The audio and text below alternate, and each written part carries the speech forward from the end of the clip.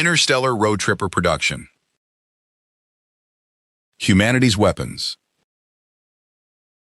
Chapter 0. July 19XX. It was a day when the humid heat peculiar to early summer, the kind that left one's skin damp and clammy, had begun in earnest. At the heart of a bustling metropolitan district stood a large department store, one of the busiest establishments in the area. The time was nearing noon. With the sun almost directly overhead, hungry shoppers were steadily gathering on the various floors in cheerful search of lunch. It was an utterly peaceful time. Then, without warning, it came.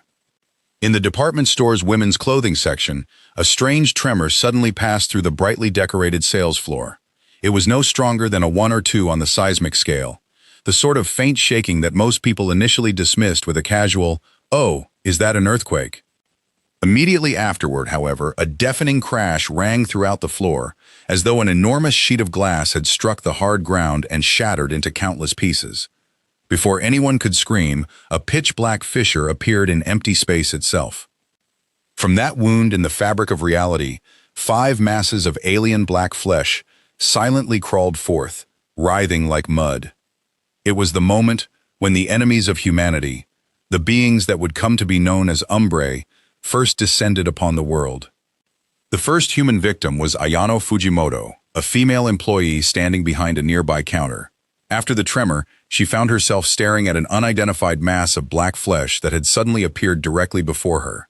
Rather than fear, what she initially felt was overwhelming confusion at the sheer impossibility of the sight. "What is this? What's happening? What in the world is—" Those were the final words she ever spoke. The last thing Ayano Fujimoto saw was a grotesque arm extending from the black mass like a tentacle, spreading across her vision until it filled her entire field of view. It all happened in an instant. Where her head had been only a moment earlier, a pitch-black appendage, resembling the Umbrae's left arm now extended, adhered to her body. The instant their flesh made contact, her face began to melt hideously. Her head, neck, and then everything below were slowly drawn upward and swallowed into the mass of black flesh. She vanished without being given even a moment to resist. At last, her remaining legs were lifted into the air and disappeared completely. It was a brief but unspeakably gruesome act of predation. Confronted by the sight of a living person literally vanishing before their eyes, the employees and customers in the once vibrant women's clothing department fell into a single moment of absolute, dreadful silence. Then, in the next instant, those who had witnessed the scene from farther away let out throat-rending screams and began fleeing all at once, each desperate to escape before the others. The floor immediately transformed into a hellish scene of panic. Yet there were also many whose minds could not process the sudden and incomprehensible disaster. Pale and dumbfounded, they remained frozen in place, unable to decide what to do. The Umbrae that had completed its first feeding, and the other creatures accompanying it, had no intention of overlooking such easy prey. Those who had failed to escape and those whose legs had given out were dissolved and devoured one after another behind the fleeing crowd. Amid the screaming carnage, a mother and her young son hid inside a changing room in the corner of the floor. They had shut the door tightly and were trying not to make a sound. The mother held her small son so tightly that she seemed almost in danger of crushing him. "Mommy, I'm scared. I'm scared." As her son whimpered on the verge of tears, she gently covered his mouth with one hand. "It's all right. As long as you're with Mommy, everything will be all right. Okay?" She desperately fought back her own tears as she tried to comfort him. But as if cruelly mocking their humble prayer, the changing room's sturdy metal door was ripped inward with a tremendous crash. "Ah!" That was the mother's final cry. Through the torn doorway came the lightless gaze of an Umbrae that had discovered its prey. Still clutching her child, the mother desperately tried to shield his small body with her own. The Umbrae paid no heed to her resistance. It poured itself over them from above, its immense mass crushing and engulfing mother and child together. Elsewhere on the floor, another woman had fallen into a state of extreme panic. Instead of heading for the emergency stairwell, where people were already surging together like falling dominoes in a hopelessly congested mass, she rushed toward the elevator lobby and threw herself at the down button. Why had she chosen the elevator, despite the well-known rule against using one during an emergency? The reason was simple. The stairwell before her had been consumed by human madness, while nearby, the silent and deserted elevator lobby stood invitingly open. Under extreme stress, her mind had guided her toward the easiest and most immediately appealing means of escape. "Hurry! Please! Hurry up and get here!" Half crazed, the woman repeatedly hammered the already illuminated down button, despite knowing that doing so would accomplish nothing. The numbers on the indicator above the doors began to descend, slowly but steadily, toward her floor. Just a little longer. Just a little longer, and I'll be safe. But then, a sinister black shadow silently stretched across the floor behind her, blocking the elevator lobby's white light. A dreadful premonition burned through her mind. Trembling, she slowly turned around. What stood before her was an enormous wall of darkness. It was pitch-black death itself. "No!" Whether that scream ever truly emerged from her throat, no one would ever know. They were the final words of her life. Within moments, the Umbrae consumed the hundreds, perhaps thousands, of people who had been on that floor. Their bodies, now swollen with newly absorbed organic matter, writhed and shifted. Seeking further sustenance, they divided into two groups. One group proceeded toward the lower floors, while the other began its silent advance upward. At around the same time, in the Disaster Prevention Center beneath the department store, security personnel stared at the wall of surveillance monitors amid an atmosphere of feverish confusion. The screens showed people fleeing in blind terror from an unidentified black object, their faces twisted with fear. What's happening? What is that black mass on the screen? The guard shouting and pointing at the main monitor was Kaito Morimoto. Turning toward Isamu Akiyama, who was seated at the console beside him, Morimoto demanded an explanation. "Akiyama, was some kind of surprise event scheduled for today? Anything like this?" Akiyama shook his head weakly, his face drained of color. Naturally, they had received no report whatsoever of any such grotesque event. But judging from the raw despair of the customers on the monitors, it was obvious that this was neither a malicious prank nor a staged performance. It was the worst kind of unforeseen disaster, something that had already passed beyond the limits of human understanding. "Sound the alarm. Fire alarm, emergency alarm, I don't care which. Just activate the emergency warning throughout the entire building. It's no use. None of the switches on any of the systems are responding." Hearing the despair in Akiyama's voice, Morimoto felt violently dizzy. He wanted to clutch his head in disbelief. For some unknown reason, the entire system was dead. Morimoto stared at the ominous black shadows moving across the screens. Their movements were not those of mindless animals. They seemed to possess a clear purpose and intent, moving between floors with cold, mechanical efficiency as they cornered their human prey. This isn't just a disaster, it's an invasion, something with a deliberate will behind it. Something unimaginable has appeared here. His trembling words caused the atmosphere in the room to sink into a silence as heavy as a graveyard. "The police! Call 110. All right, I'll do it." With shaking hands, Morimoto seized the telephone and dialed. "Police Emergency Services. Are you reporting an incident or an accident?" The call immediately connected to the communications center and was transferred to the appropriate dispatcher. But no matter how desperately Morimoto tried to explain the situation, he could not make himself understood. That was only natural. Even Morimoto and the other guards watching the horror unfold on the monitors could not comprehend the phenomenon before them. The sight of human beings melting and vanishing. "There are monsters in here. People are dying. Lots of people." He screamed desperately into the receiver and tried to continue explaining. Then a burst of cold static crackled through the line. The connection abruptly went dead. Only the hollow electronic tone of the disconnected call remained. Their communications with the outside world had now been completely severed. Trapped in the underground room, they no longer had a single effective course of action available to them. Meanwhile, customers who had witnessed the hell on the second floor with their own eyes surged into the emergency stairwell, rushing downward toward the exits on the first floor like an avalanche. Some, overwhelmed by panic, missed their footing and tumbled down the stairs, slamming violently against the concrete. The people behind them showed no mercy, literally trampling over the fallen bodies and shoving them aside as they continued downward. Outside, it was the busiest part of the lunch hour. The first floor's glittering sales area was dotted with office workers who had come from nearby buildings in search of lunch. Parents walked hand in hand with their children, asking, "What should we eat today?" Groups of well-dressed women entered the store while chatting happily among themselves. Into the middle of that peaceful, ordinary scene came a massive crowd from the stairwell, their faces transformed by terror as they poured down like a tsunami, screaming at the tops of their lungs. In an instant, the department store's first-floor passageways descended into chaos, as those trying to escape collided with those who remained unaware of the danger. "Move! If you don't get out now, you're going to die!" "Get out of the way! Move, damn it!" Everyone screamed like animals stripped of reason as they rushed toward the glass entrance doors. They crashed into unsuspecting customers attempting to enter the building. Scuffles broke out, and injuries began occurring everywhere.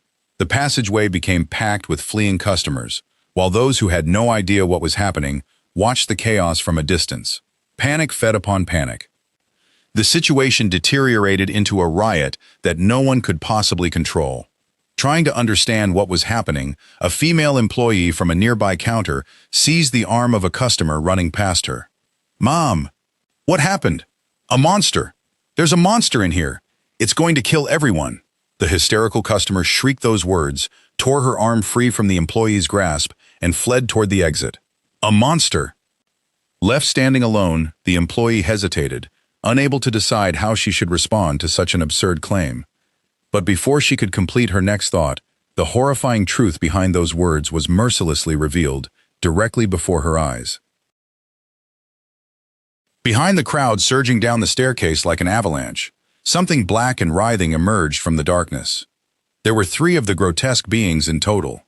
Having completed their feeding on the second floor, this group of Umbrae had advanced downward in search of further prey. The 3 creatures seized nearby shoppers, who had failed to escape and become trapped in the panic. They lifted the victims with enormous, tentacle-like arms, then made their bodies disappear as though drawing them into a bottomless abyss. Nanami Sugimoto, a female employee stationed at a counter near the staircase, desperately struggled to retain her composure amid the screaming hell unfolding before her. She shouted to the terrified customers, attempting to calm them and direct them toward safety. But her voice could not reach people who had been driven to their absolute limits. "Get out of the way!" A heartless customer shoved her aside with tremendous force.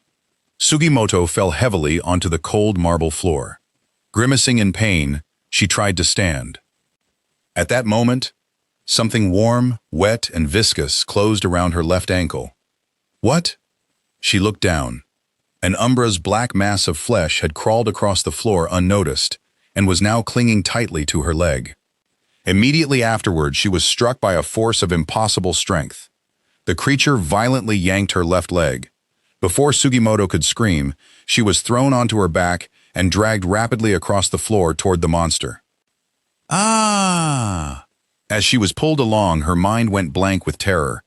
Yet she instinctively reacted according to an ordinary impulse rooted in her everyday life, both as a woman and as a department store employee. She snapped her spread legs together and desperately used both hands to hold down the hem of her uniform skirt, which had begun riding up as she was dragged along on her back.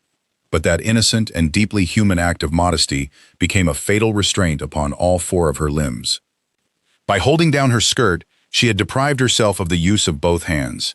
She could neither push the Umbrae away nor grab hold of anything to stop herself from being dragged. Her legs were slowly drawn into the black mass. The wave of dissolution soon reached her lower body. It then mercilessly swallowed the hands with which she was still desperately holding down her skirt. "No! Help!" Her scream never became a voice. The viscous black shadow crawled upward over her torso, chest, and neck. Finally, it engulfed her remaining head and forcibly tore every trace of her existence from the world. Only seconds earlier, a human being named Nanami Sugimoto had been lying on the marble floor. Now she was completely gone, as though she had never existed. Not even a single drop of blood remained. The customers nearby had witnessed a decent employee, someone who had tried to help others, being reduced to nothing in an instant by an incomprehensibly unjust force. The sight destroyed what little reason they had left and plunged them into an even more extreme state of panic. No one could afford to care about anyone else anymore. They only wanted to survive. Driven by that instinct alone, People trampled and shoved one another aside as they swarmed madly toward the exits. The Umbrae followed, as if mocking the wretched spectacle of humanity's desperate flight. One after another, they descended upon the backs of the fleeing people and voraciously consumed their lives.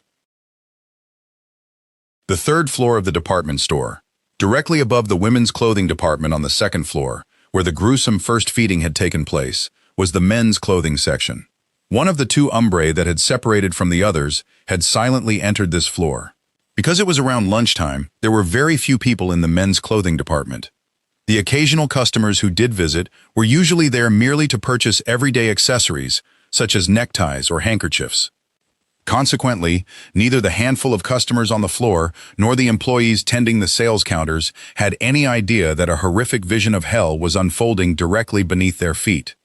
Had the emergency alarm system in the Underground Disaster Prevention Center been operating normally, they might have had a chance to escape.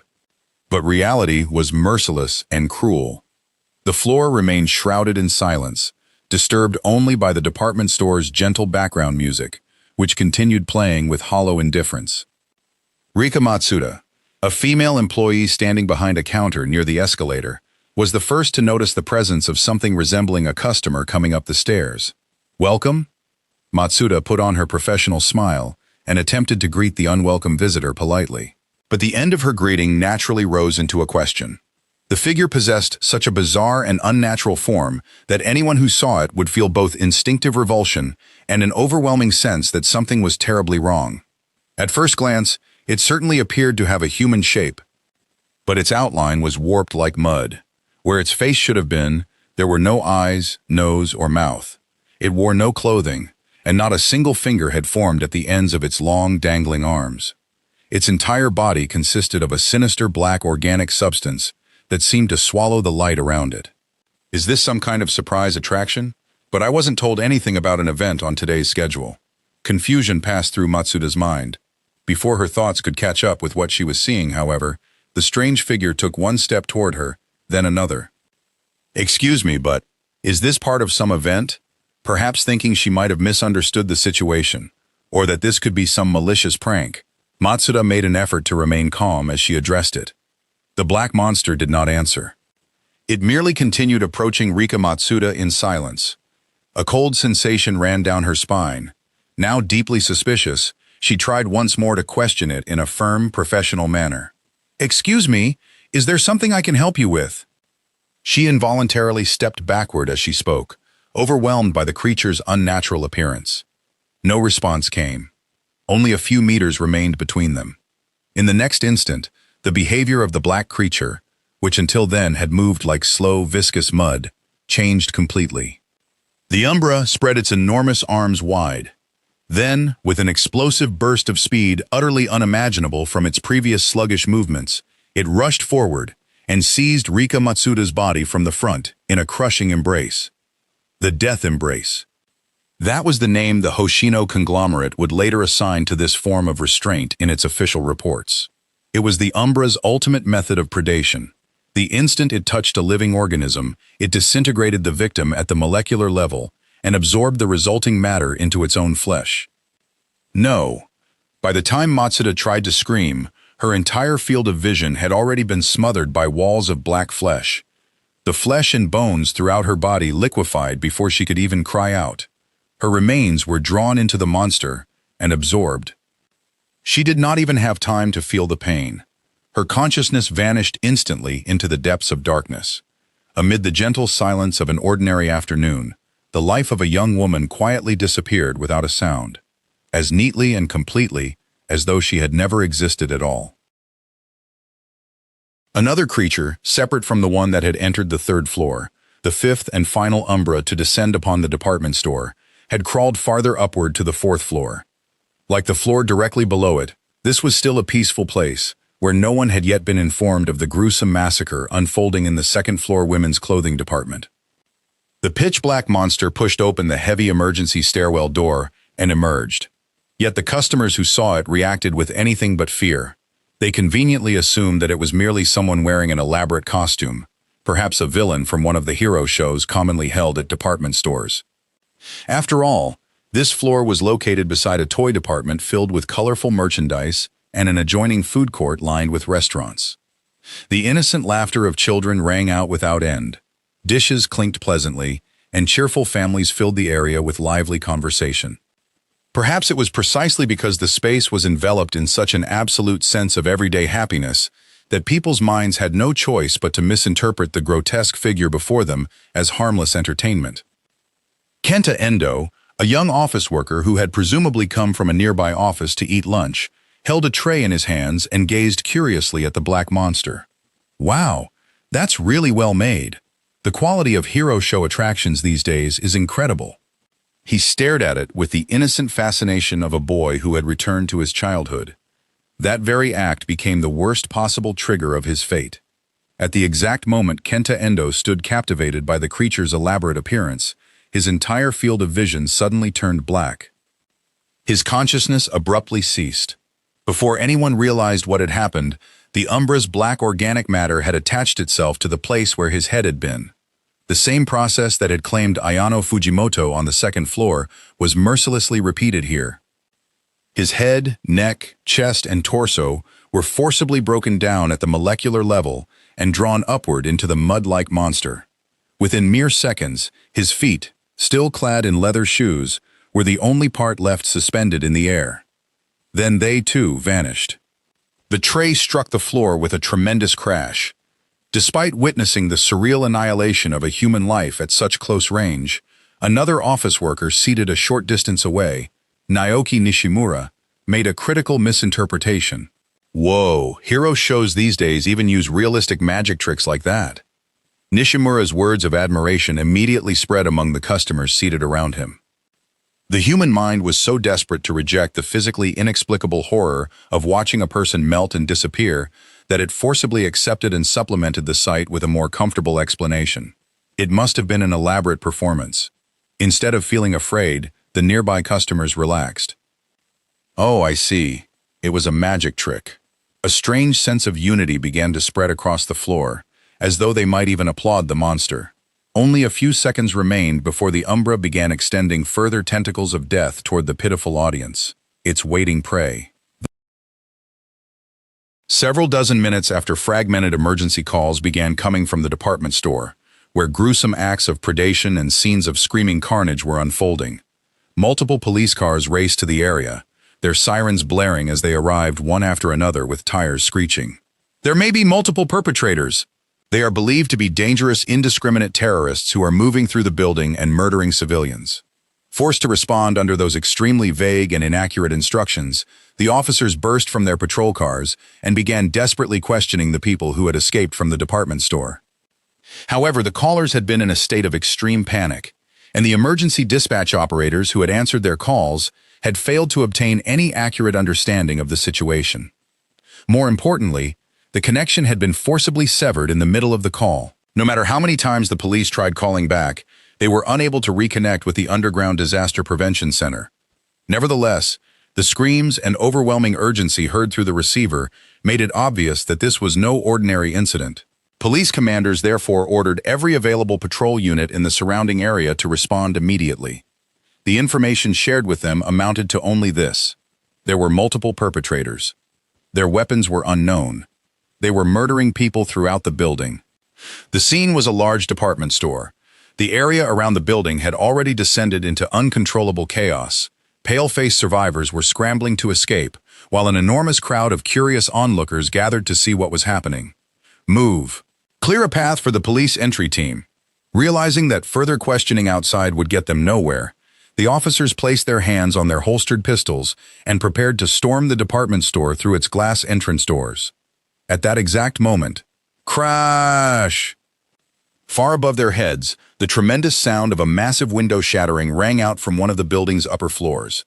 Those who looked up saw shards of glass glittering in the sunlight, and an enormous pitch-black mass plummeting from the sky at bullet-like speed.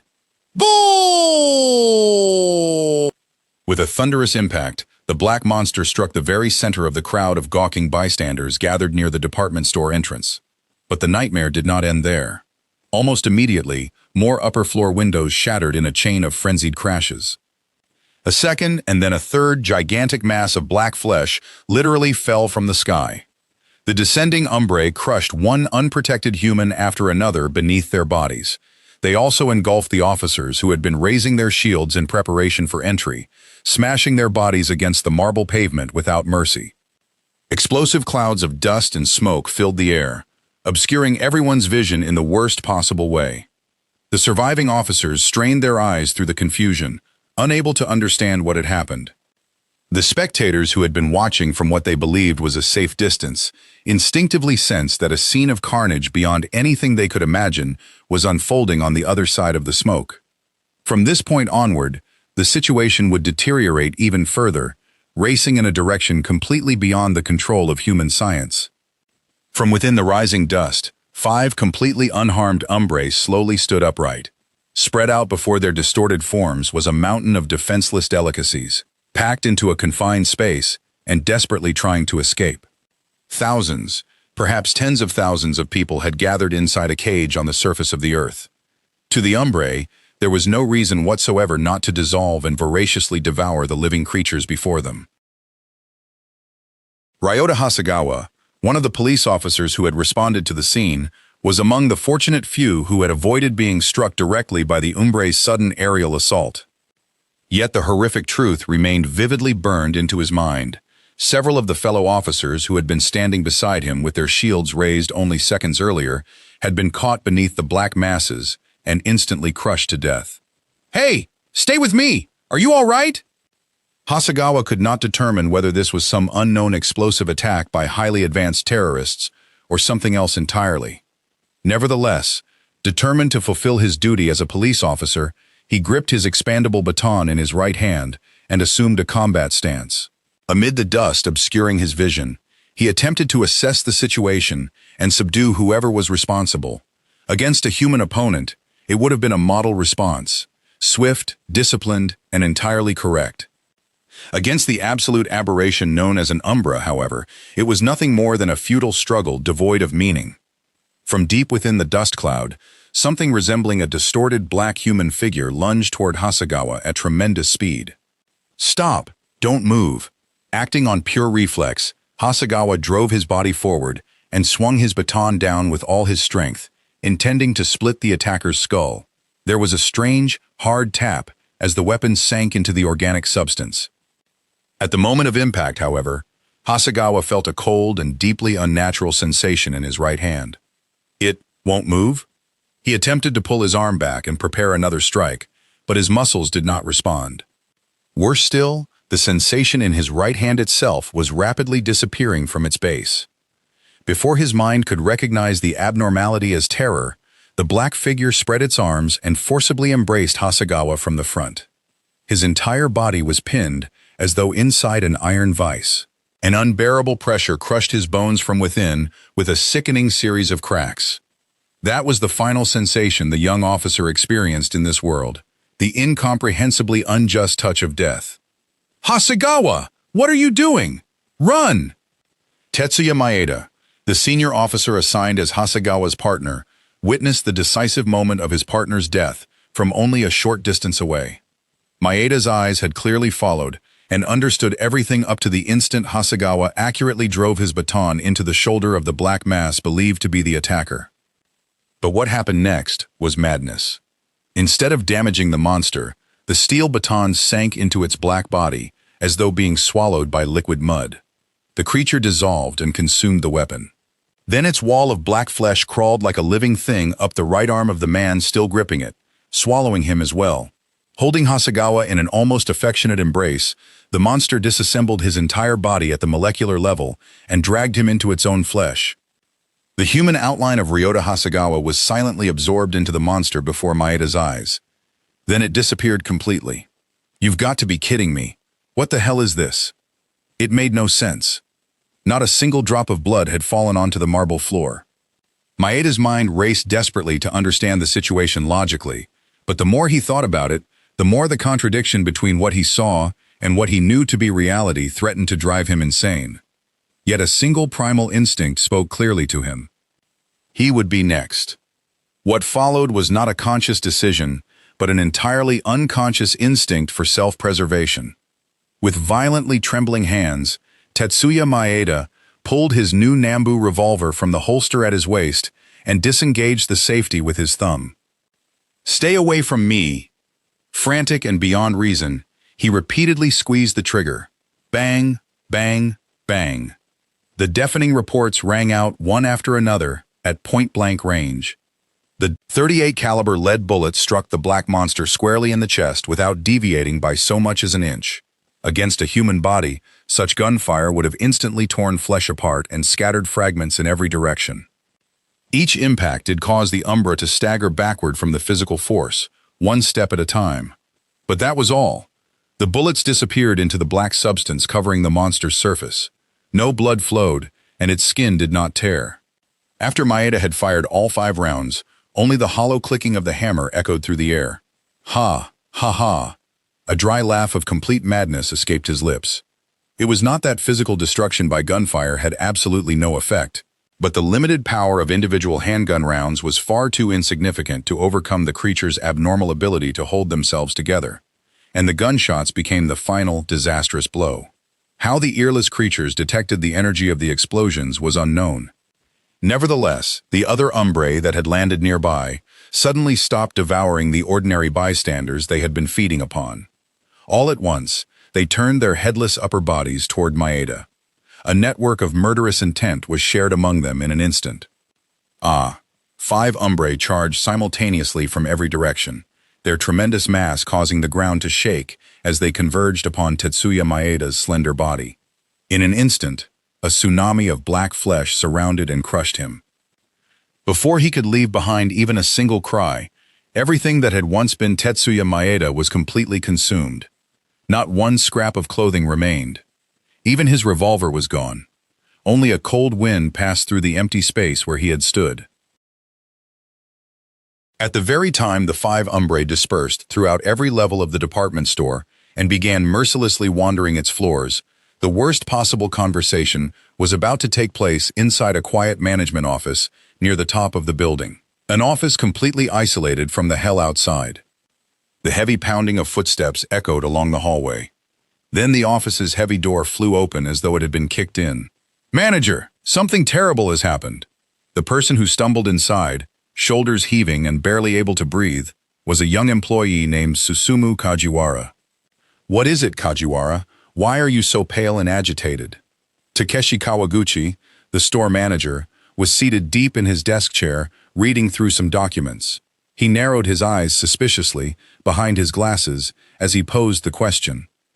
The atmosphere in the luxurious reception office remained as calm as ever. "A monster. There's a monster in the store." Kajiwara desperately attempted to communicate the abnormality of the situation. But his mind had been thrown into such extreme confusion that all he could produce was that single, impossibly unrealistic statement. Upon hearing it, Kawaguchi, the store manager, creased his brow deeply in displeasure and sharply rebuked him for failing to explain himself properly. "I don't understand what you're saying. What exactly do you mean by a monster? Judging from how badly shaken you are, I can at least tell that some serious disturbance must have occurred. But you are a working adult.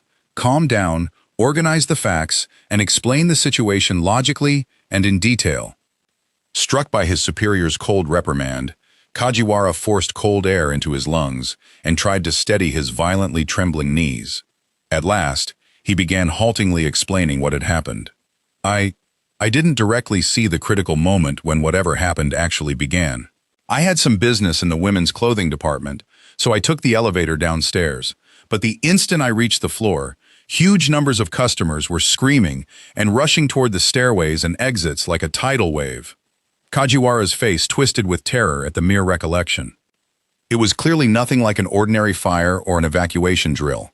They were in an unbelievable state of panic. I stopped one of the fleeing customers and asked what had happened, but she just screamed like a madwoman that a monster had appeared and everyone was going to be killed. Then she ran away. Kajiwara's explanation ultimately amounted to 2 points. There were reports that an unidentified monster had appeared in the second-floor women's clothing department. However, it remained completely unknown how many people had been harmed or what kind of slaughter was taking place there. In the end, Kajiwara himself had failed to grasp the full extent of the situation. Driven only by an instinctive sense of terror, he had fled to the manager's office.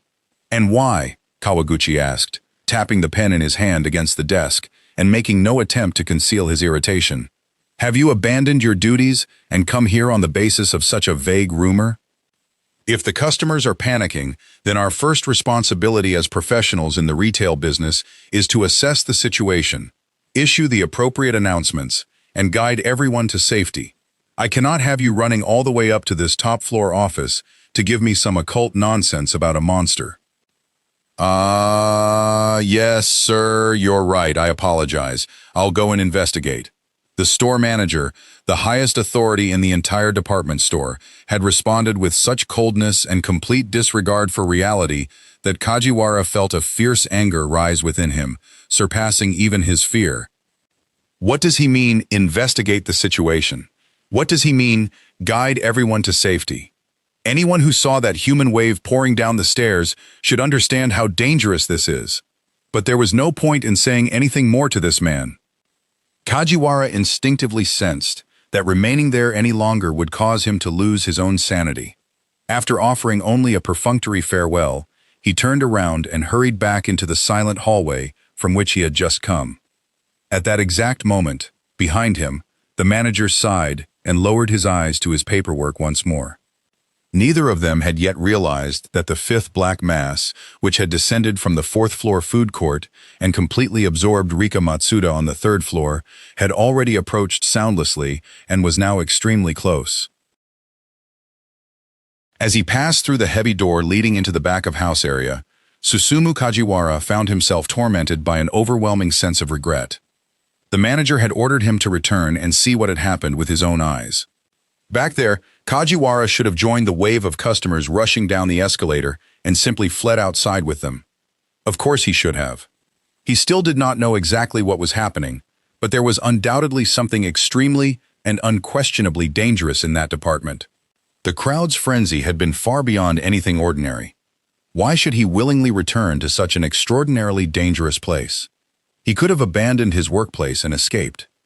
Yet his small sense of responsibility as an employee had compelled him to follow the earnest course of action of reporting the situation to the manager first. Kajiwara no longer knew whether he should praise himself for that decision or condemn himself as a fool. But now that he had come this far, he understood one cruel reality. Turning back was no longer an option. Trying to suppress the unpleasant pounding of his heart, Kajiwara quietly walked alone along the back-of-house passageway, leading toward the women's clothing department. Under normal circumstances, the passage would have been a lively place filled with busy employees. Warehouse workers would constantly pass through while pushing carts piled high with cardboard boxes. Sales floor employees would move clothing racks, packed with newly arrived garments. Now, however, not a single person was present. The empty tapping of Kajiwara's leather shoes against the concrete floor echoed with unnatural clarity into the depths of the passage. How far had he walked? Suddenly, beyond an awkward bend in the corridor, a shadow appeared in his field of vision. It resembled a black human figure. It stood completely alone and perfectly upright in the center of the deserted back-of-house passage. Unlike the department store's glamorous sales floors, its back corridors were purely functional spaces intended only for employee movement. To eliminate unnecessary costs, only the minimum amount of lighting was used. Here and there, aging fluorescent lamps flickered weakly and unreliably. The corridor was illuminated just well enough to walk through, leaving the entire area strangely dim and oppressive. Kajiwara swallowed hard. Intending to ask about the situation on the sales floor, he slowly approached the figure. "Excuse me, has there been some kind of trouble on the sales floor?" But as the distance between them narrowed, his voice froze deep within his throat. It was not merely a suspicious person. It was a black something. Its general silhouette certainly seemed to imitate the shape of a human being, but everything about it was fundamentally wrong. It had no eyes. It had no mouth. There was no nose, no ears, nothing at all. Where a human face should have been was only a light-swallowing mass of pitch-black flesh, completely devoid of every feature that belonged there. The smooth and unfathomable outline of that faceless head was more than grotesque enough to instantly strip all reason from the mind of anyone who confronted it, leaving behind nothing but pure terror and despair. The instant Susumu Kajiwara saw that smooth, pitch-black face, every cell in his brain began sounding a maximum intensity danger alert. Without even taking the time to scream, he immediately spun around and fled like a startled rabbit. Dangerous! Dangerous! Dangerous! That's something no human being should ever touch. The customers weren't running from a fire or a terrorist attack. That monster was the reason they were desperately trying to escape. In that extreme moment, Kajiwara's mind arrived at the only completely correct conclusion reached by anyone inside the department store. Driven by enough terror to make his heart feel as though it would burst from his mouth, he desperately raced back along the passageway toward the manager's office. He instinctively understood that he was now running harder and faster than at any other moment in his life. It was a frantic sprint for survival. Yet no matter how desperately he exerted himself, he was still nothing more than an ordinary human being of flesh and blood. Immediately behind the frantic pounding of his own footsteps came the ominous sound of a massive object cutting through the air. In the next instant, something viscous, yet as unyielding as an iron vise, snapped around Kajiwara's left arm as he ran at full speed. The arm of a sprinting human being had suddenly been seized with overwhelming force. The tremendous impact threw him off balance. He pitched forward and nearly crashed to the floor, desperately struggling to recover his footing. But the inhuman strength pulling at his left arm gave him no choice. His body was violently dragged down onto the concrete. Kajiwara struck the floor and gasped in pain. Trembling, he looked toward whatever was pulling on his left arm. A snake-like strand of black matter had stretched out and attached itself tightly to the flesh of his arm. His gaze slowly traveled upward. Amid the dim gloom, the faceless monster had somehow closed the distance and now stood directly before him, looking down at his helpless body. As long as that creature held his left arm, it was painfully obvious that he could never break free through his own strength and escape. Nevertheless, terrified by the death approaching him, Kajiwara seized the black substance around his left arm with his still free right hand. With all his strength, he desperately attempted to tear it away. But that became the worst possible act of self-destruction, sealing his fate completely. Ah, it won't come. The instant his right hand touched the Umbrae's black flesh, it became fixed in place, as though bound by an immensely powerful adhesive. He could no longer pull it away. Beginning at the point of contact, his fingertips started to dissolve and were slowly absorbed into the monster. Both arms were now completely immobilized. As Kajiwara lay pinned against the floor, the Umbrae's unfathomably black head slowly descended toward him, as though preparing to cover his entire body. He had no means of resistance left. As his field of vision filled completely with blackness, Susumu Kajiwara's consciousness ceased forever upon the cold floor of the back-of-house corridor. Inside the administrative office on the department store's top floor, store manager Takeshi Kawaguchi slammed the documents in his hand down onto the desk, his irritation mounting. A considerable amount of time had already passed since he had ordered his subordinate, Susumu Kajiwara, to go and find out what's happening, and driven him from the room. Yet no matter how long he waited, the situation showed no sign of improving, nor did he receive a single progress report. That was hardly surprising. Neither Kawaguchi nor Kajiwara, who had now been erased from this world, had understood anything about the full extent of what was happening out on the sales floors. To make matters worse, the rest of the office staff had happened to be away on their lunch breaks or helping on the sales floors.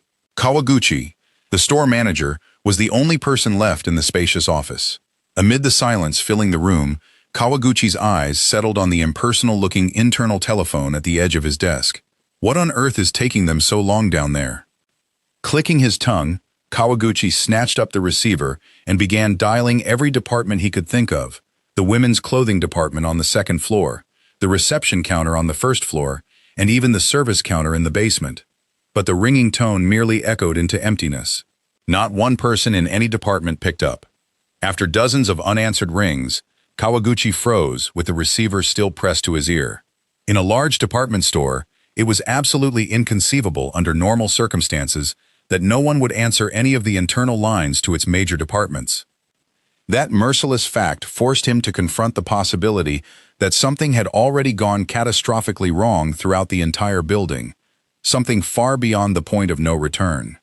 Come to think of it, that was not the only strange thing. Normally, even from the office on the top floor, he should have been able to hear employees talking as they moved through the connecting corridor, the faint rattle of carts being pushed, or at least the sound of footsteps through the walls. But now an unbelievable, deeply unnatural absolute silence ruled the department store's innermost reaches. Every trace of living presence had vanished. Confronted by the hostile wrongness of that space, Kawaguchi distinctly felt a bead of cold sweat trickle down his forehead. He wrestled violently with himself. Should I go out and see what's happening on the sales floors myself? No, but the moment I leave this room, someone might come rushing in with a report. He piled one convenient excuse upon another inside his mind. In the end, as though fleeing from his own fear, he crawled back into the familiar chair behind his manager's desk. Self-preservation and normalcy bias held his feet firmly in place. Time passed with agonizing slowness, wearing away at his heart. Then, as Kawaguchi sat staring fixedly at his desk in the deathly quiet room, click, the handle of the office's heavy soundproof door suddenly turned.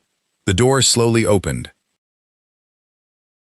Takeshi Kawaguchi had been waiting impatiently for a report on the situation. When he heard the office door open, the tension inside him loosened for just a moment, replaced by relief.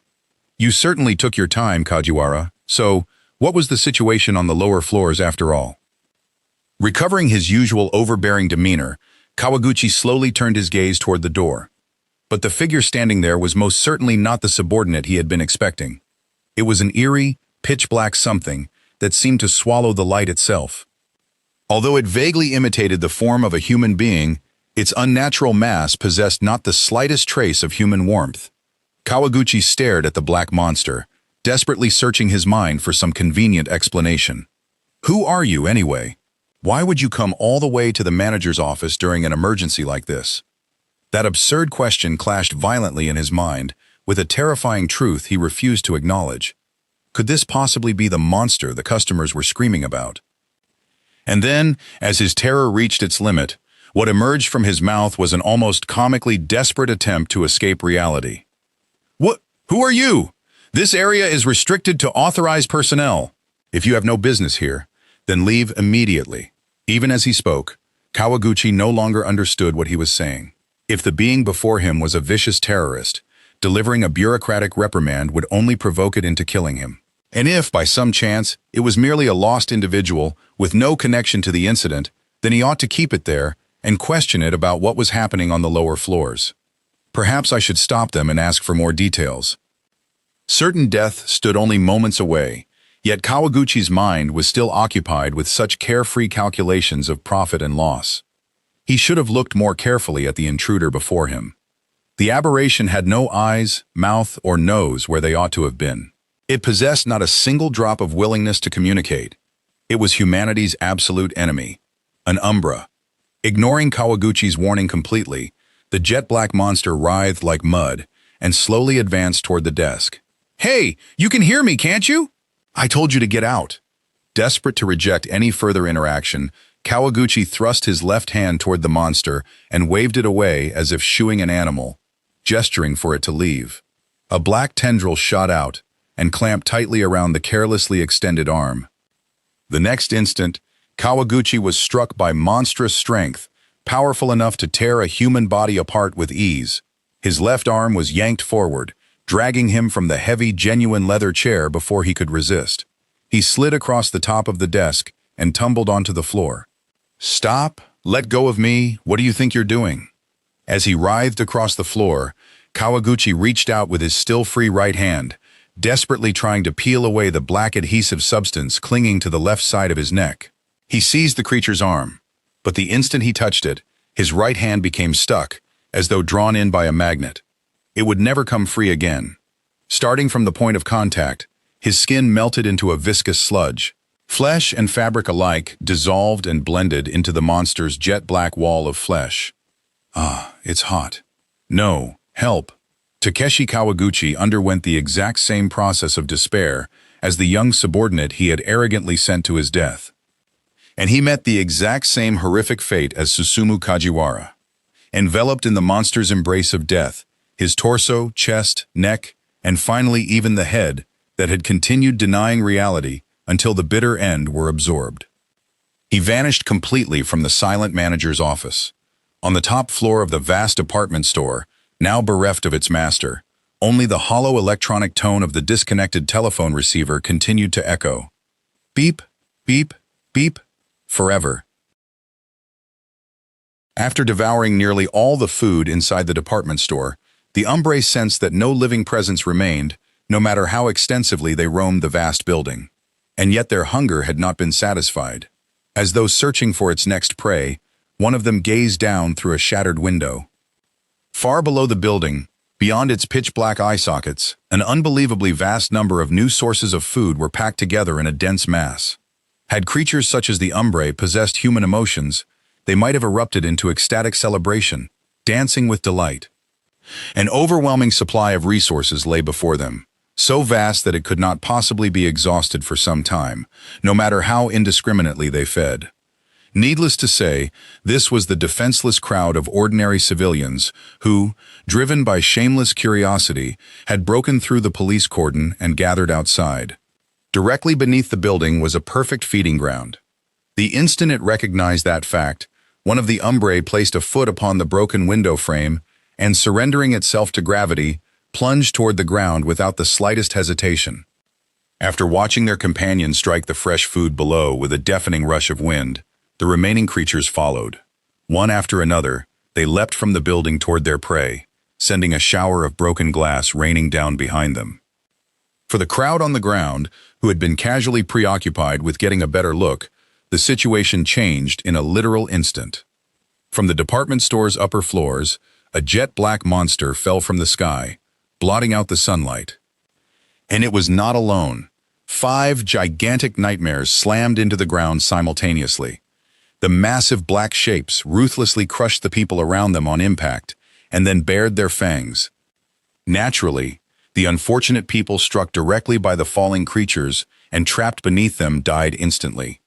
But perhaps those who were crushed before they ever understood the Umbrae true horror were the lucky ones, in the sense that they were spared from witnessing the hell that followed. Those who experienced the very worst despair were the people nearby who had escaped the direct impact by the narrowest of margins. Before they could understand even a fraction of what had happened, black tendrils reached out from the monsters before them and touched their heads, hands, and bodies. While still alive, they melted into sludge and were swallowed one after another into the creatures' bodies. Monsters. Monsters fell out of the sky. The people who witnessed that apocalyptic sight at close range were instantly plunged into total panic. Everyone began fleeing at once, desperate to be the first to reach the exits or the main road. But remember what happens when thousands, tens of thousands, of people are packed into a confined space and subjected simultaneously to overwhelming pressure in a single direction. It became a recreation of the same man-made hell as the horrific crowd crush that occurred in Seoul in 2022. Driven mad by their need to escape the monsters, the crowd crushed the people in front of them like falling dominoes. They shoved them aside, knocked them down, and trampled over their bodies without hesitation. Some were crushed to death by the pressure of the crowd alone, their internal organs rupturing. Others fell to the ground and were stamped beneath countless feet until they became mangled lumps of flesh. Several police cars had responded to the scene, and many officers should have been stationed there. But even the police, supposed guardians of law and order, had become the monster's first victims. Powerless before the Umbrae overwhelming embrace of death, they had vanished without a trace. With no one left to maintain order, the scene was transformed into a slaughterhouse of blood, despair, screams, and chaos. The Umbrae devastation and the crowd's own murderous panic became two intermingling forms of hell, and amid them, the horrifying mass feeding continued to grow in scale. In the midst of the carnage, one of the surviving officers who had first rushed onto the scene had apparently managed to contact the command center by radio and frantically request reinforcements on the largest possible scale. From every road surrounding the department store came the overlapping wail of sirens, loud enough to scorch the sky. Police car after police car raced toward the scene. But this was only another disastrous wrong move by the police organization. The main roads were already completely packed with thousands, perhaps tens of thousands, of civilians pouring away from the department store like a tidal wave as they attempted to escape the monsters. Behind the crowd, the Umbrae pursued at a merciless pace, efficiently melting down and devouring the human resources that had failed to escape. Attempting to drive police cars into the area from the opposite direction was pointless. Blocked by the wall of humanity filling the roads, the vehicles could no longer move and immediately became trapped in a complete deadlock. Growing impatient, the officers jumped out of their cars and attempted to reach the scene on foot, but the force of the evacuees surging toward them was overwhelming, making it nearly impossible to advance. "Hey, what happened? Calm down and tell us what's going on." Even when officers desperately forced their way through the human tide and tried to question people, the civilians merely stared ahead and continued running like mad, each concerned only with escaping before everyone else. No one had the composure to listen to the police. The officers could obtain no accurate information about what was happening at the scene. They were willing to risk their lives to reach the front line, yet they could do nothing except stand trapped within a cage of severed information. The civilians fled onto the main roads, trampling everything in their path and obeying only their instinct to survive. Behind that tidal wave of despair, the Umbrae silently and methodically continued harvesting them. In that place, the order of law and the police defensive line had both ceased to function. All that remained was for the same merciless massacre and mass feeding to be repeated with the cold precision of a machine. Perhaps 3 hours had already passed since the incident was first discovered. Fully armed riot police had finally been deployed throughout the area. Several layers of sturdy yellow police tape had been established across the vast network of roads surrounding the department store, which had become a vision of hell.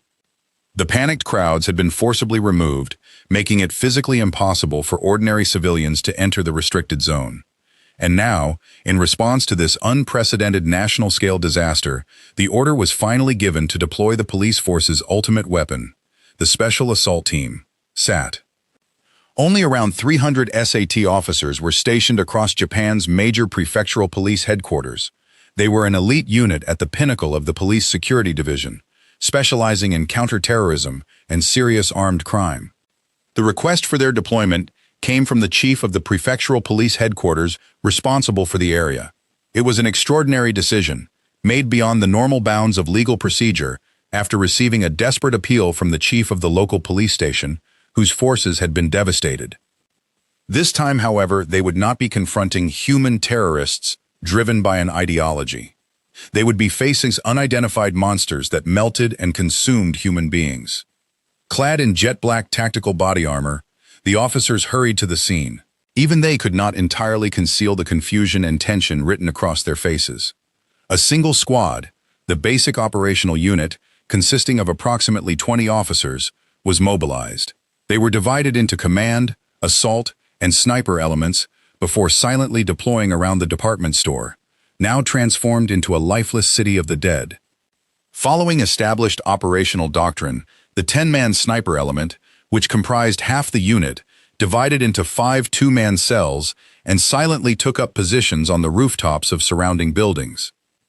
The shooter tracked the target through the scope, finger resting on the trigger. Beside him was the spotter, pressed close and observing the battlefield through a high-powered spotting scope. The spotter instantly calculated the precise straight-line distance to the target, as well as the direction and speed of the constantly changing urban winds, then relayed that information to the shooter in a whisper.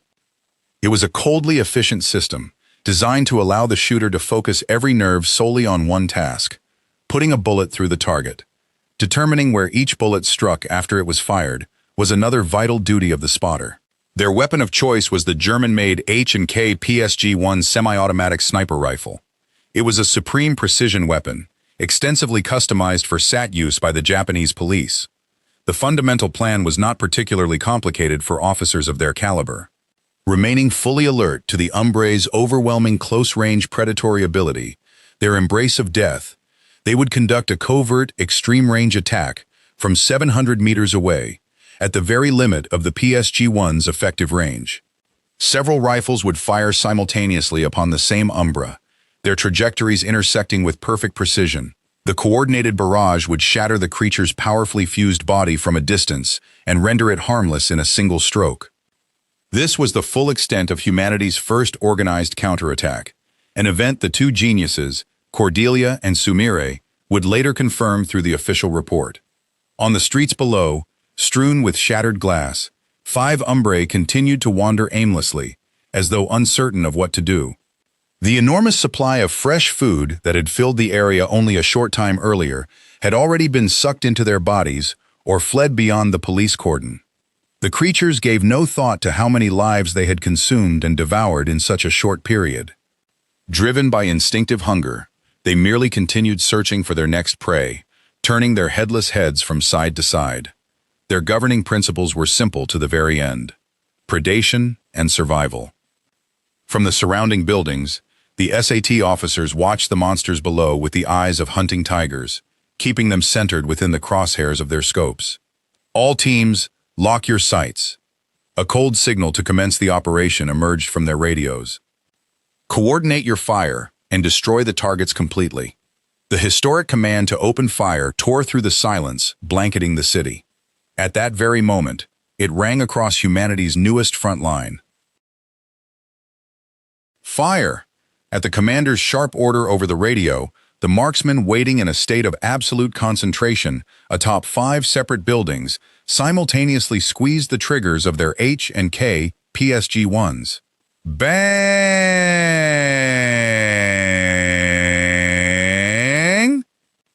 The report shook the air of the silent, lifeless city as 5 supersonic rounds tore through the pitch-black darkness at once. For this attack, all 5 sniper teams, a total of 10 officers, concentrated their fire on a single individual among the 5 wandering creatures. Each rifle targeted a different part of its body: the head, neck, chest, right arm, and leg. In the end, even these officers, the finest elites humanity had to offer, had no choice but to blindly search for an effective point of attack against an absurd enemy that defied the laws of physics. A moment later, 700 meters away, all 5 lead projectiles struck the target's body almost simultaneously. The rounds that hit its chest, leg, and head succeeded only in opening futile holes in the monster's surface. But the remaining 2 produced decisive results. The large-caliber bullet that struck its right arm ripped the creature's sinister black limb from its socket and sent it flying. Another round precisely pierced the narrow connection at its neck. As though unable to support the weight of its own head, everything above the creature's neck broke free and tumbled to the ground. Its head and hand, now completely separated from the torso, began writhing violently the instant they touched the pavement. They dissolved into a vivid cloud of black particles, a kind of mist, and dispersed into the atmosphere. All rounds hit. Target damaged. The snipers watched the creature's body break apart through their scopes, their hearts surging with the certainty that they had succeeded. But that conclusion was a cruel and fatal misunderstanding on humanity's part.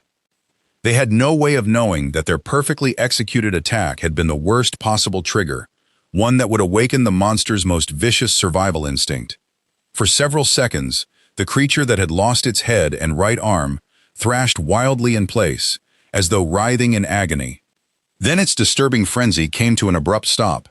The next instant, the headless torso turned the exposed surface where its neck should have been directly toward the marksman's building, 700 meters away. Then it charged. It launched itself forward with the speed of a bullet. And the nightmare did not end there.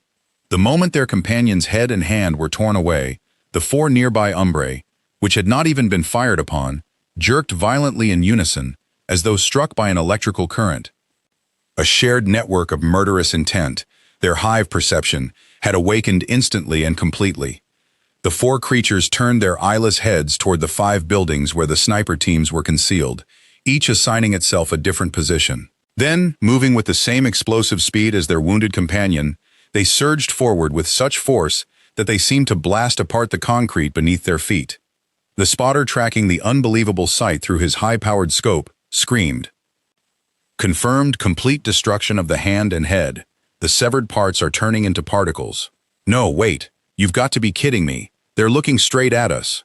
The spotter had believed that destroying part of the creature's body meant that they had defeated it. But the instant his exceptional tactical mind processed the monster's abnormal behavior, their attempt to reduce a distance of 700 meters to nothing in only seconds, he understood everything. The operation had entered the phase of total mission failure. Fall back. All teams, abandon your firing positions immediately.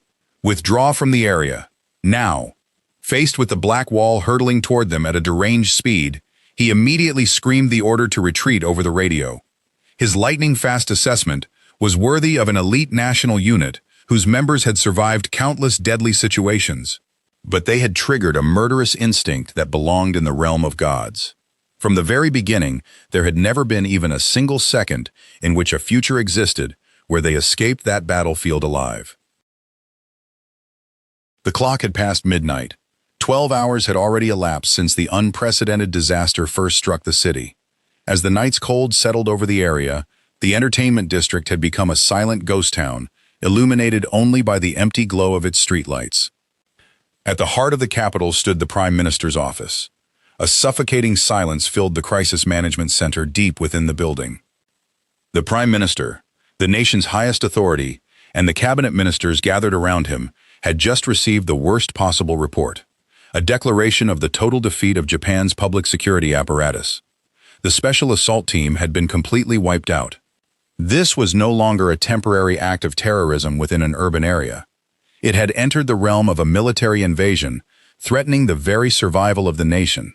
Mobilizing the armed forces for public security or national defense operations had become unavoidable. But even if such an order were issued, the defense officials had no idea how the monsters could be eliminated. Sending ordinary soldiers into direct close-quarters combat would only repeat what had happened to the annihilated police officers and people like Kajiwara. History had repeatedly shown that committing forces piecemeal produced no meaningful results. In this case, it would merely amount to throwing more food into the monster's stomachs. Moreover, the horrific massacre following the SAT's desperate attempt at coordinated long-range sniper fire had narrowed the government's remaining options even further. They had at least discovered that rifle fire could physically damage certain parts of the enemy, including its head and arms. But instead of temporarily incapacitating the monster, such damage only caused it to become violently aggressive, worsening the situation catastrophically. The attack had been nothing more than a trigger for self-destruction. More terrifying still, the other nearby creatures, even those that had not been attacked, appeared capable of receiving and sharing the targeted creature's murderous intent and precise location data in real time through some unknown method of communication. In other words, provoking even one of them would instantly draw every nearby individual into the attack, transforming them into a single, gigantic hive of murderous intent. When every tactic has reached checkmate, and all possible strategies have been exhausted, human beings often cling to the quickest and easiest solution available. The simplest and most reliable way to overturn the game board was total area suppression and complete annihilation through overwhelming firepower. That meant launching cruise missiles from destroyers deployed offshore, or carrying out a merciless aerial bombardment with combat aircraft. Such an attack probably could destroy the Umbrae. After all, sniper rounds had been capable of damaging portions of their bodies. It was easy to assume that saturation fire, containing thousands of times more energy, would obliterate them entirely, leaving behind neither a molecule nor a speck of dust. But the price the nation would pay for carrying out such an attack was far too great. Merely deploying a destroyer and mobilizing its fleet could incur tens of millions, or more than 100 million, yen in navigation and operating expenses each day, causing the national budget to vanish like water beneath a tidal wave. And a single missile needed to destroy the enemy would cost hundreds of millions of yen in public funds. From a purely financial perspective, this was hardly realistic as a response to only 5 unidentified objects. More importantly, the targets were no larger than human beings. If they concealed themselves deep inside surrounding buildings or underground shopping complexes, locating them would become extremely difficult, even with sophisticated satellite and radar-guided missile systems. Launching missiles into the heart of the nation's capital under such uncertain conditions, especially at privately owned buildings, would appear utterly insane to the international community. It would provide other nations with every reason to condemn Japan and destroy the country's credibility. Even if every obstacle were overcome, the missiles launched, and the targets successfully annihilated, the consequences would remain devastating. Restoring an urban area reduced to scorched earth and rebuilding its infrastructure would plainly require years of work and trillions of yen. Nor could the government honestly announce before the national diet and the public, "Unidentified monsters appeared, so we destroyed the entire city district with missiles."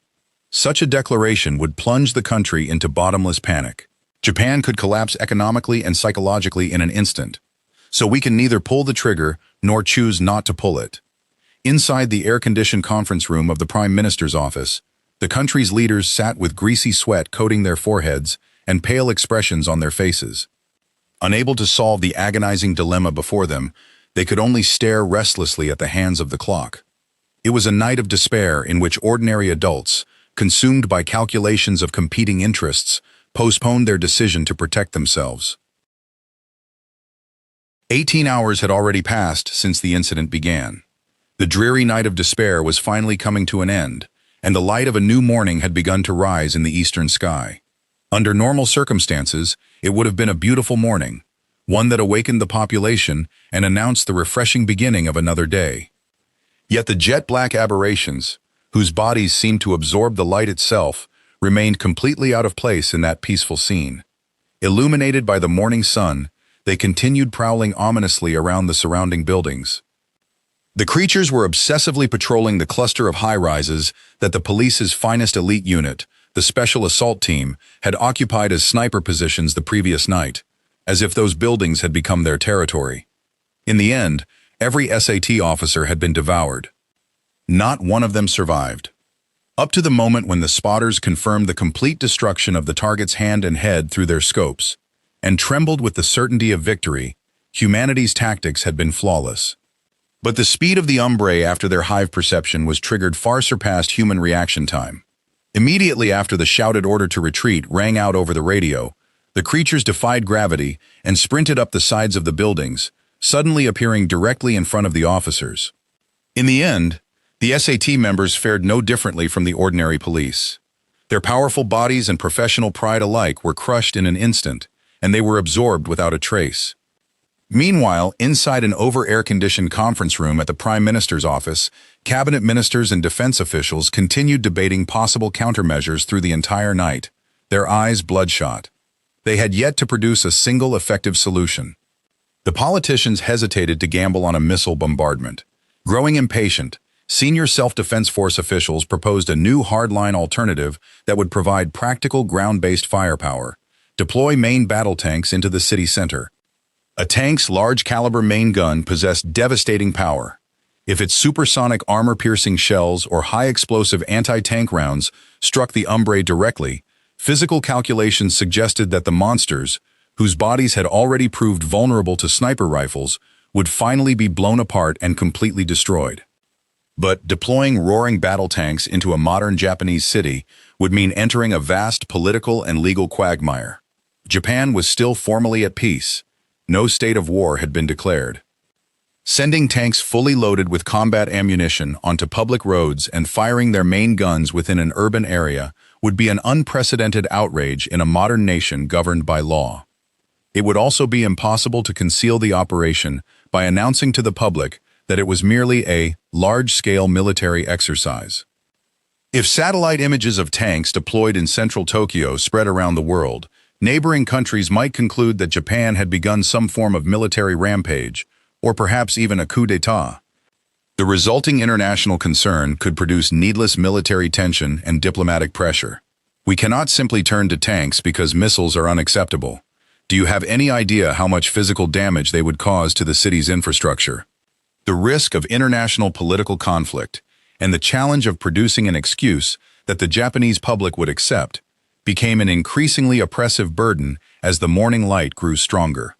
Unable to find the resolve to pull the trigger, they continued allowing precious time to be wasted without mercy. 21 hours had already passed since the incident began. The government had mobilized the full force of state authority to impose strict media controls and suppress information on television and the internet. But almost an entire day had passed since the unprecedented disaster began. Thousands, Perhaps tens of thousands of civilians had been massacred by unidentified monsters. Hundreds of police officers dispatched to the scene had died horrific deaths. And the Special Assault Team, the finest elite unit in the country, had been completely annihilated.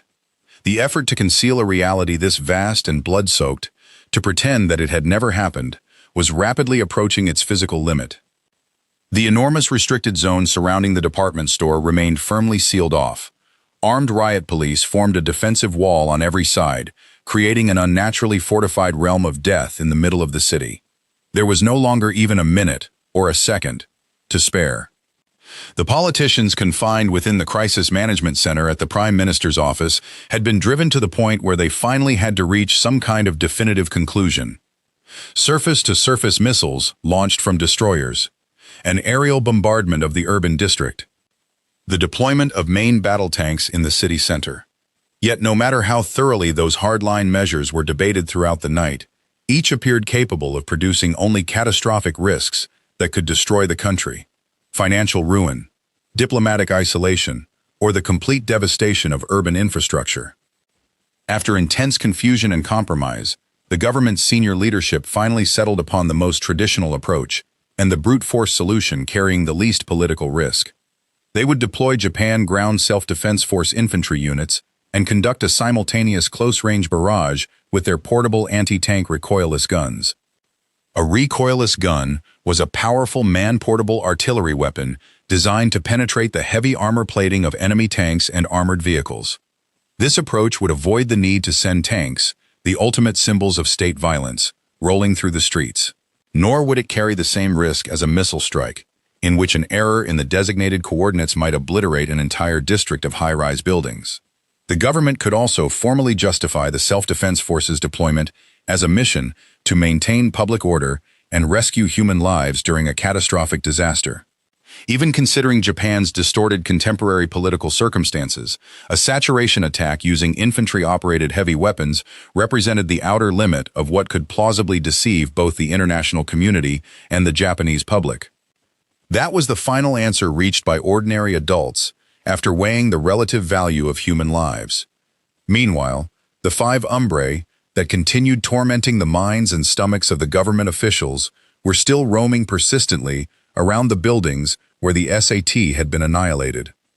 Under the morning light, the creatures moved slowly across the asphalt with an almost melancholy air, their sluggish motions filled with hunger. The riot police's encirclement continued to expand around them. At the same time, the deadline for keeping the media silent was rapidly approaching.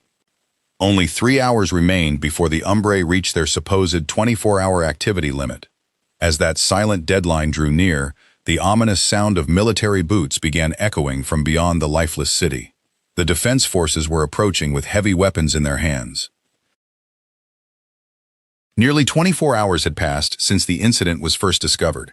At last, the Prime Minister's office formally ordered the Japan Ground Self-Defense Force to conduct a defense operation.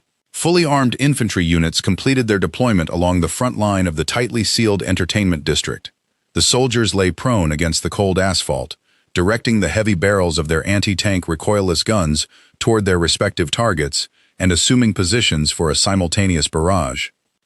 Humanity's final operation, employing the full extent of its available power, was about to begin. Its objective was to cut this cancer from the nation swiftly and completely. The ordinary police had already been annihilated. The Special Assault Team, the finest elite unit in the country, had suffered the same fate. No further defeat or delay could be permitted. Humanity had quite literally reached its last line of defense. The soldiers had been thoroughly briefed on the monster's true horror and the hopeless reality that a single touch meant death. Every face was deathly pale, and none of them could conceal the extreme tension they felt.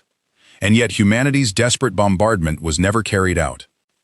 The moment arrived far too abruptly and far too inexplicably. Until only seconds earlier, the 5 black aberrations had stood arrogantly in the middle of a sea of blood after mercilessly melting down and devouring thousands, perhaps tens of thousands, of human beings. Then, without warning, all 5 began writhing violently. They thrashed about as though driven insane. A powerful chill of terror ran through the self-defense force observation teams watching the abnormal behavior through their scopes. The creature's movements closely resembled those of the individual whose head and right arm had been simultaneously destroyed by the SAT's concentrated sniper fire the previous night, the same hideous behavior it had displayed when its murderous instinct awakened. Are they about to launch a coordinated counterattack? The command unit had not yet issued the order to open fire. In the silent city of the dead, the soldiers' fingers trembled against their triggers as the terrifying standoff continued. The observation teams held their breath and stared through their lenses, maintaining surveillance under nearly unbearable psychological pressure. Then the 5 Umbrae suddenly stopped moving at precisely the same moment. It was as though someone had forcibly switched off their power. Immediately afterward, the outlines of their jet-black flesh began dissolving into sludge. Enormous quantities of black particles poured from their bodies and drifted violently into the atmosphere. No longer capable of maintaining their own mass, the monsters' bodies silently collapsed into empty space, like sandcastles crumbling apart. They disappeared. The creatures had exceeded the physical time limit for maintaining their manifested forms in this dimension, on this Earth. Reports began flooding into the Crisis Management Center at the Prime Minister's office. The riot police observation teams surrounding the site and the ground self-defense force units standing ready to advance with heavy weapons both reported the same unbelievable development. The enemy had been lost. Command to all units. Autonomous disappearance of all targets confirmed. Repeat, all targets have completely vanished. They had literally devoured the innocent civilians inside the department store. They had brought a genuine hell to the entertainment district. They had crushed the nation's finest forces as though they were children. They had been overwhelming, absolute predators. Where had they come from? Why had they consumed human beings? And why had they vanished so abruptly after inflicting such catastrophic devastation? The disaster had ended without a final battle. Yet instead of celebrating a victory, the senior officials at the Prime Minister's office clutched their heads in a different kind of anguish, one born from a bottomless fear of the unknown. In the end, the identities of the jet-black monsters that had shaken the world remained entirely unexplained. They vanished into the darkness without leaving humanity a single answer. They were incarnations of irrational destruction that mocked the laws of physics, emerging by violently tearing open cracks between dimensions. They appeared only to spread overwhelming terror and bottomless despair across the earth before disappearing again. In time, humanity gave them a name, one reflecting its profound dread of their immeasurable existence and its despair for the future. They became known as Umbrae, Singular Existences. Chapter 1. To counter the mysterious hostile entities known as Umbrae, the Hoshino conglomerate had committed its full resources to developing the artificial humanoids that would serve as the foundation of a new weapon. At last, the project was beginning to approach completion. The project director, Cordelia Juliet Hoshino, had spent day and night in the underground laboratory, repeatedly destroying and regenerating experimental subjects. But she had finally reached the physical limits of the materials involved, and no further drastic progress seemed possible.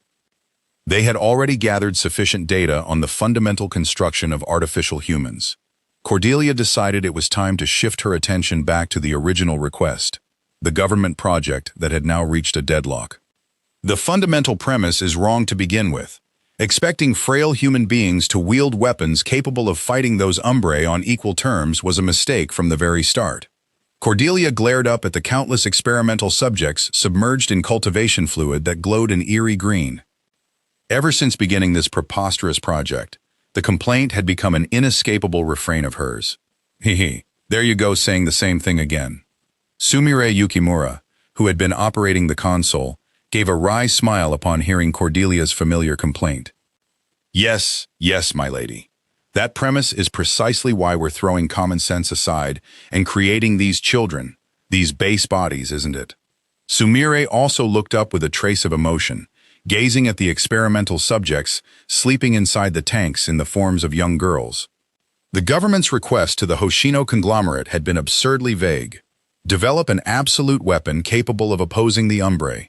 For a project upon which the nation's fate depended, the order was far too imprecise and irresponsibly delegated.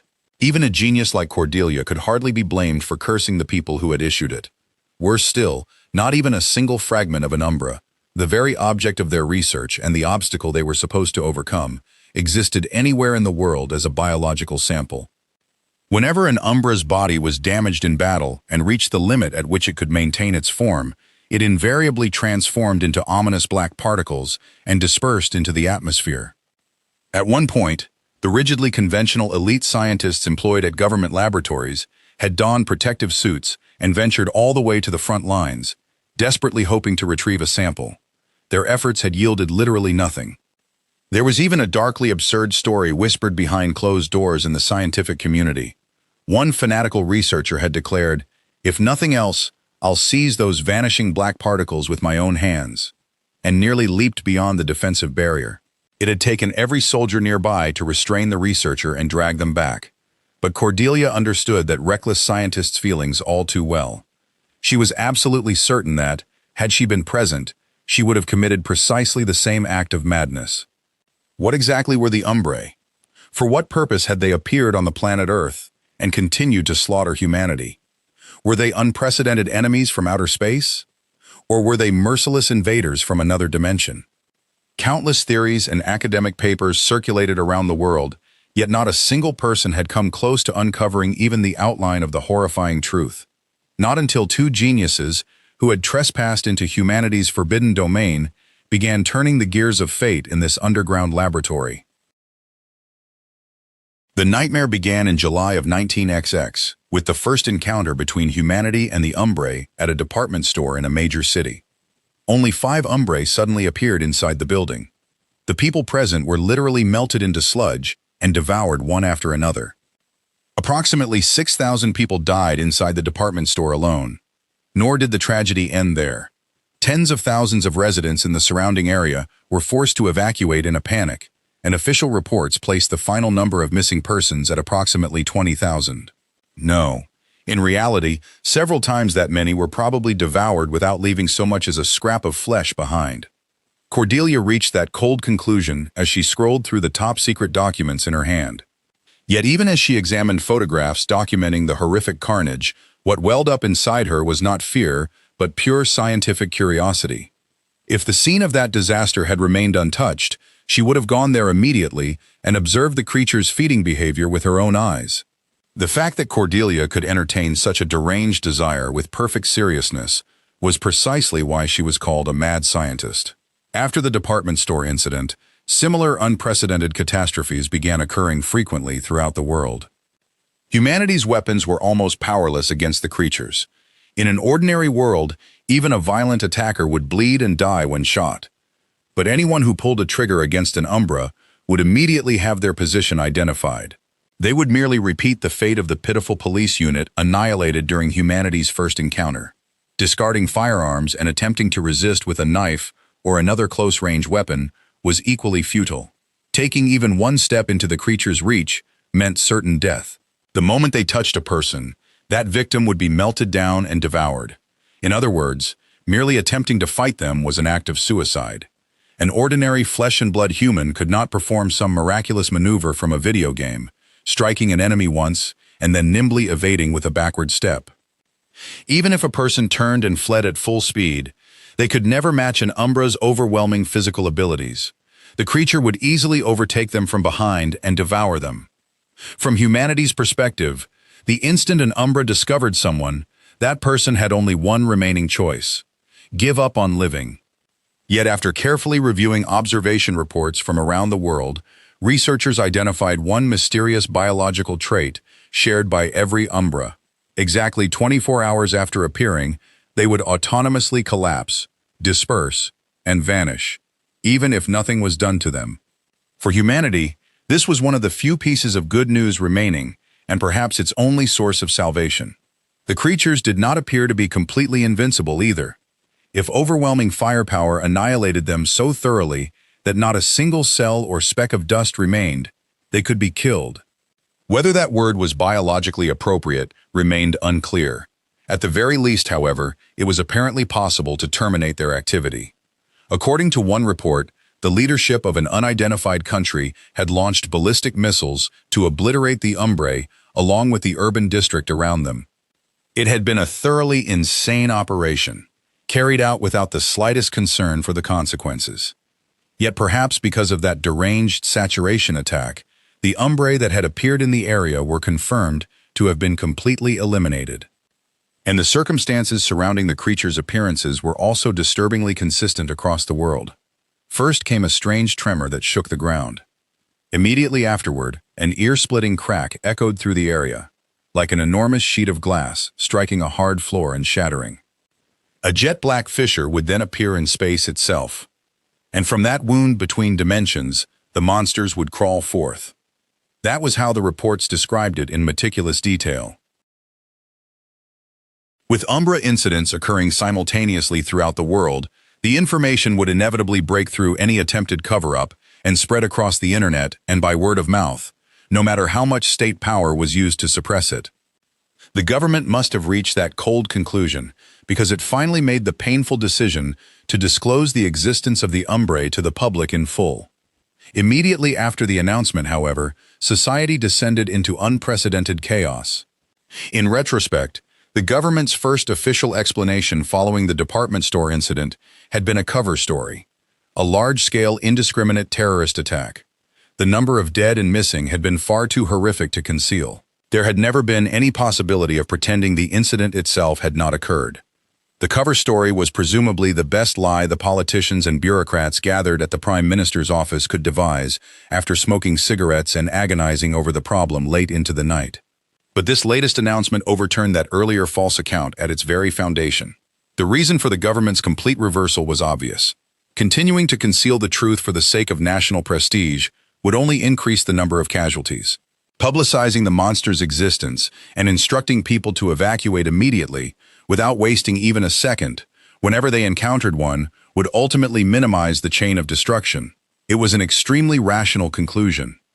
Had the disaster remained confined to Japan, the government might have continued the cover-up. But the merciless reality that identical tragedies were unfolding in countries across the oceans had forcefully pushed it toward disclosure. Whew! This won't do! I've wandered rather far off the subject. Cordelia lightly shook her head to halt her digression, then tossed the classified documents she had been clutching onto the console desk. The political confusion of the past was of little importance to their present research. What mattered was that this tedious bureaucratic report clearly preserved the most important clue to defeating the Umbrae. Immediately after the target's head and hand, its right arm, were damaged, the separated parts transformed into black particles and dispersed. So, if its hand and head are severed, it can no longer maintain its individual form and disappears. The distinctive flame of a mad scientist's curiosity flickered in Cordelia's eyes. That small realization was the first missing link that would eventually lead to the brutal combat doctrine employed by the ultimate synthetic life form they would create, Yukihana, and by Chiaki Hoshino. Never allow the enemy to approach. Dismember it completely, at overwhelming speed. Chapter 2. Immediately after its head and right arm were damaged, the affected parts transformed into black particles and dispersed. Cordelia murmured to herself as she examined the combat record displayed on the terminal in her hand. If its hand and head are torn off, it can no longer maintain its form and disappears. Sumire, who had been working beside her, heard the remark and looked up. According to the report, its leg wasn't torn off. The shot only opened a hole in its armor. Perhaps it cannot maintain its form unless a certain volume, or specific parts, remain intact. Some unknown form of energy may circulate throughout an Umbrae's body, and the loss of certain parts interrupts that flow, causing the bonds that hold its body together to collapse. Cordelia placed a hand against her chin and considered the possibility. Sumire expanded upon the idea. Something comparable to blood circulation or a nervous system in a human? Well, at present, it is nothing more than speculation. We have not seen an actual specimen, and the available data is far too limited. Cordelia gave a wry smile and continued scrolling down the screen. Sumire peered at the log on the monitor and pointed something out. But after it was damaged, the fight became a complete disaster. It continued moving as though nothing had happened, even after its head was blown off. That could mean the part resembling a head isn't actually its central nervous system. I see. Like a lizard's tail. Exactly. It might be nothing more than a fake intended to mislead predators into believing it's a weakness, a decoy designed to encourage a false conclusion. Fascinating. I would like to experiment on one myself and determine how finely it must be carved apart before it ceases functioning completely. The unmistakable fire of a mad scientist's curiosity ignited in Cordelia's eyes. Neither woman could have imagined at the time that this casual conversation would eventually shape the overwhelming combat style of Yukihana and of Chiaki Hoshino. In short, we merely need to dismantle them completely in an instant, before they notice us or make physical contact. You can't possibly be serious. Cordelia shrugged and laughed at Sumire's exasperated stare. Haha, of course not.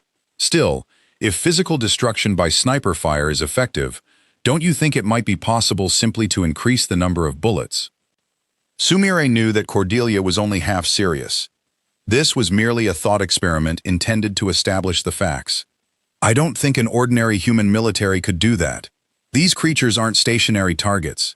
They're monsters moving around unpredictably. Several snipers would have to strike precisely the same body part without the slightest deviation and continue firing with extreme accuracy until it was completely severed. That would practically require divine skill. Yes, I suppose it would. And to make matters worse, they appear to possess some form of insect-like hive perception, though we have no idea how it works. Right. The instant one of them is attacked, they identify the attacker's location and launch a coordinated counterattack. Their ability to share information is extraordinary. The real problem is that their network of murderous intent appears to transmit information in real time, even to individuals not present at the point of attack. Cordelia released a long sigh and spread her hands in surrender. In other words, if 5 of them are present, all 5 must be annihilated simultaneously and instantaneously. I see. Now I can at least begin to understand why some idiotic commander might feel tempted to fire an area suppression missile without considering the consequences. It is hardly an elegant solution, Cordelia grumbled with dissatisfaction, as she watched footage of the rugged military equipment on the monitor. Sumire looked at her profile and gave a soft, wry laugh. It can't be helped. The people who will actually fight are ordinary flesh and blood soldiers. There's no point in building a weapon unless it falls within the range of what they can operate. No, what I want to create is an overwhelming and sophisticated something capable of turning those creatures into black particles in an instant. But nothing that convenient exists at present, does it? That's why we're dressing these children and giving them weapons. Sumire laughed cheerfully as preparations for a new experiment proceeded before her. Experimental subjects in the forms of young girls solemnly crawled from the cultivation tanks. Their pale skin was covered with specialized carbon fiber undersuits. Over those, the researchers fitted ballistic protectors constructed from a titanium ceramic composite material. These were custom-made pieces of equipment exclusive to this laboratory, produced with complete disregard for costs that could rival a national budget. The researchers also placed a one-handed sword and a small shield in each girl's hands. The sword measured only about 70 centimeters in total length, while the shield was less than 30 centimeters in diameter. Such weapons appeared absurdly anachronistic on a modern battlefield filled with bullets and gunsmoke. And yet this bizarre equipment embodied the fundamental philosophy behind the girl's design. Ordinarily, protective equipment was tested by placing it on a human-shaped clay model, or a dummy. An impact resistance test involves striking the equipment with bullets or fragments traveling at specified velocities and examining the resulting damage. A penetration test measured resistance by dropping sharp blades or weighted spikes onto it. A blunt impact and fall test measured shock absorption by striking the equipment with a heavy hammer or dropping the dummy from a great height. But the scene inside this room was deranged at the most fundamental level. The armed girls were lined up in the testing area, and every one of those destructive tests was carried out directly against their living bodies. Neither Cordelia nor Sumire possessed anything resembling conventional ethics. Cordelia had declared with perfect seriousness, "Humans will wear this equipment in actual combat, so it is only natural to collect data while it is attached to a living body." And Sumire merely gave the order to begin in a casual tone. Well then, let's get started. A moment later, the testing area became a vision of hell, one that would have caused any ordinary person to turn away and vomit.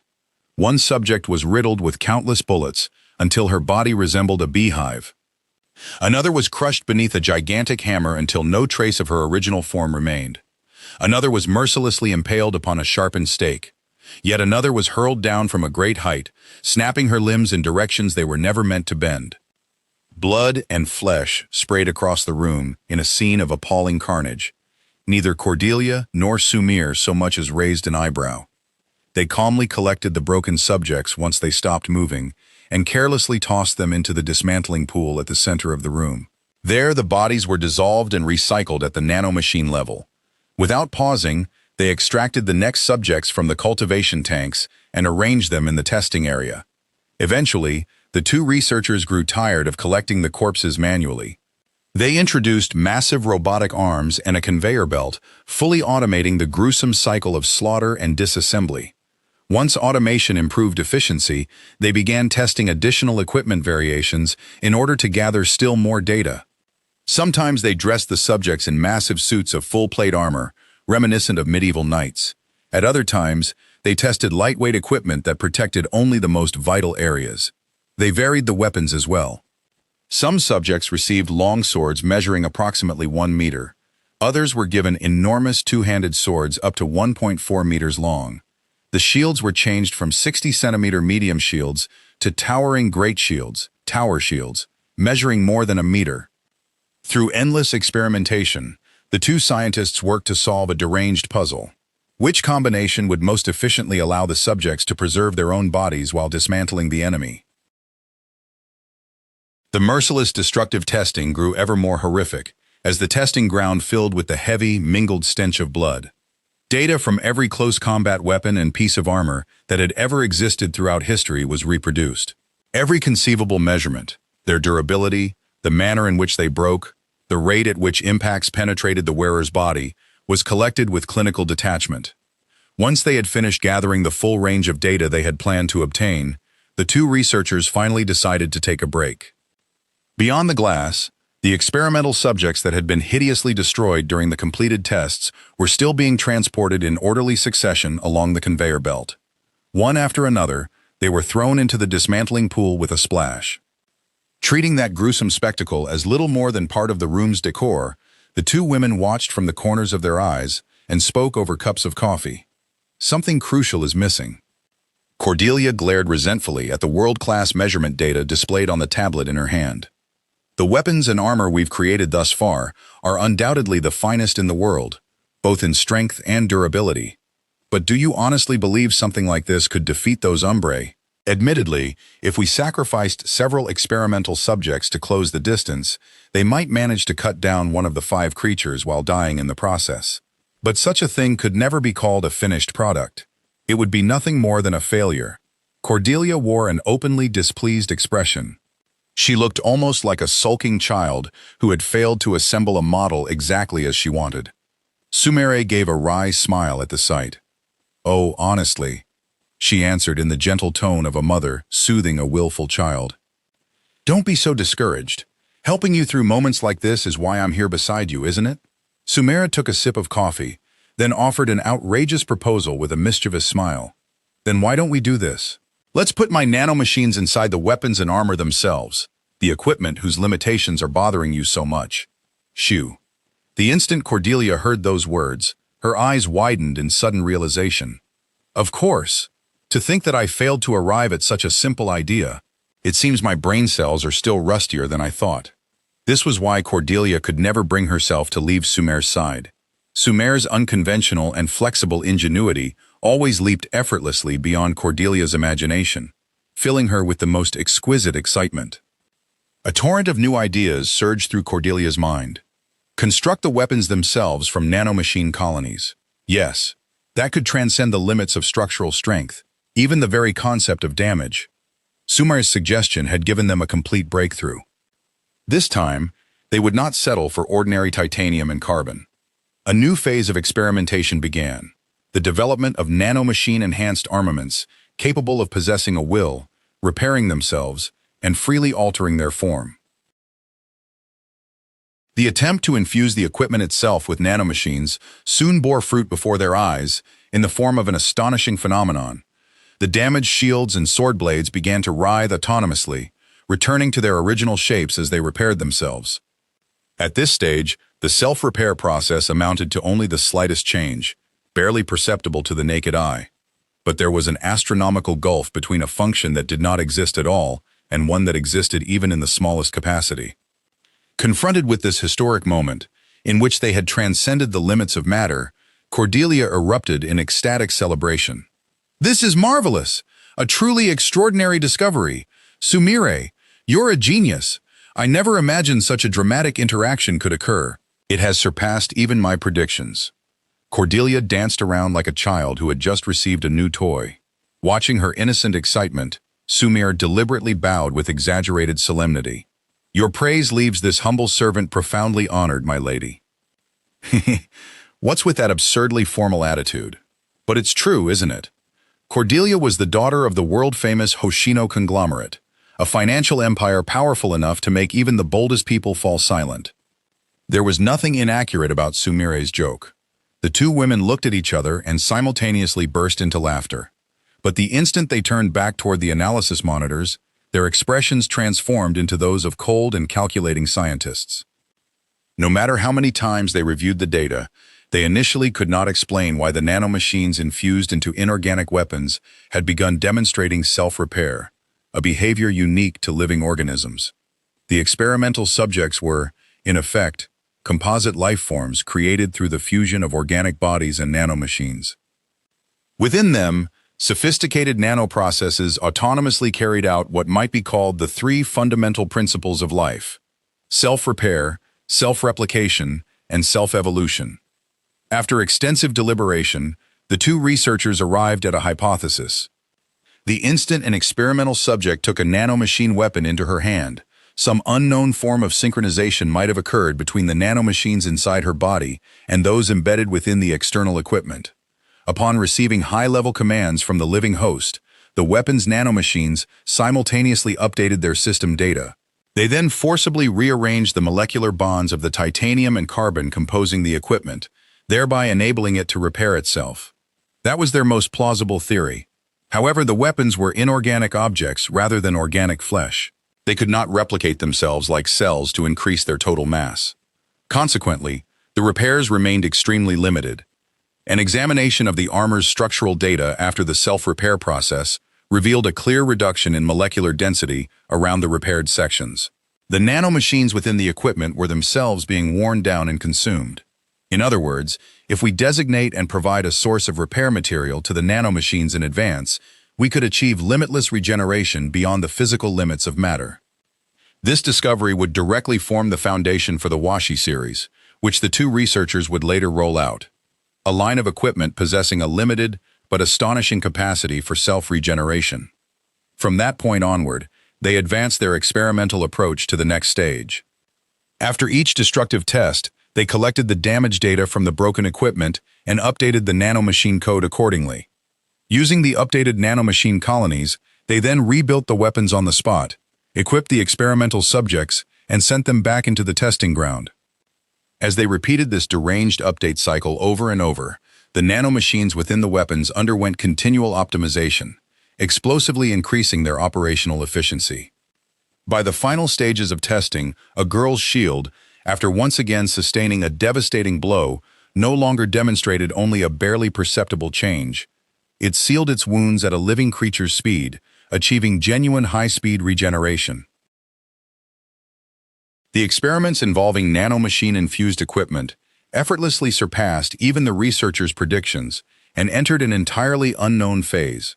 Perhaps as a consequence of the weapon's newly acquired high-speed repair capabilities, experimental subjects that refused to cease biological activity, regardless of the fatal injuries they sustained, began appearing sporadically amid the hellish testing ground. No matter how resilient these synthetic life forms might be, once they died completely, the nanomachines within their bodies should also cease functioning. Repair would then be impossible. In other words, the girls were using their nanomachines' extreme activity to forcibly remain alive after sustaining injuries that should have caused instantaneous death.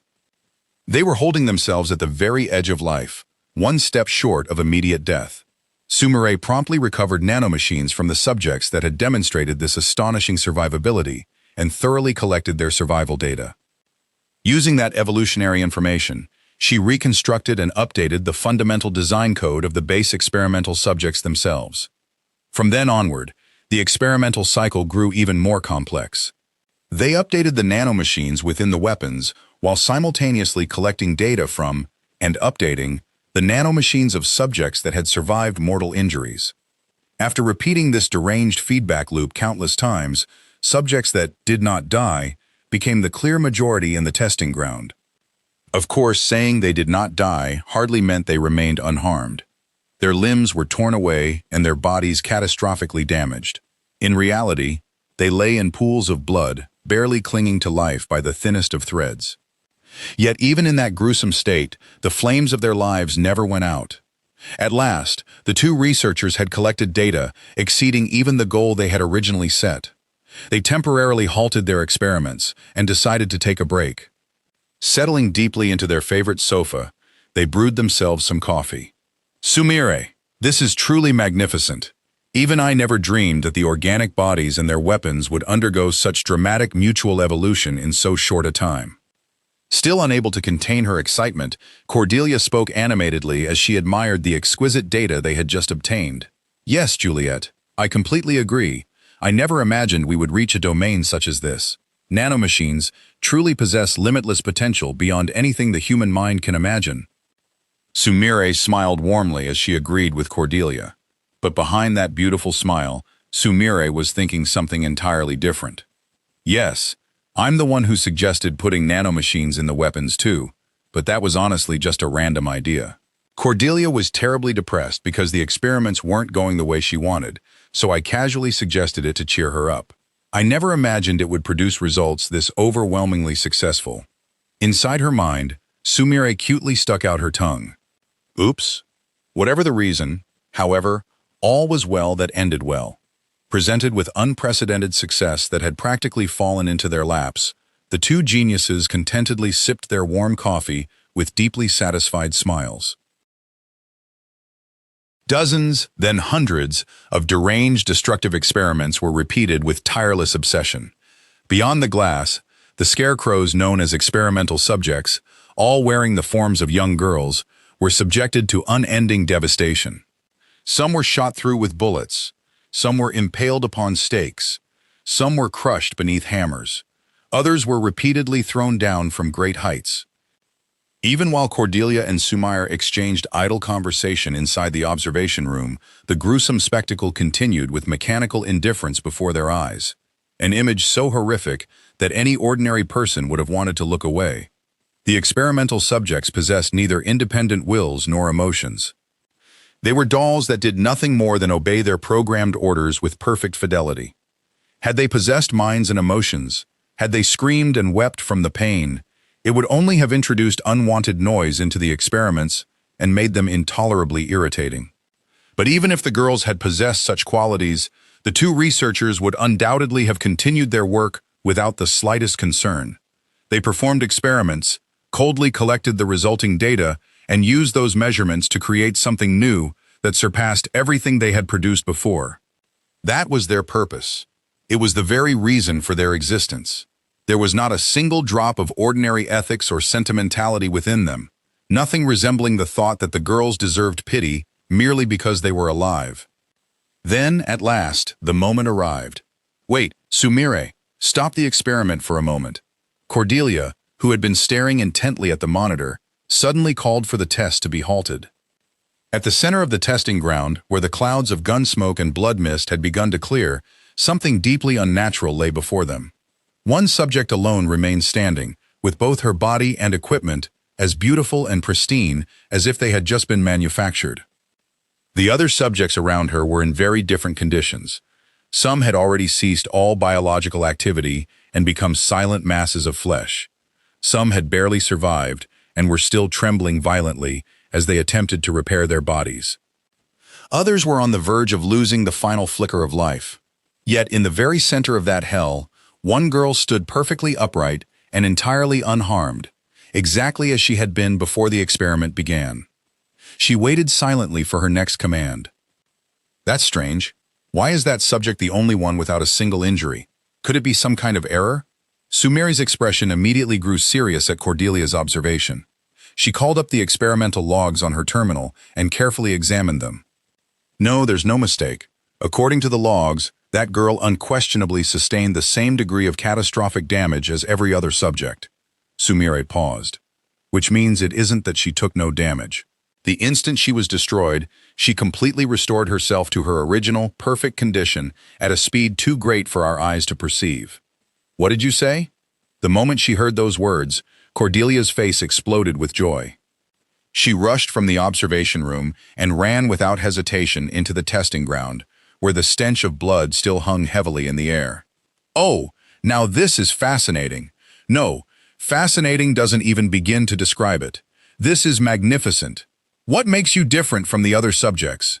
Come, show me that exquisite data of yours at once. Still overflowing with excitement, Cordelia seized the girl by the hand and pulled her back toward the observation room. In the testing ground, now abandoned by its masters, the massive robotic arms activated as usual. Without mercy, they seized the remaining experimental subjects whose bodies had been hideously destroyed. The corpses were placed upon the conveyor belt and carried silently toward the cold dismantling pool as nothing more than mute resources. Cordelia immediately placed the subject she had retrieved from the testing ground inside a dedicated adjustment tank and began analyzing the data with single-minded intensity. Her fingers flowed across the terminal keys as she carefully examined the logs, showing the subject's cellular and molecular bonds. The instant the analysis results appeared, Cordelia's fingers stopped dead. An astonishing evolution beyond anything the two researchers had imagined was taking place inside the subject's body. Under ordinary circumstances, this subject should also have died within minutes from the catastrophic loss of bodily tissue. But within the girl's gruesome, bleeding wounds, the tendrils of her internal biological nanomachines had accidentally intertwined in a complex pattern with the tendrils of the nanomachines embedded in her equipment. It was an outcome that had never appeared despite hundreds, thousands, of repeated cycles of destruction and reconstruction. At the last possible moment, this subject had succeeded in passing through the eye of a needle and seizing an impossibly unlikely miracle. The two independent processes, which should have separately carried out their respective repair functions, had chaotically merged deep within the wounds. They had achieved a higher-order evolutionary integration that went far beyond simple repair. First, the titanium ceramic equipment covering the girl's body was rapidly absorbed into her under the nanomachine's direction. Once absorbed, the inorganic armaments were broken down at the molecular level and completely fused with her organic cells. The boundary between organic and inorganic matter dissolved. In its place emerged an entirely new nanomachine colony, born from the successful fusion of living tissue and machinery. The new nanomachine's first and highest priority was to perform emergency repairs on the catastrophically damaged body that served as their home. But the new generation of nanomachines had also learned something. We cannot allow this home to be destroyed again. Directly over the newly repaired biological tissue, they instantly and autonomously regenerated a new form of equipment, a fortified defensive wall surpassing even the original external armor in strength. Whenever the girl was injured, the outer shell would disassemble and reconstruct itself, returning her to an undamaged standby state. At that very moment, the new nanomachines were frantically replicating themselves to replenish the enormous quantity of material consumed by their violent new metabolism. Their energy requirements were incomparable to those of any previous experimental subject. The girl was probably experiencing unimaginable hunger. What an astonishing and beautiful result. Before the flawless evolutionary lineage dancing across the monitor, even the two genius scientists who had long since transcended the realm of ordinary humanity could do nothing but stare blankly at the screen in speechless wonder. Self-repair, self-replication, and self-evolution. These terrifying evolved specimens had flawlessly achieved the three ultimate principles of life. Cordelia and Sumire stood before the rows of adjustment tanks glowing with an eerie light, both wearing expressions of utter exhaustion. From a scientific perspective, there were so many questions demanding answers that they no longer knew where to begin. They had shattered several barriers that humanity had failed to overcome after centuries of effort. and they had done so with astonishing ease. If even a fraction of these results were revealed to the public, they could easily win more Nobel Prizes than they could carry in both arms. At the same time, however, these artificial life forms had been created by violating one of humanity's most absolute taboos. Worse still, under the noble pretext of experimentation, Cordelia and Sumire had mercilessly destroyed and expended hundreds of lives that belonged within the realm of the divine. If the gruesome and deranged details of their experiments were ever leaked, it was obvious that they would be eliminated, socially, if not physically. For that reason, the experiments were conducted in absolute secrecy, in the innermost chamber of a clandestine research facility that was itself a symbol of the Hoshino conglomerate's power. There, beyond the eyes of the outside world, their work continued unseen. Having reached an impasse, the two women finally stopped working altogether and decided to take a break to clear their heads. They sank deeply into a sofa and enjoyed freshly brewed tea. But just as the faint clink of cup against saucer echoed through the quiet room, unexpected visitors intruded upon their private space. Hoshino Ayame and Hoshino Mizuki. They were Cordelia's cousins, women who were practically sisters to her, and, like Cordelia and Sumire, two geniuses who stood far beyond the realm of ordinary people. Quietly, they opened the door. "Hey, Sis Julie, how's everything going? Making good progress? Ayame and I both happen to have some free time today, so we came to see how you were doing. Oh, and look, I brought tons of your favorite snacks." The girl who burst into the room and immediately threw herself into Cordelia's arms was Hoshino Mizuki. No girl could have been a more perfect embodiment of innocent exuberance. She possessed a bright, sun-like personality that made everyone love her unconditionally. Cordelia welcomed Mizuki's arrival from the bottom of her heart, and the two immediately launched into a cheerful, animated conversation. The other visitor watched them with an expression that seemed to say, "Honestly, what am I going to do with you two?" Yet her gaze was also filled with unmistakable affection. She then walked over to Sumire. "I'm sorry to disturb you when you're so busy, Sumire. Mizuki and I happened to be free at the same time, so we thought we would stop by and see how things were going." The woman who spoke with an apologetic yet refined smile was Hoshino Ayame. The NMOT project was being conducted at this laboratory under the highest possible level of secrecy. Even members of the Hoshino family could not casually enter the innermost depths of the Hoshino Research Institute, where the project's central operations took place.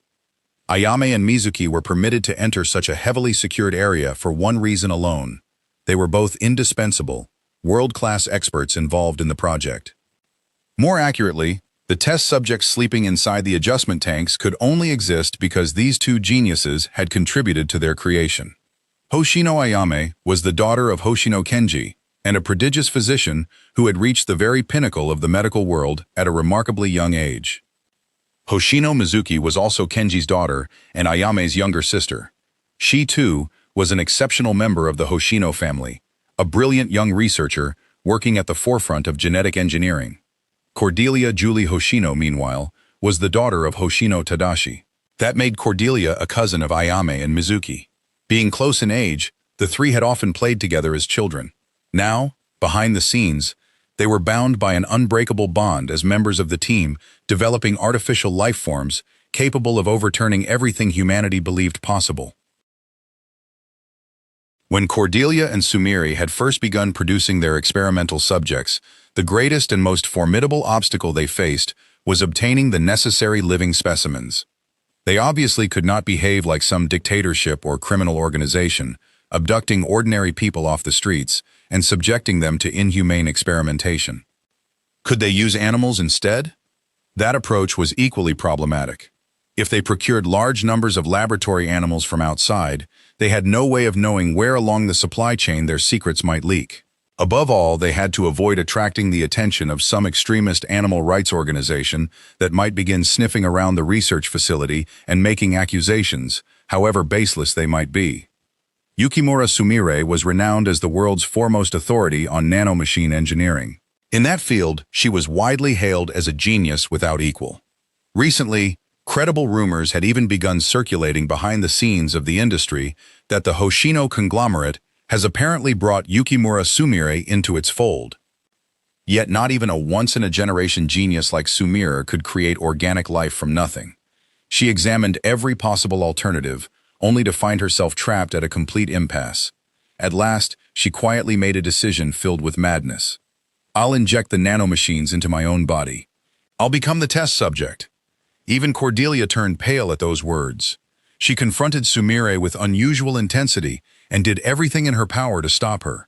Cordelia could never accept the loss of Yukimura Sumire, her irreplaceable partner. Don't be ridiculous. I refuse to let you die for this. In that case, why don't we do this instead? We already have the finest possible material inside our own bodies, don't we? With a fearless smile, Cordelia gently pointed at her own abdomen.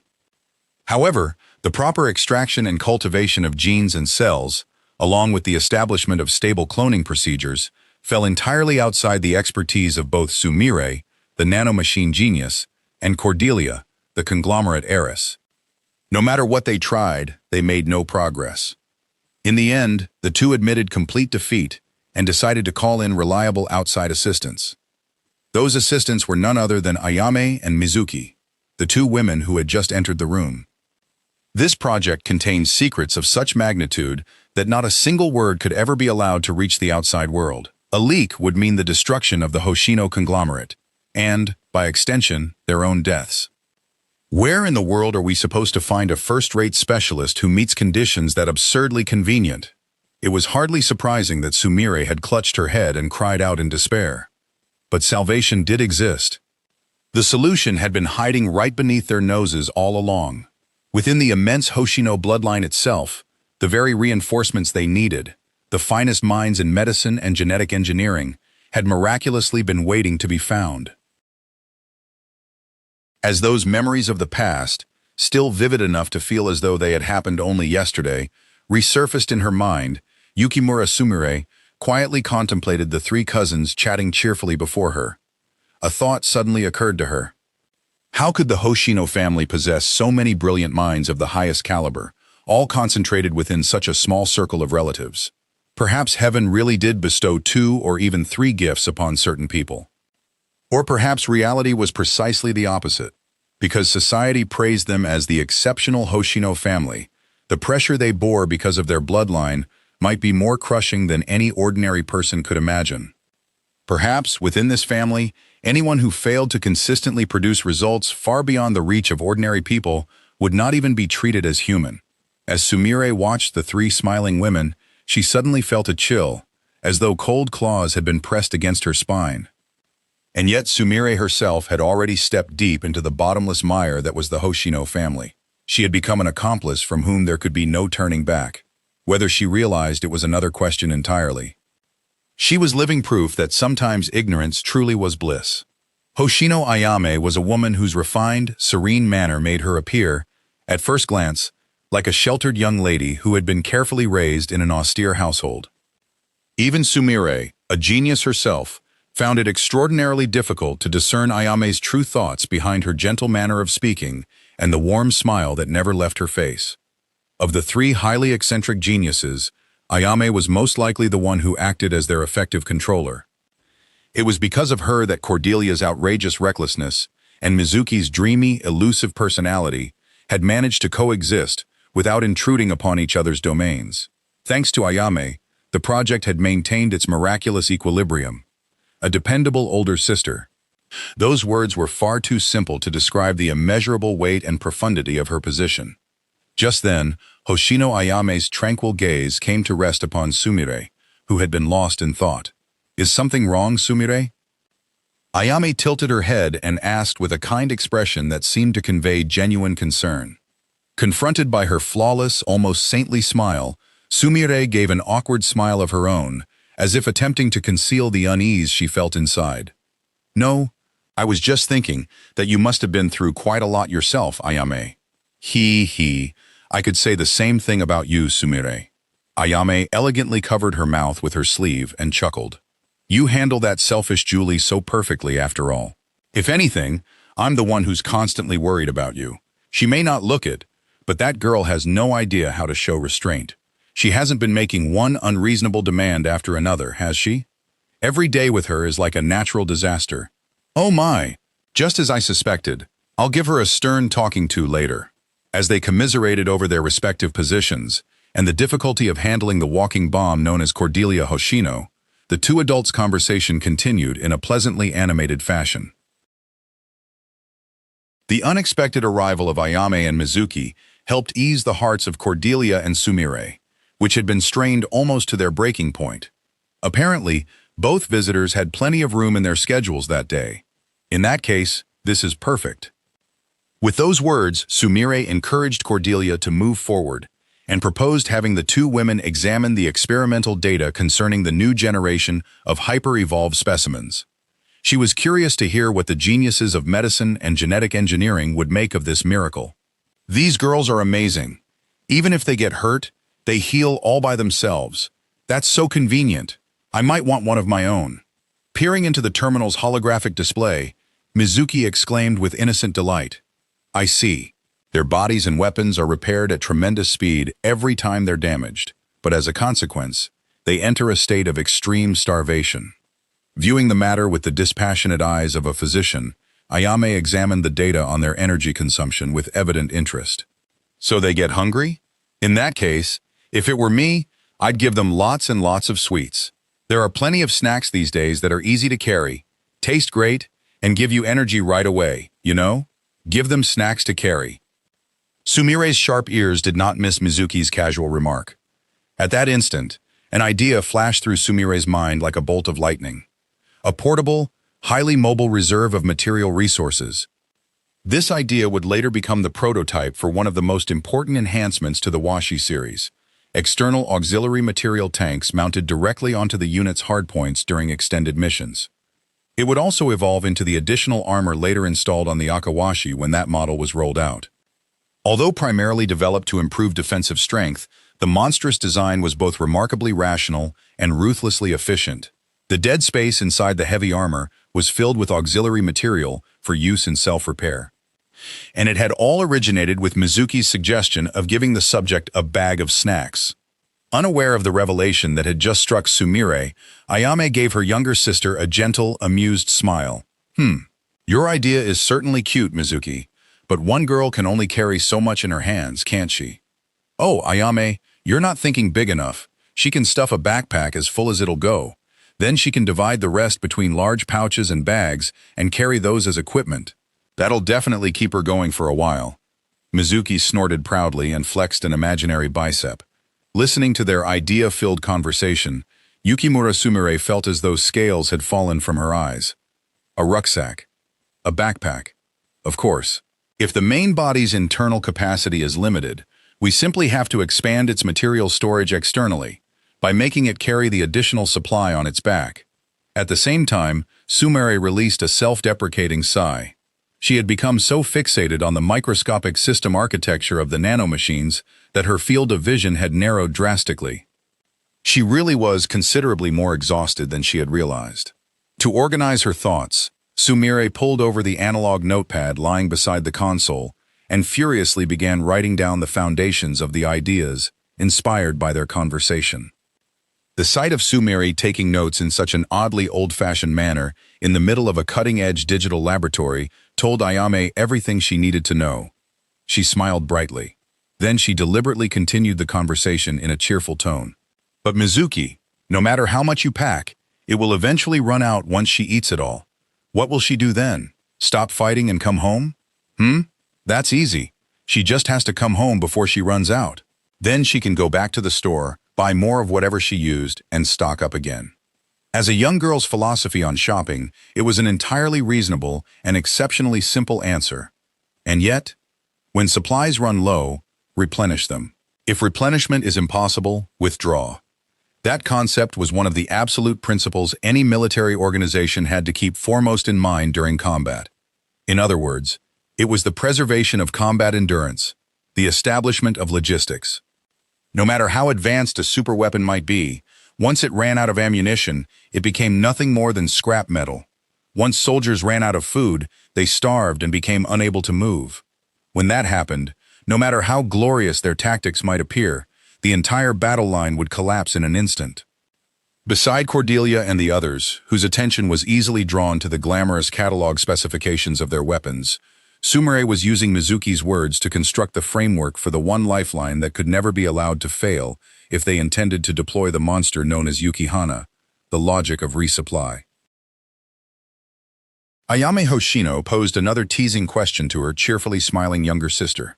But what would you do if the mission dragged on and you couldn't return right away? I guess I'd endure it. Instead of eating everything at once, I'd ration it out little by little. At that moment, another violent bolt of inspiration, she had long since lost count of how many she had experienced that day, raced through Sumire Yukimura's mind. Is she doing this deliberately? Sumire glanced at Ayame, who was smiling serenely before her. She could not be certain, but she sensed that this might be a sophisticated form of guidance, an assist, designed to provide the intellectually deadlocked Sumire with a new hook for her thoughts. Mizuki's simple suggestion to eat it little by little gave Sumire the crucial hint that would later become a fundamental feature of the Washi series. An intentional limit, a reduction, on the speed of self-repair. The self-repair systems installed in the Washi series models that were later rolled out were deliberately prevented from operating quickly enough to return them to the front line in real time during combat. Although this specification might initially appear incomplete, it was actually a ruthless fuel efficiency restriction that Sumire had imposed intentionally. If the units activated unlimited, ultra-high-speed repairs every time they were attacked, the precious materials stored within their bodies would be exhausted in an instant during a single battle. To begin with, if their fuel efficiency was so poor that they became trapped in a drawn-out war of attrition, then the entire operation should have been redesigned from the outset. For that reason, Sumire did not treat self-repair as a combat function.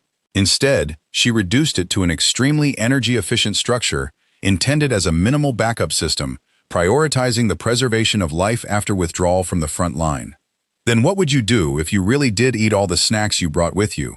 Ayame asked Mizuki, still sounding amused. Then I'd go buy more at a nearby store. I'd look for somewhere in the area where I could get supplies and restock there. The impact upon Sumire's senses was now so overwhelming that she felt as though her brain cells might burn themselves out. At a future point in the timeline, the military's senior leadership would carry out an operation of consummate stupidity known as Project Cage. It quite literally involved dropping an enormous cage onto an Umbrae from above in an attempt to capture it. Even Sumire, upon later reading the combat report, would be left dumbfounded. I can't believe they seriously went through with such a reckless operation. And yet that military blunder, the simple notion of dropping a cage from the sky, was now transformed inside Sumire's mind into the finest strategic component imaginable. If the military can drop a cage from the sky, then we can fill one with supplies, materials, and drop it onto the battlefield. They could equip the ultra-high-speed combat aircraft Kurawashi with a mega booster carrying a cage filled to capacity with supplies, then send it racing toward the front line at supersonic speed. It could then deliver those supplies through a pinpoint freefall directly into an isolated battlefield. The establishment of an ultra-high-speed, immediate resupply unit for frontline operations. That revolutionary strategic concept was born at that very moment. On the old-fashioned paper notepad in Sumire's hand, the following words had been furiously scrawled with enough pressure to nearly tear through the page. Drop supplies directly onto the battlefield? A box? A container? No, an enormous flying backpack. Ayame Hoshino watched from the corner of her eye as the pen of the genius known as Sumire Yukimura raced ceaselessly across the page. Then, as though everything had gone precisely according to plan, Ayame's beautiful smile deepened. After being subjected to question after question, Mizuki decided it was finally her turn. Her large eyes sparkling, she leaned eagerly toward Ayame. I don't want to be the only one answering. I want to hear what you think too, Ayame. Indeed. Now that you mention it, I would also like to hear Ayame's ruthlessly objective opinion. Cordelia leaned forward with interest and added her own request. Still holding her pen, Sumire Yukimura remained silent and attentive, waiting to hear what the woman responsible for maintaining control over the Hoshino conglomerate would say. Let me see.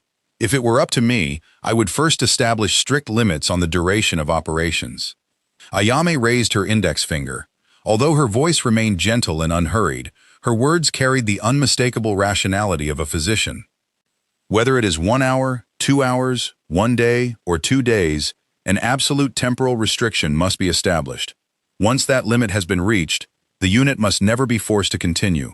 In other words, we must define the duration of an operation and, by extension, the maximum operational endurance of both the machine and the living body.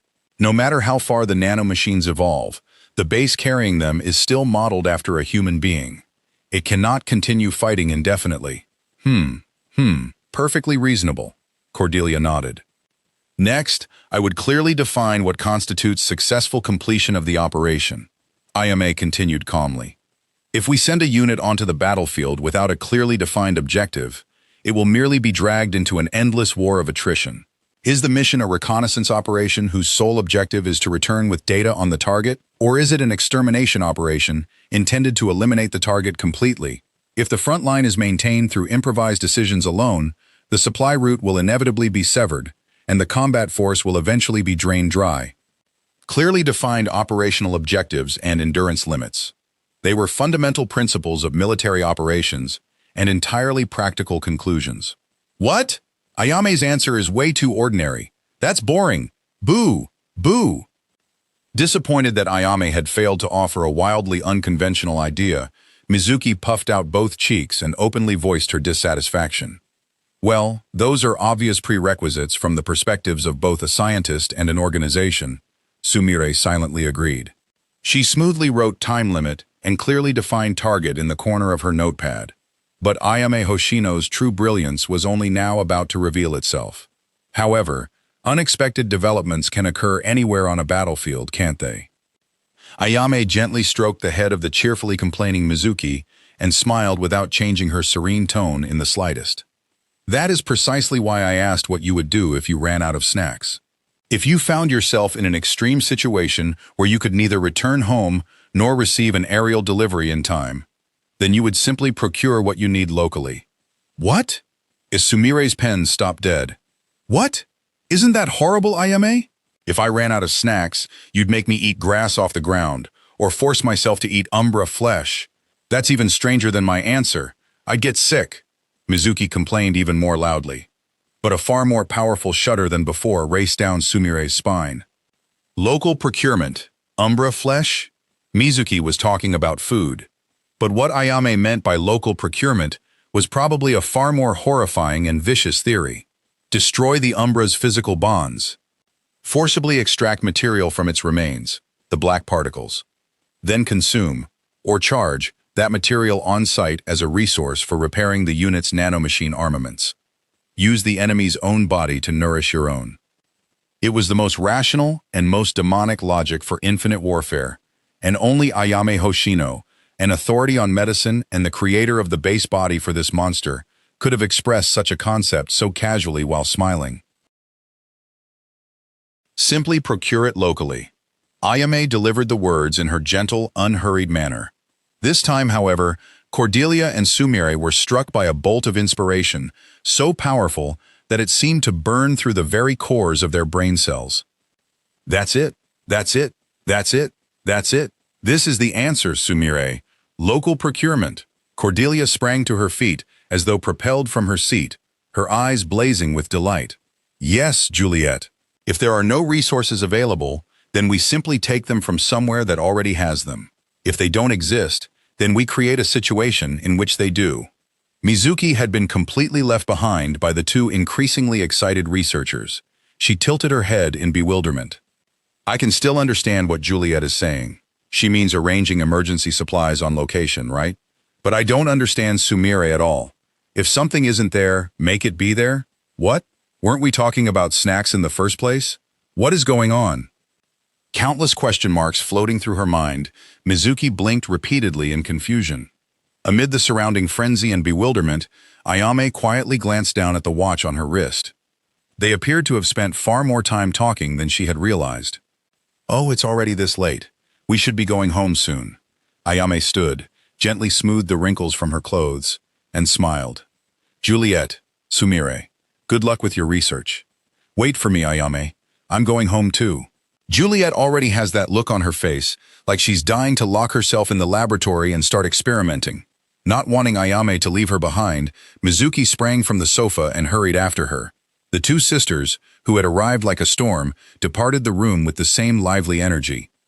For Cordelia and Sumire, the time they had spent together had been turbulent, but also more productive than either could have imagined. Ayame had probably recognized how completely trapped the two researchers had become and deliberately introduced that topic at precisely the right moment.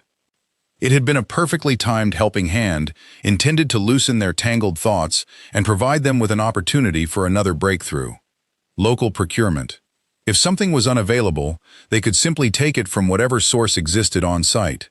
If they could extract resources from the hostile forces, the Umbrae, that appeared endlessly across the battlefield, they could simultaneously push their own operational endurance beyond its limits while weakening and neutralizing the enemy.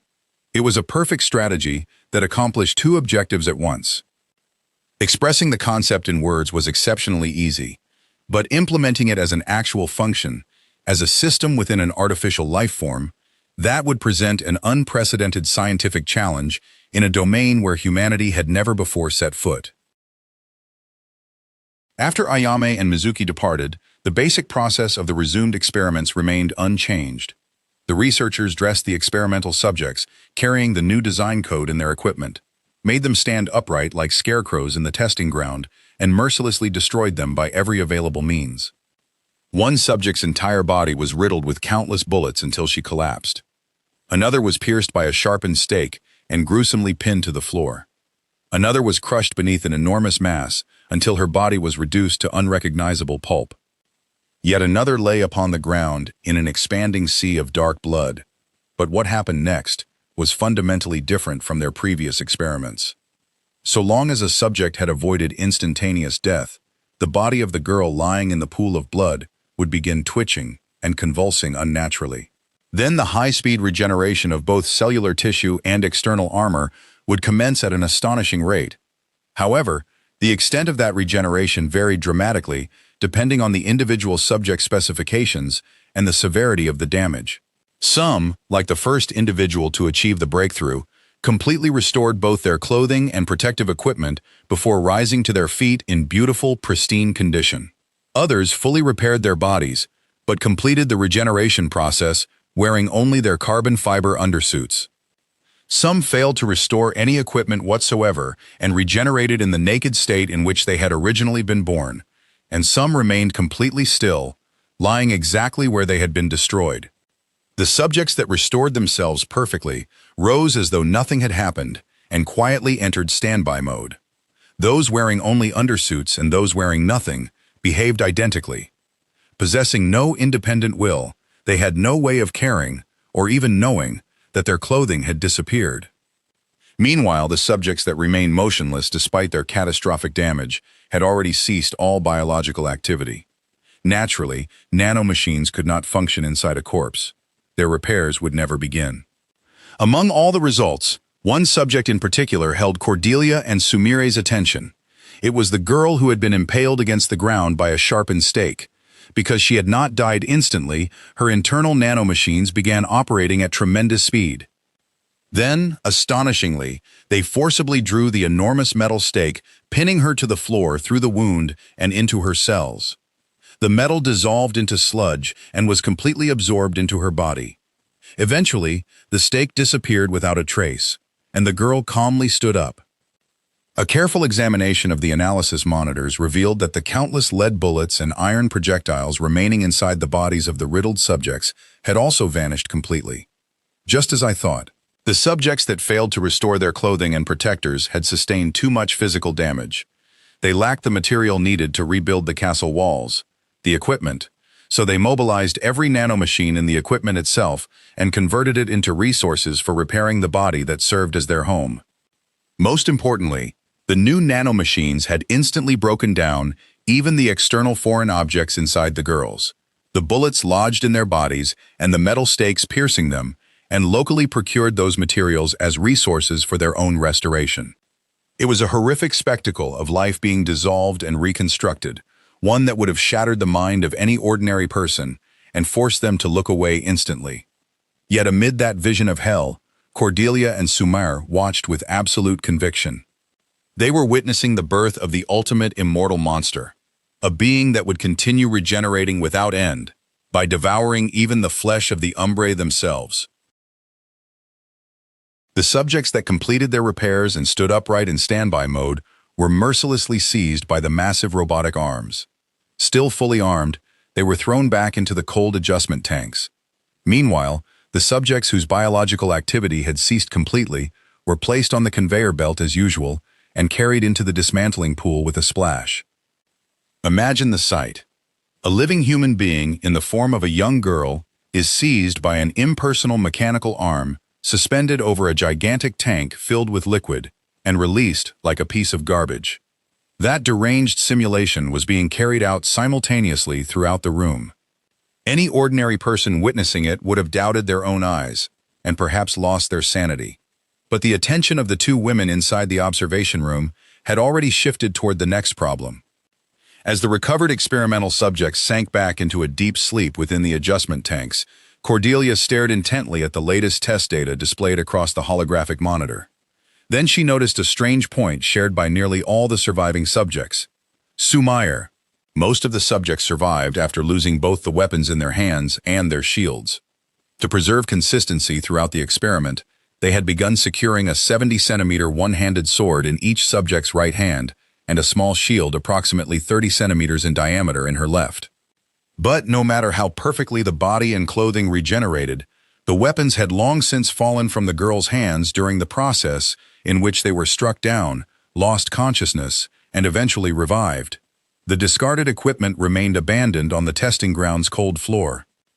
Given enough time, their bodies could completely restore themselves to their original condition, regardless of how catastrophically they had been injured. But losing their weapons meant completely losing the ability to continue fighting on the battlefield. If a weapon happened to be lying close to the place where a subject revived, she could simply pick it up again. But what would happen during an intense battle if an explosion or impact sent the weapon flying far away? What if the armament itself were completely destroyed or lost through some other means? Were the subjects expected to remain unarmed and endure the enemy's relentless attacks using nothing but their regenerative capabilities? Cordelia's precise mind instantly simulated that worst-case scenario. Then she delivered her cold conclusion in 2 words. Impossible. Immediately after proving their overwhelming immortality, the subjects had been confronted with a decisive failure as weapons. The two geniuses keenly understood the need for yet another breakthrough. Cordelia looked away from the holographic monitor and quietly addressed Sumire beside her. Sumire, the weapons really are disappearing. Hold on, I'll check the logs and footage directly. Sumire's fingers flew across the console, bringing up footage from the testing ground's high-resolution cameras on the main monitor. You're right, there are an unbelievable number of them lying around. In the wide-angle view, one-handed swords and small shields that the girls should have been carrying lay scattered in great numbers across the testing ground floor, mixed in with pools of their blood. Until now, everything had been collected after each experiment and sent to the reclamation pool, weapons included, as a pile of scrap. Because of that, no one had noticed that the restored subjects were coming back empty-handed. Cordelia watched with a grim expression, arms folded, as Sumire rapidly switched between camera feeds. So, they drop them when they take a heavy impact or lose consciousness after all. Most likely. Either their defensive instincts kick in, or the temporary cessation of vital functions causes them to lose all strength in their fingers. A few lucky girls happened to collapse while still gripping their weapons, and it looks like they were able to retain them after revival. Sumire continued her analysis while glaring at the screen. Then perhaps we should make weapons that physically cannot leave their hands. No. That would make switching weapons according to battlefield conditions and managing their material far too inconvenient. When Cordelia voiced her reservations, Sumire gave a daring smile. In that case, I have an interesting idea. I got the perfect hint from Ayame and Mizuki's girl talk earlier.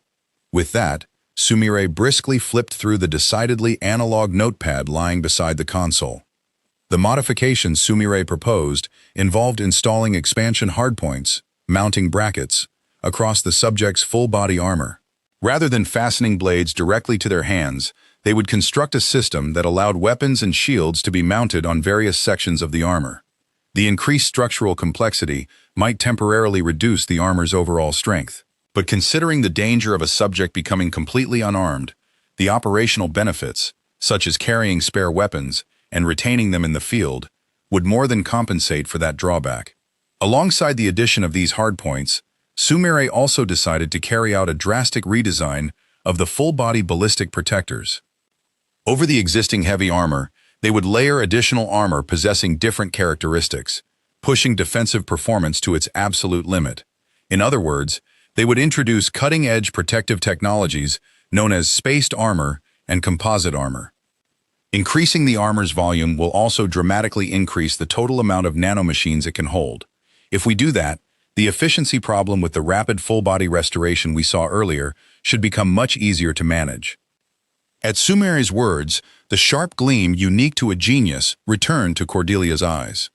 Within the minds of the two brilliant women, the vision of a next-generation test subject, one that had overcome its previous weaknesses, began expanding explosively, accompanied by a sense of genuine anticipation. At the center of the laboratory, Cordelia stood with her arms folded before a mannequin clad in the newly developed modified armor, looking thoroughly pleased with herself. Perhaps I may have gone a little overboard. Cordelia shrugged as she spoke, only to be met immediately by Umbrae's extremely calm and incisive retort. This is far beyond a little.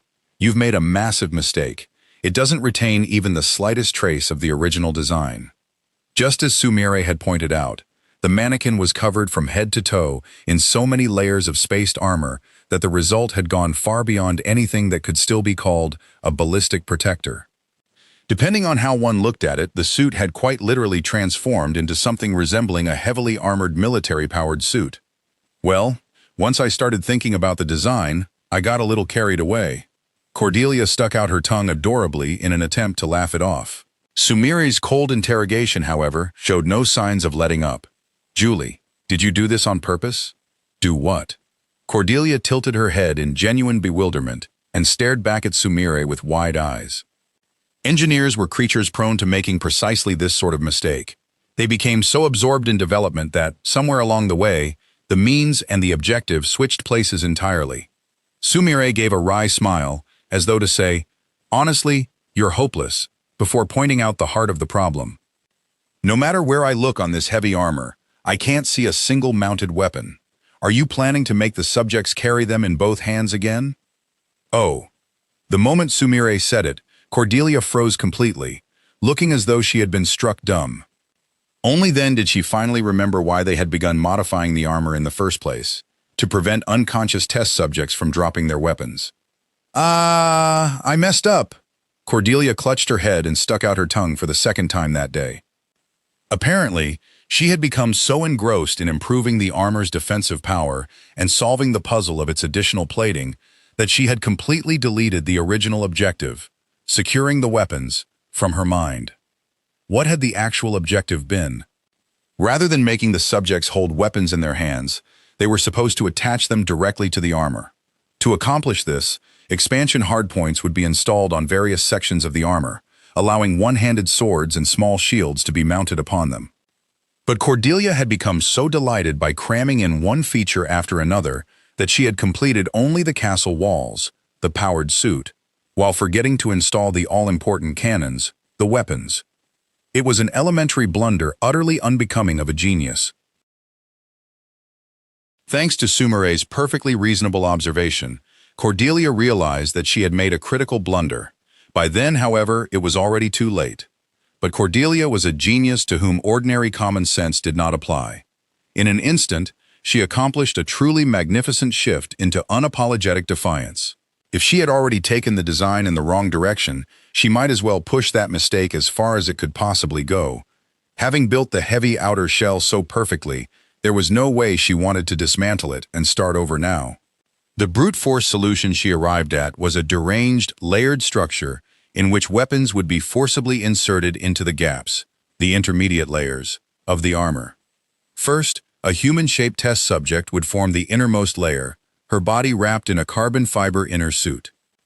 Over that, she would be fitted with protectors, equipped with the expansion hardpoints that had been the modification's original purpose. That was where Cordelia's rampage truly began. Over those protectors, she added yet another layer of armor, this one incorporating solid blades directly into its structure. Inspired by the Tekokagi, the clawed gauntlets used as concealed weapons by assassins, it was a custom-built form of weaponized armor that fully integrated the shape of the Indian punching dagger, known as the katar, into the armor itself. Then, over all of that, she casually pulled on the powered suit-style heavy outer shell that had previously been dismissed as a failure. Nor were the blades restricted to the right hand, the right shoulder, the left hand, the left shoulder, the right leg and right foot, the left leg and left foot, the right and left sides of the waist, the right and left sides of the chest, even the two sections of the back corresponding to the shoulder blades. Cordelia mercilessly mounted blade after blade into every conceivable gap in the armor. No matter which way one looked, the subject was covered in blades from head to toe. The resulting form was so distorted and vicious, and so utterly devoid of even the slightest concern for safety as a weapon, that merely twisting the body would undoubtedly cause the subject to shred her own flesh to pieces before she ever made contact with an enemy. Upon seeing the absurdly over-the-top result, Sumire heaved an enormous sigh inside her mind. Oh, here she goes again. Now that Cordelia had gone this far, nothing Sumire said would make her budge. Giving up, Sumire decided to let Cordelia run wild to her heart's content. Wearing a wry smile, she calmly returned her attention to her own work on nanomachine construction. A deranged suit of layered armor fitted with merciless blades in every possible gap. It was named the Blade Armor, provisional. Even its creators apparently realized that they had taken the joke too far, because the prototype ultimately remained the first and only suit ever produced. The reason was extremely simple. No matter how one looked at it, it was a complete failure. Who in their right mind would willingly wear an exceptionally dangerous suit of heavy armor covered in exposed blades that threatened to slice its wearer's own body apart? Even Cordelia herself, who had been so excited during development, silently raised the white flag the instant she looked up at the finished product. No, this is definitely unacceptable.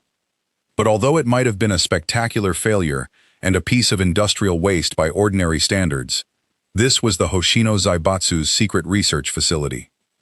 Well, we've already made it, so there's nothing we can do about that. We might as well test it. And so, thanks to this casual decision by the two researchers, one unfortunate test subject was deployed to the testing ground.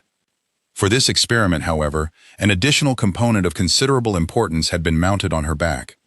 It was the rucksack inspired by Sumire's earlier conversation with Mizuki. In other words, a backpack-style material reserve tank directly connected to the hardpoint on the subject's back. Because they possessed only one precious prototype, they could not line up multiple subjects as they normally did.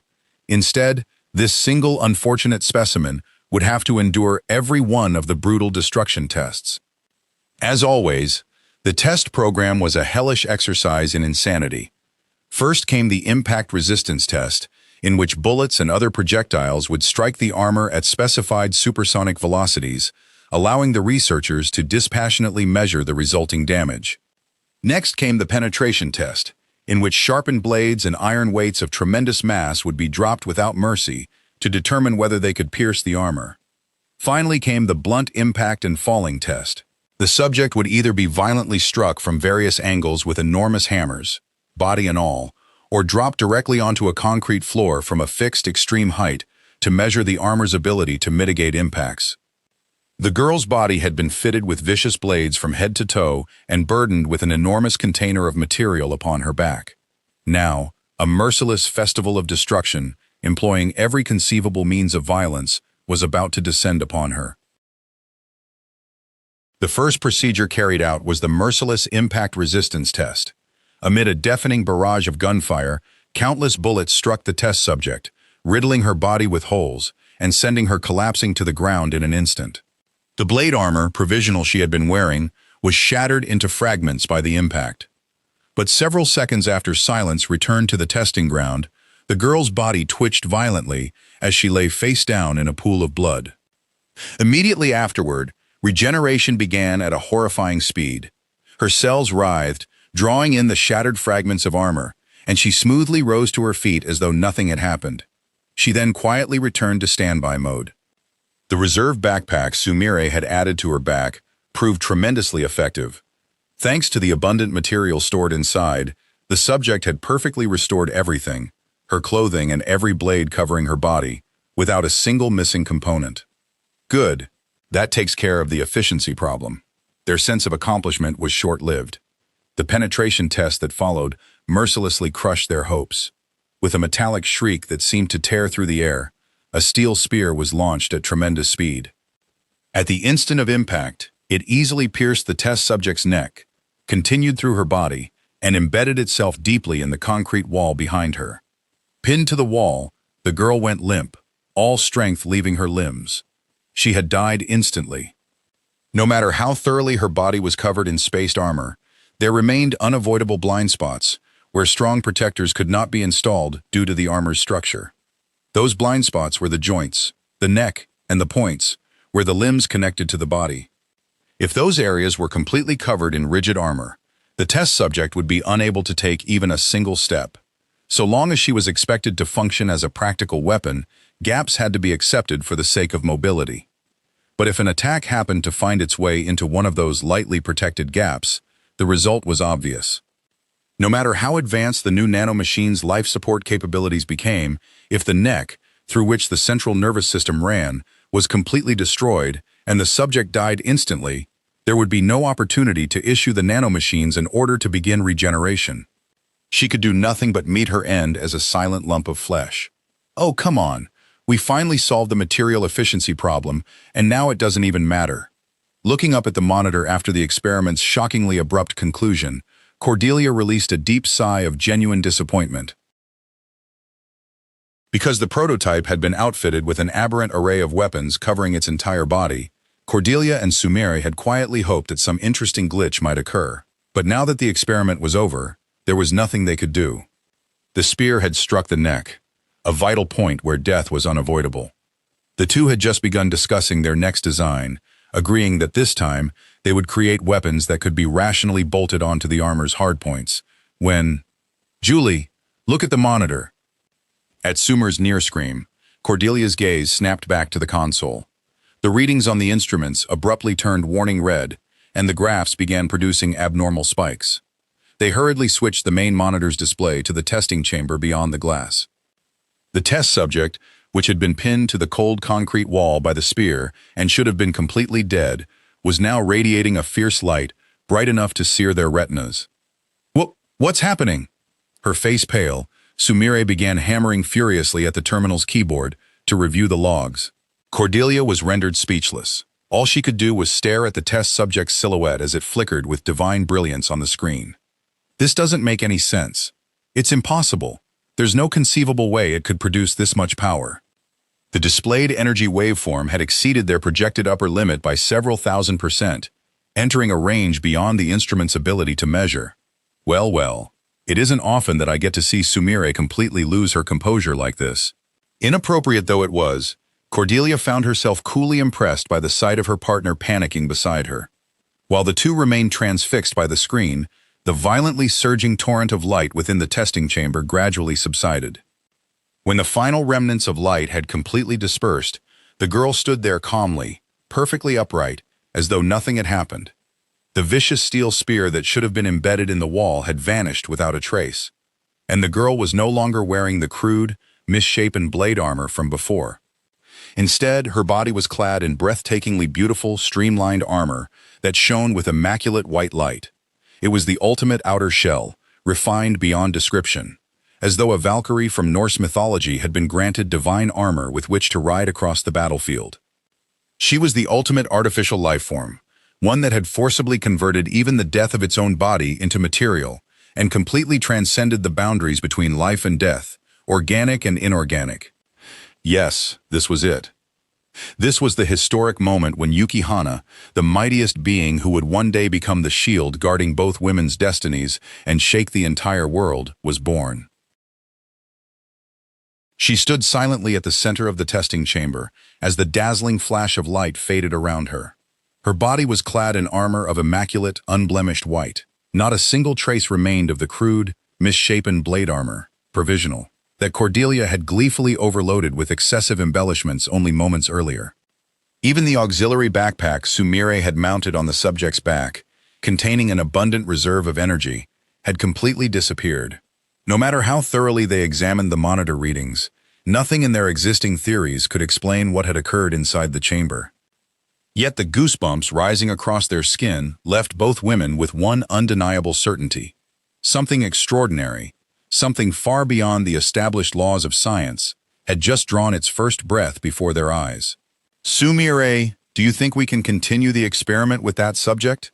Under normal circumstances, Cordelia would have been ecstatic over such an unprecedented discovery and would already have been racing toward the other side of the glass.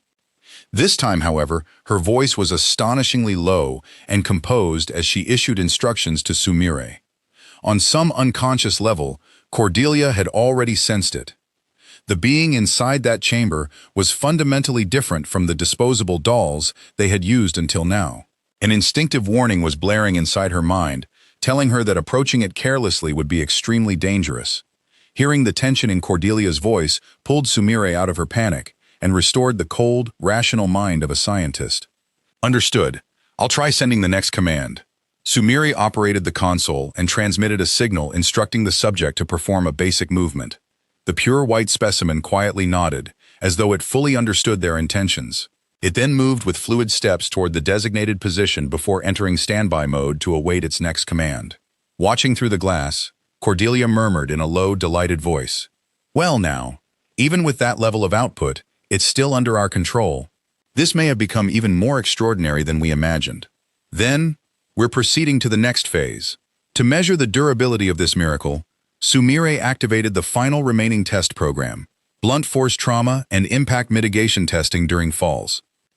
This was a destructive test in which the subject would be struck violently from various angles by mechanical hammers or dropped from a predetermined height to measure its ability to absorb impacts. Sumire pulled a lever on the terminal, activating the enormous ultra-hard hammer suspended from the ceiling. With a deep rumble that tore through the air, the mass of steel swung mercilessly down toward the pure white girl. The anomaly occurred at that exact moment. The girl's immaculate outer shell instantly broke apart into individual components. Right hand, right shoulder, left hand, left shoulder. Right leg and right foot, left leg and left foot. Right hip and left hip. Right breast and left breast. And the areas over the shoulder blades on either side of her back. They corresponded precisely to the bladed pieces of supplemental armor that Cordelia, at the height of her overindulgence, had installed in every available gap across the subject's body. Released from their connections, the countless white blades silently rose into the air around the girl, defying gravity. What? The armor is flying autonomously? The collective weapon system did not even give Sumire time to finish expressing her astonishment. The countless pure white blades deployed throughout the chamber and launched themselves simultaneously toward the enormous steel hammer that was descending to crush their master. They moved so quickly that the human retina could not hope to follow them.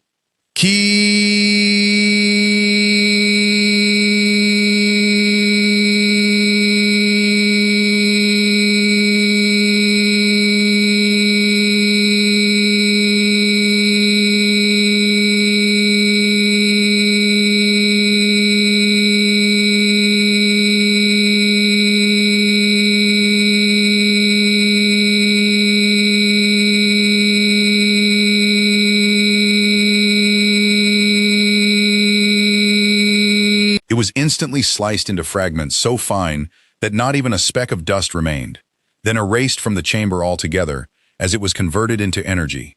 Silence returned to the testing chamber. The pure white blades reattached themselves to their original positions. Then, as though nothing whatsoever had happened, the girl smoothly returned to standby mode. Only after witnessing this did Cordelia and Sumire realize that neither of them could move so much as a finger. They stood frozen behind the glass, unable even to breathe, as they stared at the weapon of God they had brought into existence. Chapter 3. Sumire, nanomachine, is rather awkward and not especially easy to say. Why don't we give this one a proper name? Cordelia suddenly addressed Sumire, who had been staring at the terminal screen while moving her fingers busily across its controls. What brought this on all of a sudden? A nanomachine is a nanomachine, isn't it? Sumire stopped typing and turned a puzzled gaze toward Cordelia. Cordelia lightly tapped the adjustment tank in which the faintly glowing test subject floated. She smiled fearlessly and with unmistakable pride. This has already transcended the existing definition of a nanomachine, hasn't it? It's nothing like the cheap nanomachines that some ordinary organization might produce. These are the finest nanomachines you have ever created, Sumire. The thought simply occurred to me. Hearing such direct praise filled Sumire's heart with irrepressible pride. You're right. Even I never dreamed that we would complete something of this caliber. But don't misunderstand. Sumire rose from her seat and walked over to Cordelia.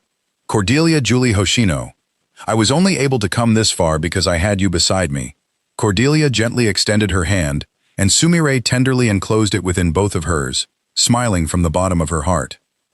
They had reached this miracle only because each trusted the other as an irreplaceable partner. Even without putting it into words, they could both feel the depth of the bond between them. Still holding Cordelia's hand, Sumire continued cheerfully. Let me see. In that case, how about NMAT? NMAT?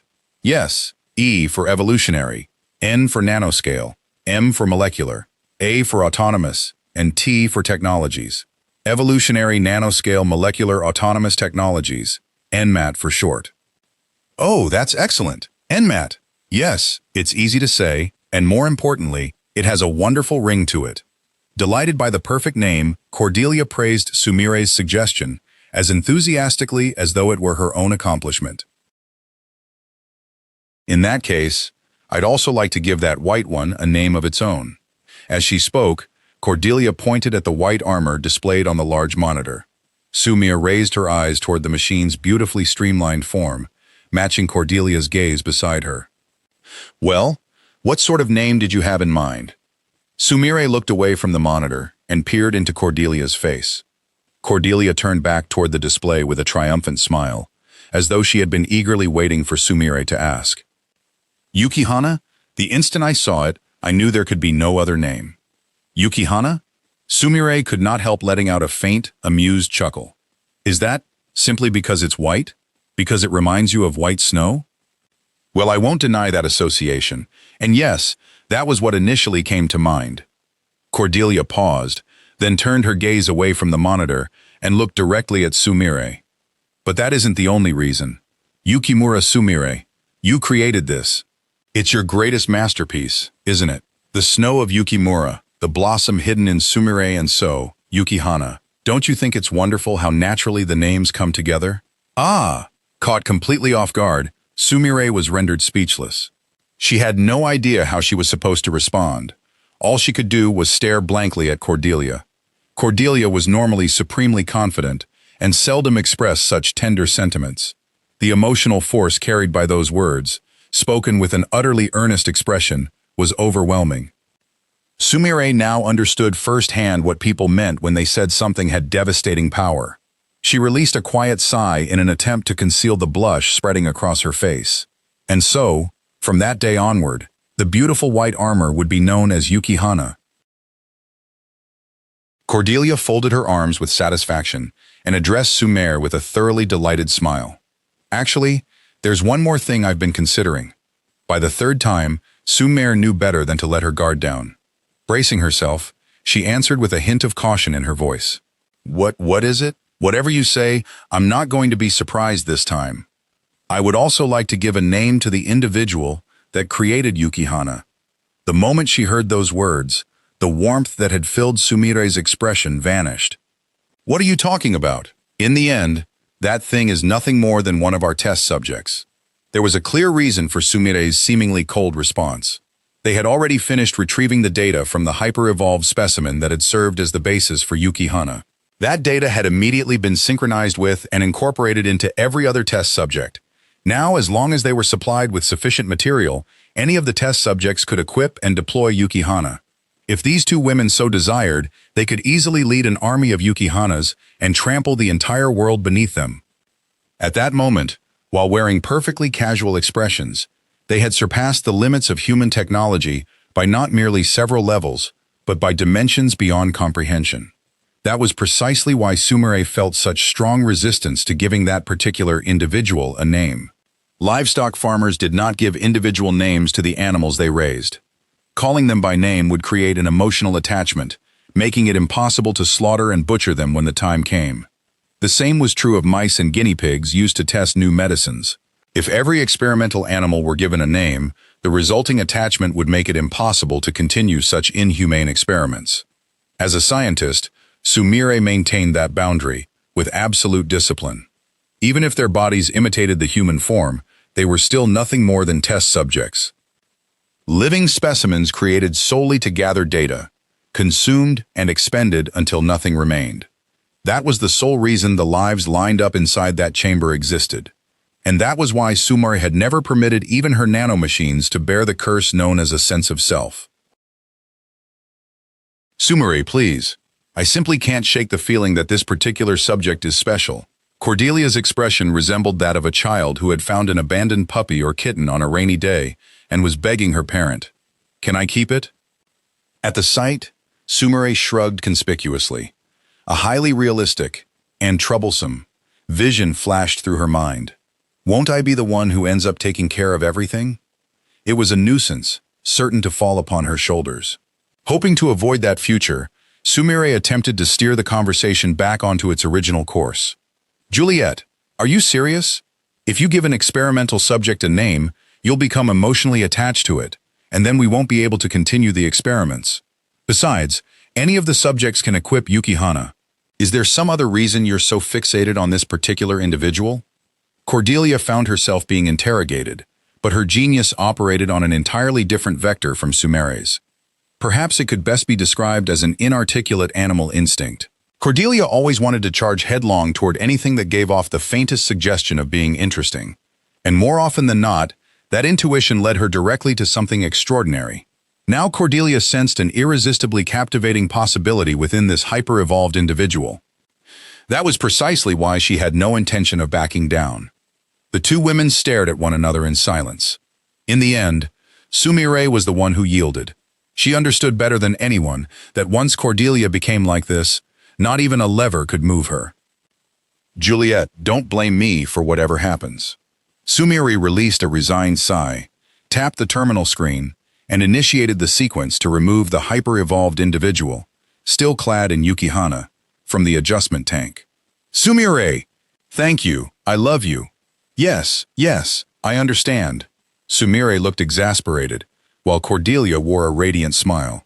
Standing side by side, they silently watched the experimental subject emerge from the slowly opening adjustment tank. The experimental subject slowly opened her eyes and lowered her feet to the bottom of the tank. She calmly stepped out of the adjustment chamber, came to a complete stop, and entered a standby state as she waited for instructions. Without hesitation, Cordelia approached and stopped directly in front of her. "Good. From today onward, your name is Chiaki Hoshino." Umbrae watched Cordelia name the subject from a short distance away, as if a mindless doll is going to answer you. She rolled her eyes internally and shrugged. But what broke the silence was not the sterile sound of an electronic system. "Understood, Master. I am Chiaki Hoshino." The response was smooth, clear, and unmistakable. The instant Umbrae heard it, she was struck by such overwhelming shock that she nearly assumed the pose from the scream.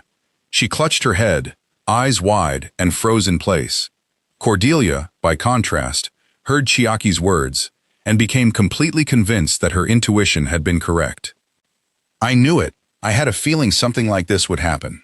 Unable to believe the reality unfolding before her, Umbrae marched up to Cordelia and demanded an explanation. "Wait, what is going on? It makes absolutely no sense that she answered you. I can't understand this at all." Yes, we gave her the ability to comprehend certain voice commands, as well as a foundation of general knowledge. But I deliberately restricted her so that she couldn't perform complex processes, such as voluntarily accepting a name. Umbrae was becoming increasingly agitated, but Cordelia raised one hand to calm her and answered with perfect composure. "Settle down, Umbrae. There is a fundamental contradiction in what you're saying." "A contradiction?" Yes, if this individual possessed an incomplete system, incapable of complex processing, she could never have accomplished something as extraordinary as hyper-evolution in the first place. Cordelia continued matter-of-factly. The fact that she carried out an evolutionary process means she had already undergone an advanced thought process sufficient to define that evolution as an objective and then achieve it. Therefore, your fundamental assumption that she cannot do anything complex ceased to be valid the moment Yukihana was born. Sumire could do nothing but stare blankly at the two figures before her. No, impossible. That can't be allowed to happen. But, if Juliet is right, cold thoughts raced through her mind. What did I just do?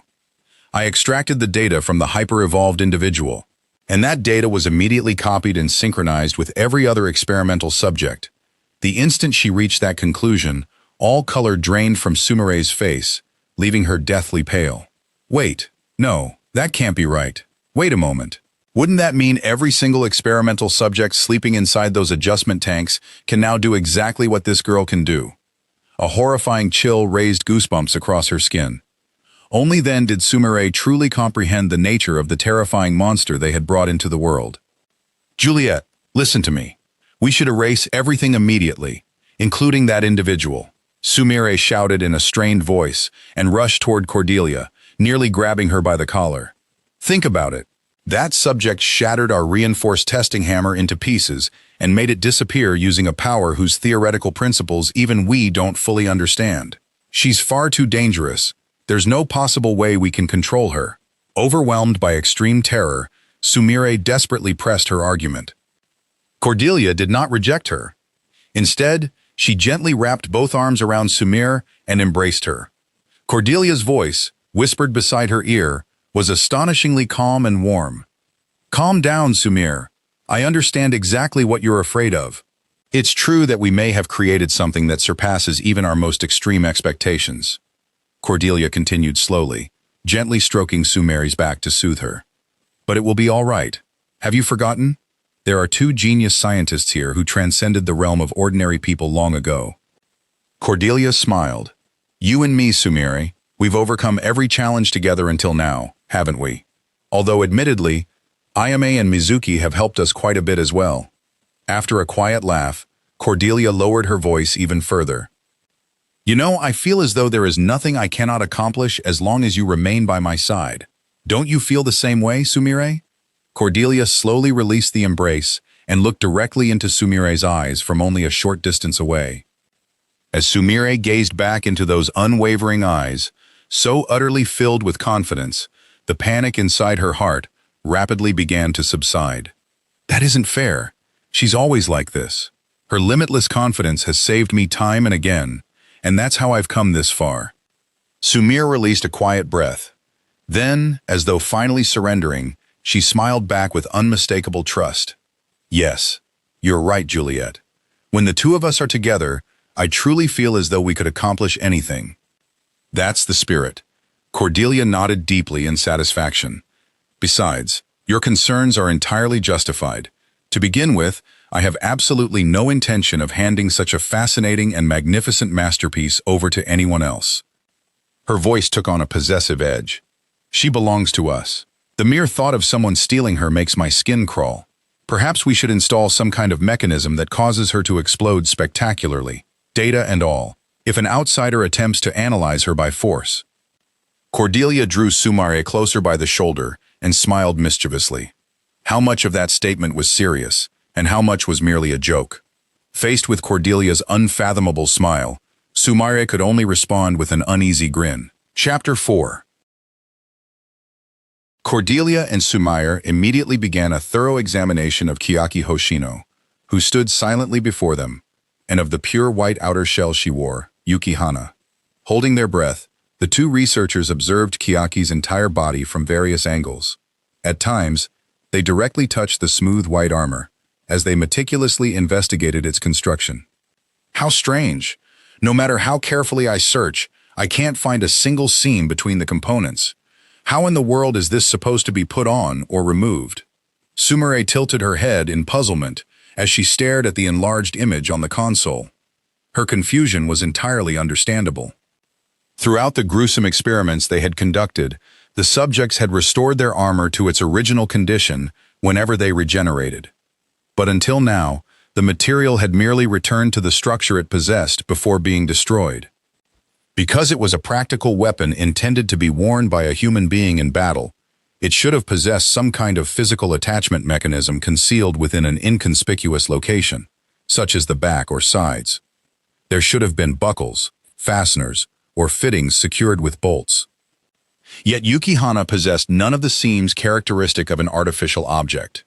The only possible explanation was that when the nanomachines underwent autonomous evolution following the biological fusion, the system itself had completely eliminated every unnecessary seam that might weaken its structural integrity. The armor had reconstructed itself as a single, flawless, continuous shell. Cordelia nodded thoughtfully and looked up at the girl in white standing before her. "Chiaki, would you remove that armor for us?" "Yes, master." "Disengaging armor," Chiaki answered in a smooth voice. The next instant, the pure white armor, which should have been completely integrated, split along a series of perfectly clean lines, separating beautifully into front and rear sections, as though it possessed a will of its own. Clatter, clatter. The heavy outer shell components fell neatly around Chiaki's feet with dry metallic sounds, accumulating in a pile upon the floor.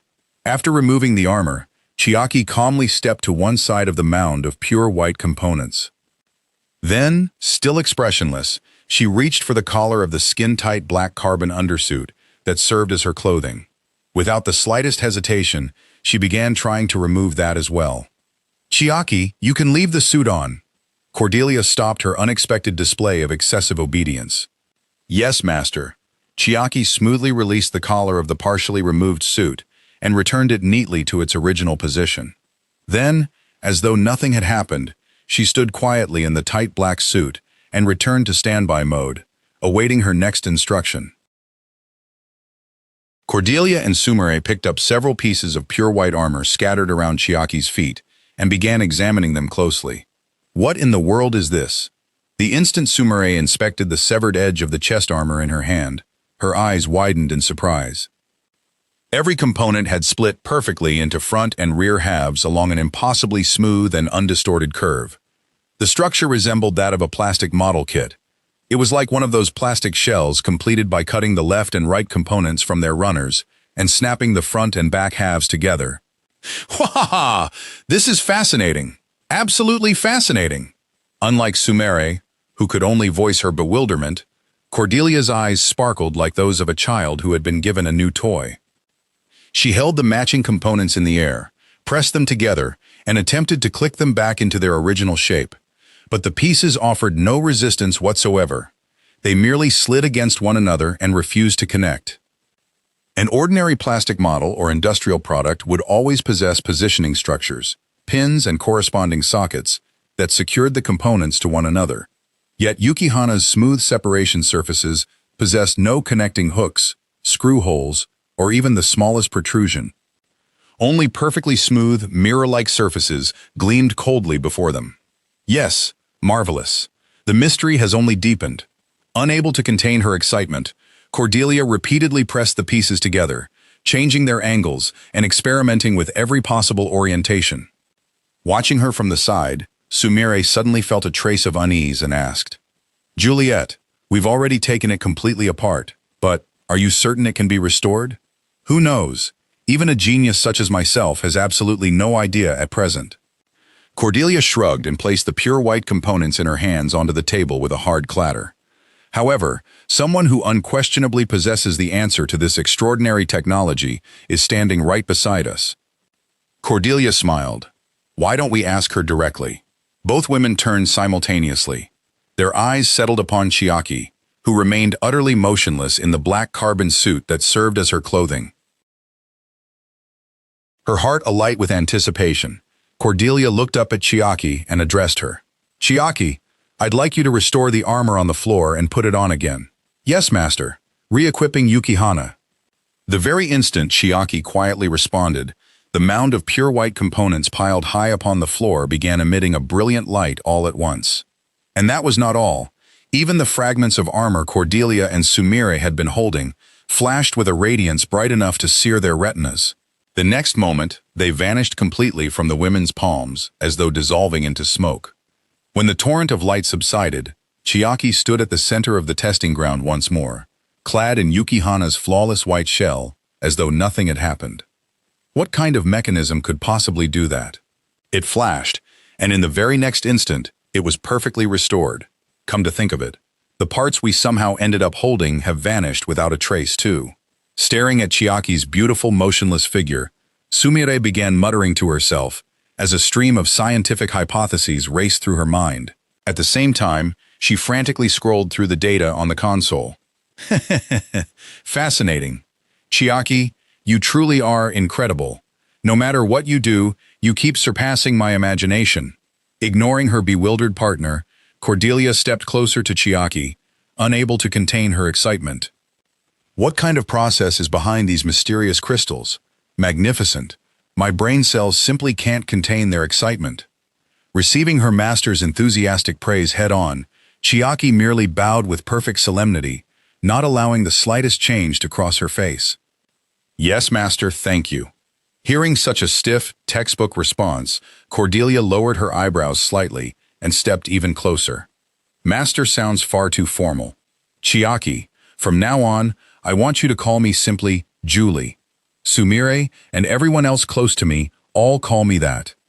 Cordelia smiled mischievously and gently tapped the pale forehead visible between the sections of Chiaki's pure white shell.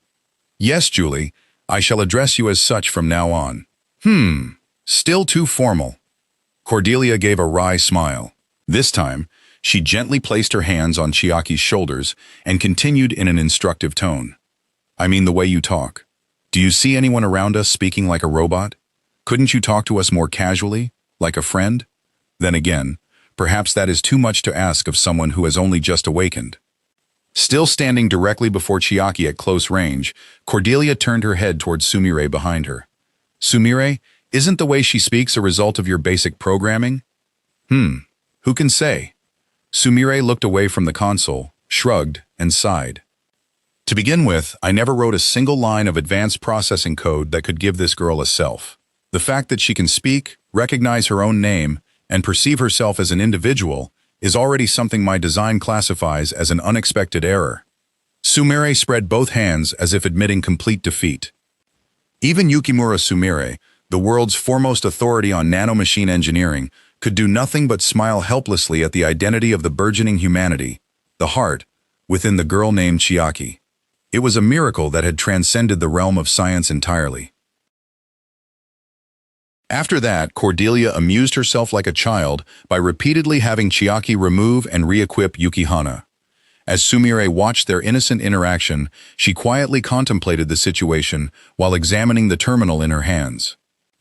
After such a brief exchange, her speech has already become fluent enough for her to hold a natural conversation.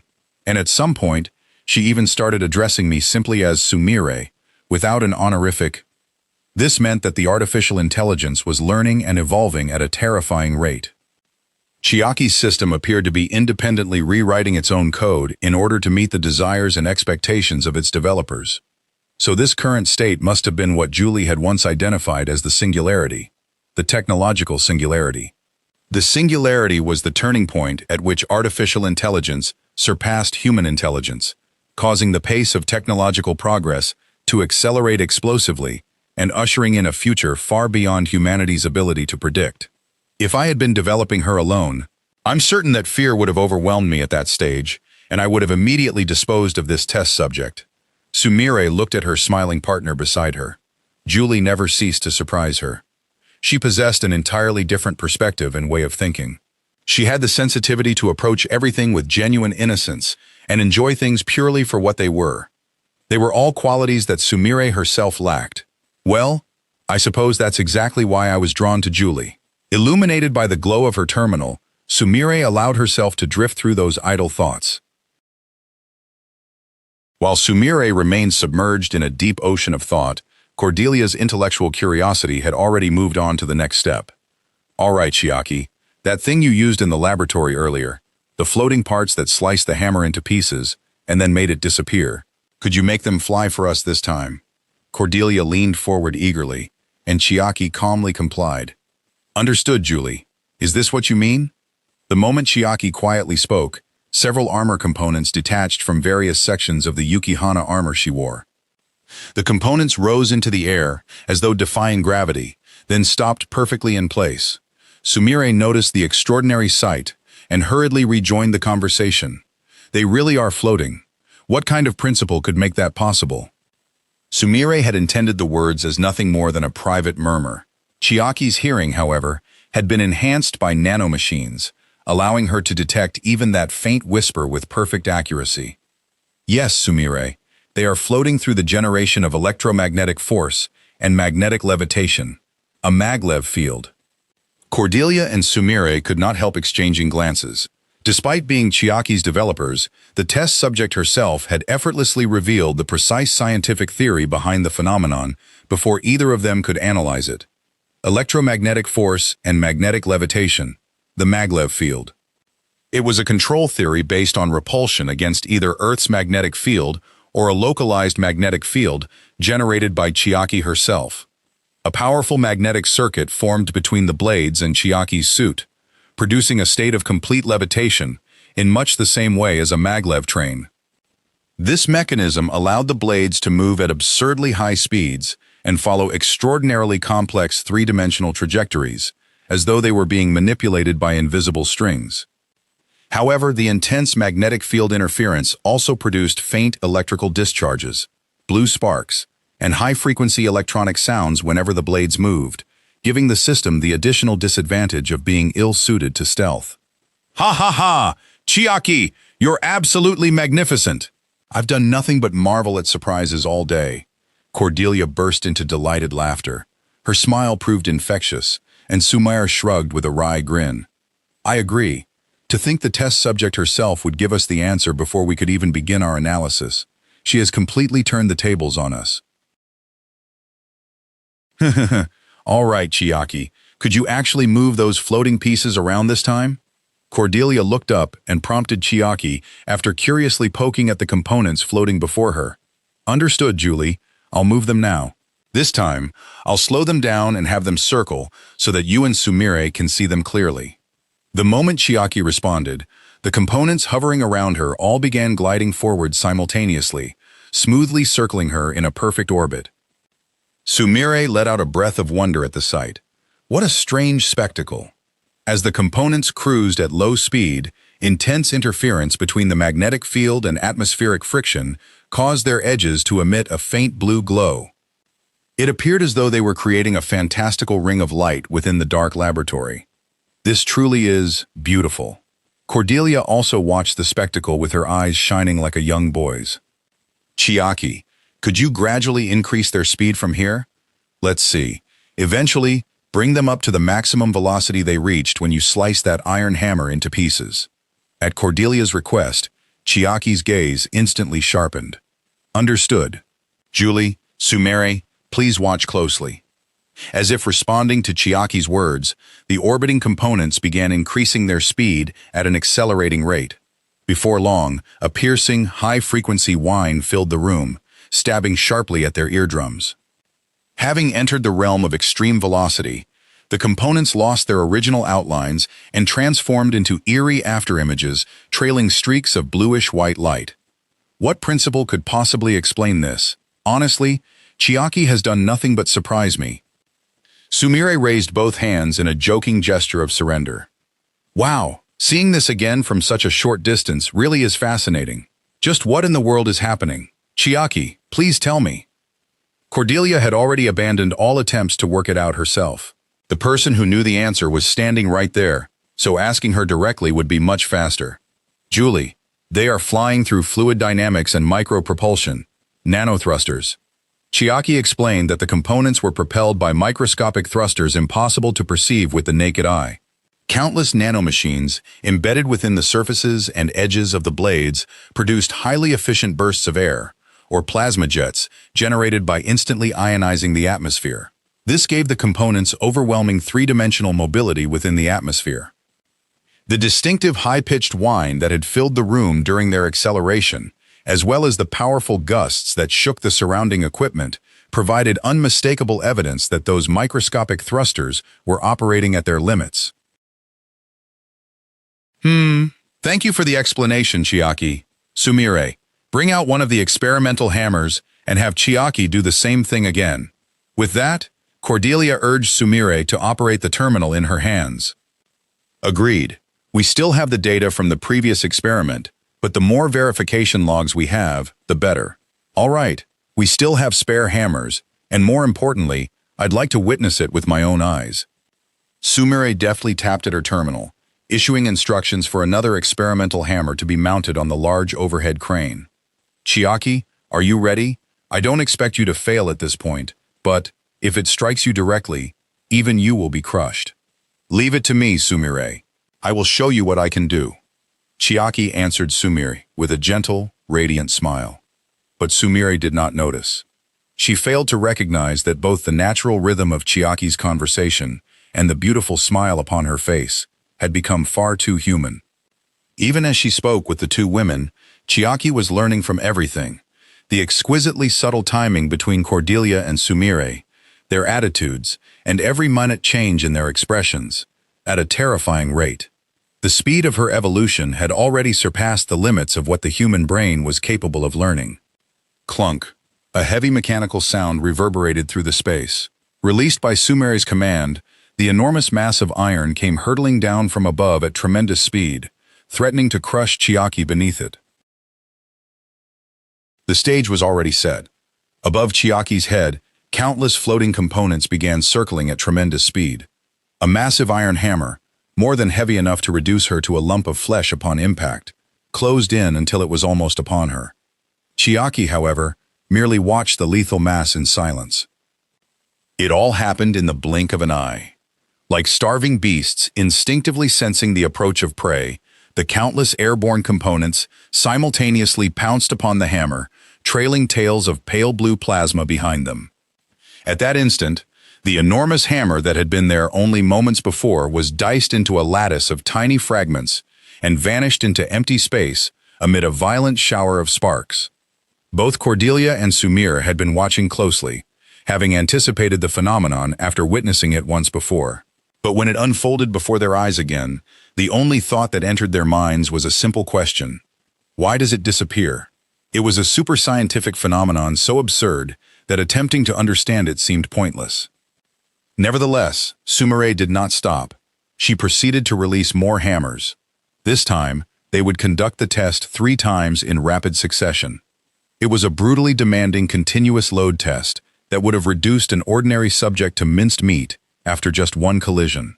Chiaki's system, however, appeared to mock the very notion of committing its combat power piecemeal. The instant the descending masses of iron came into contact with it, they were sliced apart and erased one after another. I've been shocked so many times that I've come full circle and can only stare in disbelief. Faced with such abnormal results, Sumire muttered without attempting to conceal the wave of exhaustion that had washed over her. Ah, that was fantastic. It was just as entertaining the second time. Cordelia, by contrast, was as excited as a child who had just stepped off a thrilling roller coaster. Her reaction to the terrifying results they had witnessed was the complete opposite of Sumire's. Sumire, drop 3 of them simultaneously next time. Cordelia held up 3 fingers as she gave Sumire the instruction. Chiaki, there will be 3 at once this time. You can handle that, can't you? At Cordelia's question, Chiaki gave a faint smile and answered in a voice brimming with confidence. Leave it to me, Juliet. Something of this degree poses no difficulty. As Sumire watched and listened to their exchange, she felt a strange concern stirring deep within her chest. What? What was that? I just felt an incredible sense of incongruity. What exactly am I reacting to? Still clutching the terminal in her hands, Sumire tilted her head slightly as she tried to identify the source of her inexplicable unease. Before long, the simultaneous triple-impact load test began. This time, 3 enormous iron hammers descended toward Chiaki's head at precisely the same instant, without the slightest deviation in their timing. Chiaki assessed their mass and trajectories in a fraction of a second. Then, in the next instant, she completely vanished from Cordelia and Sumire's sight. No, she had not merely disappeared from view. Chiaki herself had leaped. She unleashed an explosive burst from her suit's thrusters and charged toward one of the oncoming hammers at tremendous speed. Using her absolute armor field, she smashed directly through the mass of iron and forcibly erased it into the void. Cordelia let out a cry of delight at the sight. "You jumped? And then you actually rammed it yourself? You're far too entertaining." Chiaki then remained perfectly still in midair, completely canceling the pull of gravity, and calmly extended her right hand. In the direction indicated by her fingertips, the 14 airborne components arranged themselves neatly into a single straight line. Chiaki swung her right hand down toward one of the two remaining hammers. The aligned components were linked together by pale blue electromagnetic plasma, bending like a single enormous whip of light as they wrapped violently around the hammer. The instant the whip tightened to its limit, the resulting inward pressure crushed the hammer into microscopic fragments and erased it entirely. Chiaki smoothly glided through the air toward the final hammer, then gently placed her left hand against its side. In the next instant, the iron mass shattered without so much as a violent crash and dissolved into the air as though it were melting away. Simulated hostile forces eliminated. "Shall we continue, Julie?" Chiaki drifted silently down from the air like a feather and addressed Cordelia as though nothing extraordinary had happened. At that moment, Sumire finally realized the true nature of the unease swirling inside her. She had been able to converse with Chiaki far too naturally, far too normally. That fact itself had set off alarm bells in Sumire's survival instincts. Ordinarily, once a computer or artificial intelligence completed an assigned task, it would fall completely silent and enter standby mode until it received its next instruction.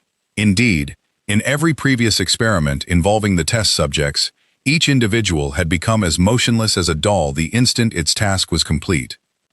But what about Chiaki? Her current behavior indicated that she was autonomously learning in real time and continuing to evolve explosively at that very moment. The way she had dealt with the three hammers was another example. Just as she had during the initial test, Chiaki could have safely and easily handled all three using only those flying blades. And yet she had deliberately employed three different approaches. It was almost as if she were presenting her own potential to Cordelia and Sumire, telling them, "These are not the only options available to me." No, it was probably more than that. That had undoubtedly been her intention. Most importantly, after completing the task, Chiaki had taken the initiative and asked, "Shall we continue?" That proactive approach was undeniable proof that Chiaki was already thinking and acting of her own volition. "Julie, did you notice Chiaki's behavior? This girl is thinking and acting for herself." "Oh? So you noticed it too, Sumire?" "Yes, Chiaki's manner of speaking has changed considerably since the initial experiment. It's truly fascinating. The process she used in that last combat test was interesting as well. She deliberately disposed of each hammer using a different method." Cordelia turned towards Sumire with the smile of a carnivorous beast. "Yes, at first I assumed she would handle them all using those flying components. But she didn't. It was as though she wanted to demonstrate alternative solutions to us, and then she flew under her own power." Sumire returned Cordelia's gaze, her expression containing equal measures of astonishment and fear. "She certainly did fly. So Chiaki is capable of flight. That's extremely interesting from the standpoint of physics as well. Still, as for those things," Cordelia gestured with her chin and looked up at the beautiful components hovering silently above Chiaki's head. Following her gaze, Sumire also looked toward the metal fragments suspended in midair, repeatedly emitting tiny crackles of electricity. "It's becoming rather inelegant to keep calling them those things and these things. Perhaps it's finally time to give them a name." "Well, continuing to call them those flying things would certainly be inconvenient for data management. Chiaki, is there some preset development designation registered in your system?" Sumire took her hands away from the terminal and addressed the girl standing quietly before them. In response to Sumire's question, Chiaki quietly shook her head. "No, Sumire. I have reviewed the deep system logs, but no unique designation has been registered for these components." As Chiaki answered, Cordelia turned a delighted gaze upon her, looking almost like a mother admiring her child. "Those flying things were originally based on weapons I incorporated half-jokingly during the initial design phase, weren't they?" "Yes, Juliet. They were reconstructed from the retractable daggers incorporated into the original design concept for the former blade armor, provisional. The moment Chiaki finished speaking, the 14 components suspended in mid-air were drawn toward her as though pulled by invisible strings. Each piece attached itself to its designated hardpoint, locking back into place with a perfect fit. I see. I've got it. From now on, those flying things shall be designated blades. Cordelia thrust a finger dramatically toward Chiaki and made her declaration with great authority. Sumire gave her an exasperated smile and immediately criticized the painfully straightforward name. Isn't that simply calling them exactly what they are? As their developer, are you really satisfied with that? Ha ha ha! Sumire, names like these are best when they're simple and obvious. It makes them easy to visualize, doesn't it? Just think back to that old idea with all the excessive heavy equipment. Cordelia answered with a hearty laugh. Well, if you, the project director, are satisfied with it, then I'll officially register them as blades. Releasing a quiet sigh, Sumire swiftly operated her terminal and saved the official designation in the system. When Cordelia noticed that Sumire had begun clearing away the experiment, she turned back toward Chiaki and addressed her in a gentle, appreciative tone. Chiaki, that settles it. From now on, we'll call those flying components your blades. As for today's experiment, let's stop here for the time being. Even I could use a short break. Yes, Juliet, from now on, I will designate these aerial armaments as blades. Thank you for naming them. Today's combat experiment is also concluded. Understood. The instant Chiaki finished speaking, the pure white Yukihana armor surrounding her body dissolved into light and vanished in the blink of an eye. Having witnessed the armor literally disappear in an instant, completely bypassing any process resembling the removal of clothing, the two women involuntarily exclaimed, "Oh, ah!" The cry of delight came from Cordelia, of course. Her eyes shone like those of a child who had just discovered the greatest new toy imaginable. How fascinating. Chiaki, show me again. Make it appear and disappear one more time. Cordelia placed both hands on Chiaki's shoulders, leaned forward, and pleaded with innocent enthusiasm. Sumire, meanwhile, was the one who had reacted with exasperation. She's done it again. No matter how far we go, Chiaki truly is an unfathomable jack-in-the-box. Grumbling silently to herself, Sumire experienced an intense sense of déjà vu as she watched Cordelia crowd Chiaki and make yet another unreasonable request. Chiaki, wearing an utterly serious expression, repeatedly materialized and dismissed Yukihana at Cordelia's request. Watching them from the corner of her eye, Sumire resumed operating the high-capacity server terminal with an air that said, "Now then, time to get back to work."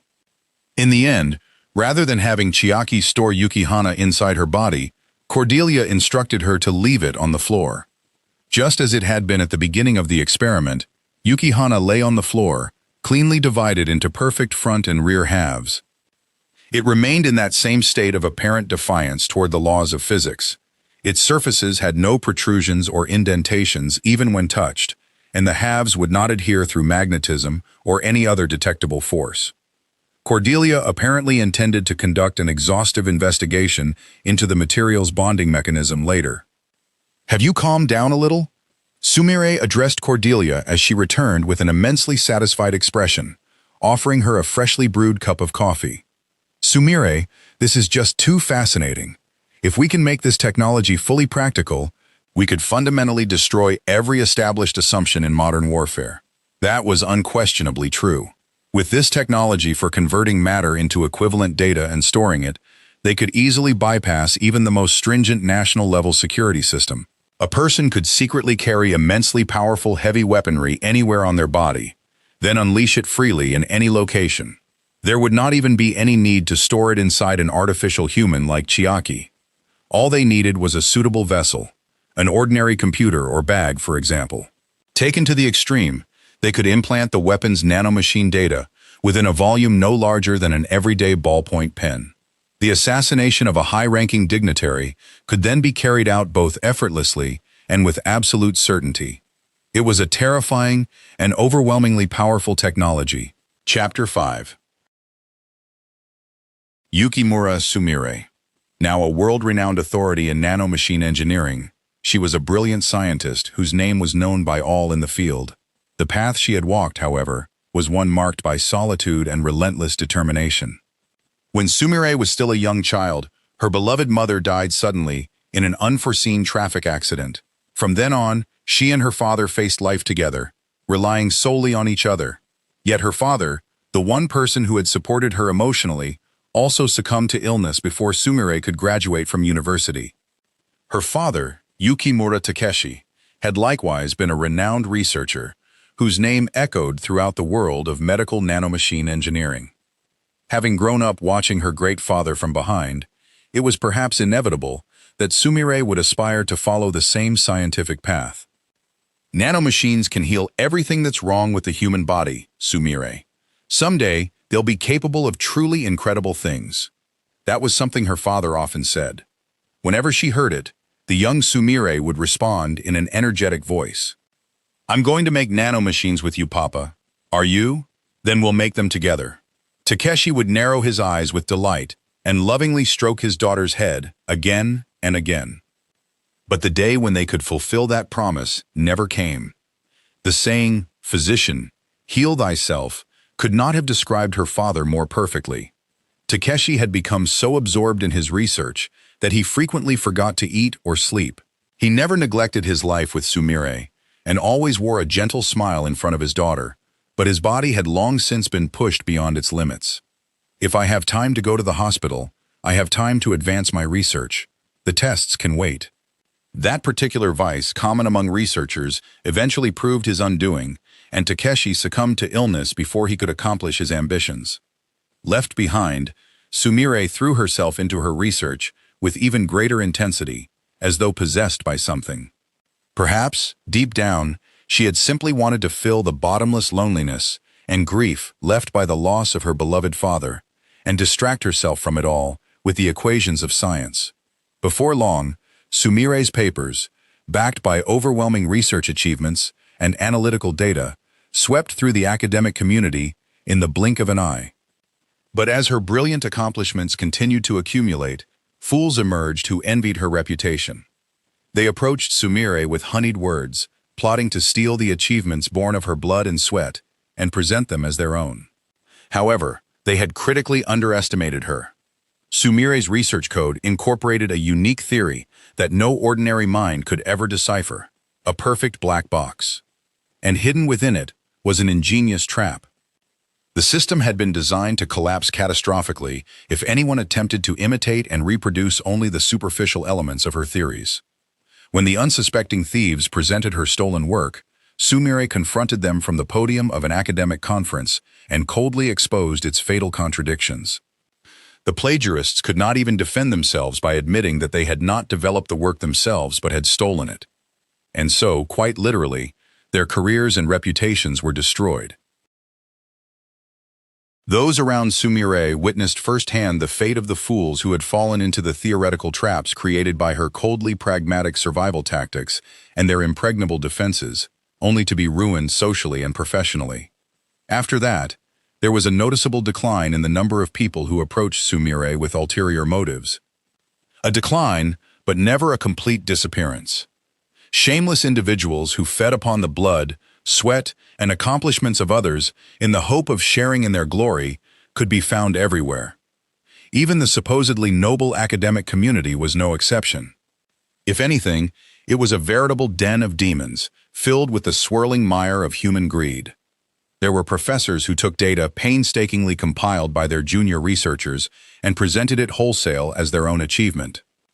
There were thieves who skillfully outmaneuvered project leaders and, before anyone realized what was happening, seized control of both the research and the entire organization behind it. The one who gets deceived is at fault. That was the ugly, twisted logic by which they lived. Having continued to repel that malicious rabble with traps embedded in her own programs, Sumire eventually stopped trusting other people from the bottom of her heart. Even so, she never allowed her cold inner feelings to appear on her face, nor did she ever permit those around her to notice them. On the contrary, she always treated her fellow researchers with flawless courtesy and warmth. "I only behave this way because it's necessary." That was the survival strategy she had chosen. By establishing smooth interpersonal relationships in advance, matters such as obtaining research funding and gaining access to specialized equipment could be made to proceed far more conveniently. That, too, was a cold, hard fact she had deduced. When necessary, she would extend an endlessly patient and gentle hand of guidance to her junior researchers. If her colleagues or superiors wanted information, she would hand them harmless data, nothing that might interfere with her own research, accompanied by the most exquisite of smiles. In the eyes of those around her, Yukimura Sumire was the very image of an extraordinary, thoroughly admirable person without a single discernible flaw. Her behavior was that of a consummate adult, flawlessly controlling everyone around her with subtle skill. That was precisely why, when the previous data theft incident occurred, the only voices raised around her had been those of sympathy and support. Not a single person had spoken out to condemn Sumire. Yet no matter how socially adept a genius might be, even Sumire could not escape the harsh wall standing before all science: the limits of technology. In other words, research stagnation.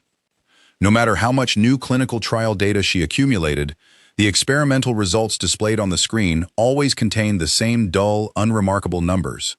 She changed the initial parameters. She increased and decreased the amount of nanomachines administered. Yet all she obtained were minor fluctuations in the data. The dramatic, astonishing change that might overturn the entire world showed no sign of appearing. The life of a scientist was, by nature, a succession of such exceedingly mundane and solitary activities. It was precisely that unglamorous accumulation of effort, with no end in sight, that would one day lead to the great discoveries of the future. This was not a work of fiction, where an eccentric idea suddenly flashed through a genius's mind one day, and a history-making invention was completed in an instant. Science demanded the painstaking collection of data each day and the obsessive repetition of verification. It was an endless procession of the PDCA cycle: plan, do, check, act. By doggedly repeating those 4 steps, commonly used for improving operations and achieving objectives, the system could be continuously refined. That alone was capable of moving the needle of science forward. Nevertheless, when the same sense of stagnation persisted for months, even Sumire began to feel suffocated. The realization of her late father Yukimura Takeshi's dream, nanomachines capable of curing every disease, still seemed unimaginably distant. But even though we never had the chance to conduct research together, I'm still here, following the same path as you, one step at a time, Father. As Sumire stared at the cold numbers upon the monitor before her, she quietly whispered those words within her heart. As long as she remained in this place, where she could tangibly feel her connection with her father, even the dark stagnation hanging over her research could never truly become a burden to her. Where there is an effect, there must also be a cause. That was the essence of working backward from a phenomenon, reverse engineering, in science. Whenever a change or anomaly occurred within a system under development, one had to investigate why it had happened, pursuing the underlying cause to its deepest possible level. This principle was not limited to research or cutting-edge development. It was also a universal approach to solving problems through logic. Whether a result was good or bad, why had those particular values been produced? Could the phenomenon be reproduced? There were countless factors that had to be examined. For Yukimura Sumire, the rise and fall of experimental data gave her reason for both delight and disappointment. At the same time, it was also a cold reality she had learned to accept simply as part of science. And so, she continued her research alone. Then, one day, while Sumire was carrying out her usual painstaking collection of data, a strange email arrived. The message was heavily encrypted. In the sender field was a name she recognized: Cordelia Julie Hoshino. Hoshino. There was not a single Japanese person who could hear that surname without being shaken. The Hoshino Zaibatsu was one of the largest and most powerful industrial conglomerates in the country.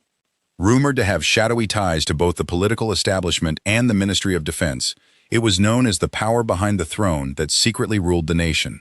Its business interests were so broad that people described them as ranging from baby carriages to intercontinental ballistic missiles. Hoshino capital had also flowed deeply into the field of nanomachines in which Sumire worked. Put another way, the Hoshino Zaibatsu was so vast that one might wonder whether any business existed anywhere in the world that did not involve it in some capacity. Sumire had once heard rumors in the corners of the academic community about an eccentric woman of her own generation who bore that formidable surname. The woman's age was very close to Sumire's, which was why the rumors had remained faintly lodged in her memory. She was said to be a monster who had mastered every branch of physical and information engineering, earning multiple doctorates at an extraordinarily young age. An unparalleled genius emerges in the engineering world. Once, such glamorous rumors had circulated about her. But from a certain point onward, her renowned name had abruptly ceased to be heard in academic circles. Sumire vaguely recalled more ominous whispers as well. She was expelled from the academic community. As a result, the world gradually forgot her name. She was, in a manner of speaking, an erased genius. That much-discussed daughter of the Hoshino family, what could she possibly want with an obscure nanomachine researcher like me? Unable to suppress the suspicion stirring within her chest, Sumire began reading the body of the incomprehensible email. The contents of the email Yukimura Sumire opened were, quite literally, earth-shattering. At the very top of the screen, the following words had been emblazoned in large crimson letters reminiscent of fresh blood. Anti-Umbrae Weapons Development Project. Sumire could not believe her eyes. Isn't this military intelligence of the highest possible classification? Is an outsider like me truly permitted to see it?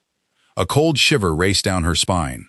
Beginning with the theme of anti-Umbrae weaponry, the body of the message described the detailed development history of a combat system that had been launched in absolute secrecy behind the scenes. Yet its contents were filled with a perspective so alien that they overturned every fundamental assumption behind conventional modern weaponry. Clothe a flesh-and-blood human in a sturdy suit of nanomachine armor, then have her directly cut the enemy apart with swords or other close combat weapons. In an age when firearms and missiles dominated the battlefield, the proposed system deliberately called for engaging the enemy in medieval-style close combat.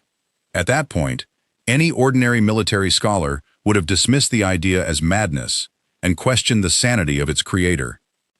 At first, Sumire suspected that someone was playing an elaborate and malicious prank on her. But as she deciphered the enormous collection of encrypted documents attached to the message one by one, her suspicions transformed into astonishment. The documents described the weapon's basic specifications, energy equations, and unbelievable operational record with a terrifying degree of precision and logical consistency. An implausible project, insane specifications, and performance data so flawless that it seemed impossible. The perfect harmony among those elements coldly declared that everything before her was unquestionably real. Could it be that Cordelia Julie Hoshino designed this horrifying system, this project capable of shaking the nation to its foundations, entirely by herself? If that was true, then the woman had long since surpassed the realm of genius. She was a genuine monster. At the end of the email, the following message had been written. Dr. Yukimura Sumire, I've read every one of your papers on nanomachines. They were truly beautiful and exhilarating. However, judging from your experimental data, haven't you reached an impasse in your current research? So, I have a proposal for you. The truth is that I've also hit a wall. My engineering theories alone can no longer produce the breakthrough I need. I'm completely and utterly stuck. What do you say? Would you be willing to help me? There were far too many things wrong with this situation for Sumire to know where to begin. First and foremost, the contents of the project had to be among the highest secrets of the Hoshino Zaibatsu, and, by extension, of the entire nation. What was Cordelia planning to do if Sumire copied the information and leaked it to the outside world? Her risk management was non-existent. And yet the final words left by this deranged genius were an astonishingly sincere plea. Please help me. I have an endless number of things I'd like to say about this, but perhaps I should meet the sender of this bizarre email at least once. Sumire was supposed to have stopped trusting other people long ago. Yet deep within her heart burned the uncontrollable intellectual curiosity of a scientist. Driven onward by that flame, she resolved to accept the strange invitation. Sumire awoke with a start. Apparently, she had fallen asleep while organizing old data at the laboratory's control terminal. When she came to, she found Cordelia's white lab coat draped gently over her shoulders. Sumire rose from the chair and stretched broadly, loosening her stiff body. She felt as though she had been dreaming about Cordelia, about Juliet, and the distant days when they had first met. Thinking back to when she had received that suspicious recruitment email, Sumire realized just how far the two of them had come. As she stood there, immersed in nostalgic reflection, a familiar, cheerful voice called out from behind her. "Hello, Sumire. Are you awake? You looked rather exhausted. How would you like some freshly brewed, hot coffee?" Sumire turned to find Cordelia holding out a steaming mug. Right beside her stood Chiaki, still wearing her undersuit. She was staring keenly at Cordelia's every movement, from the way she brewed the coffee to the way she held the cup. "Yes, thank you." Sumire accepted the warm mug from Cordelia and took a sip. Chiaki's piercing gaze immediately shifted toward her. She began observing Sumire drinking the coffee, intently studying her every motion as she raised the cup to her lips. She appeared to have forgotten even to blink. Chiaki watched their every gesture with absolute concentration, desperately trying to learn how to behave like a human being. There was something so earnest and endearing about the sight that Cordelia and Sumire naturally looked at one another and quietly laughed. Chapter 6. But once the two women finished their warm coffee and took a moment to relax, they were immediately dragged back to the cold reality before them. Chiaki had put on an astonishing display, an extraordinary performance, in which she made 3 hammers disappear by 3 different methods, and then demonstrated that she could fly. Cordelia and Sumire had undoubtedly been surprised and deeply impressed, but they were forced to recognize that none of it had resolved the fundamental problem. "Juliet, do you honestly think we can release this to the public as the finished product requested by the Hoshino leadership?" Sumire already knew what the answer would be. Even so, she could not help asking. "No, we certainly can't release this, nor do I have the slightest intention of doing so. There is no chance I'm handing something this fascinating and magnificent over to those people. He he he." Cordelia delivered her answer with an audacious, delighted smile. What they were discussing was obvious. They meant Chiaki herself and the entire system of Yukihana, the armor she wore.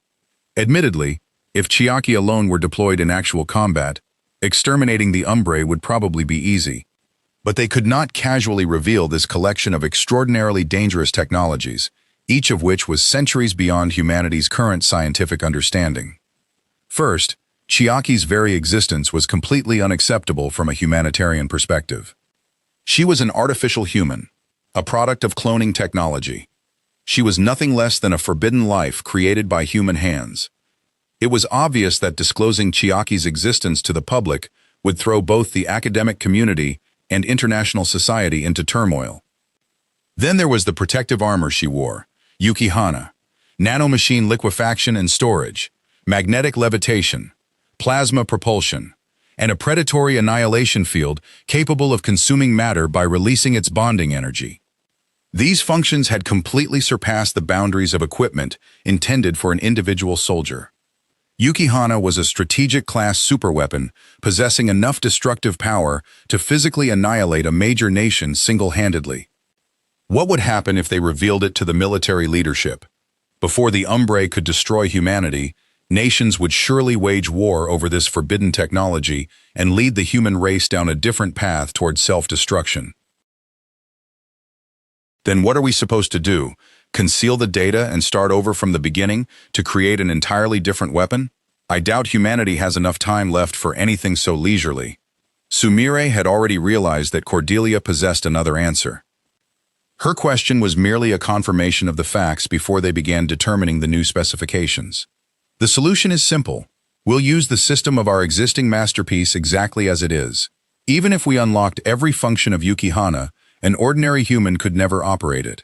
Their brains simply wouldn't be able to process everything fast enough. So all we need to do is deliberately reduce its specifications until a flesh-and-blood human can use it.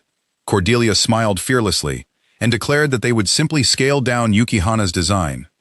Scaling down primarily referred to reducing the size of a system or lowering its specifications.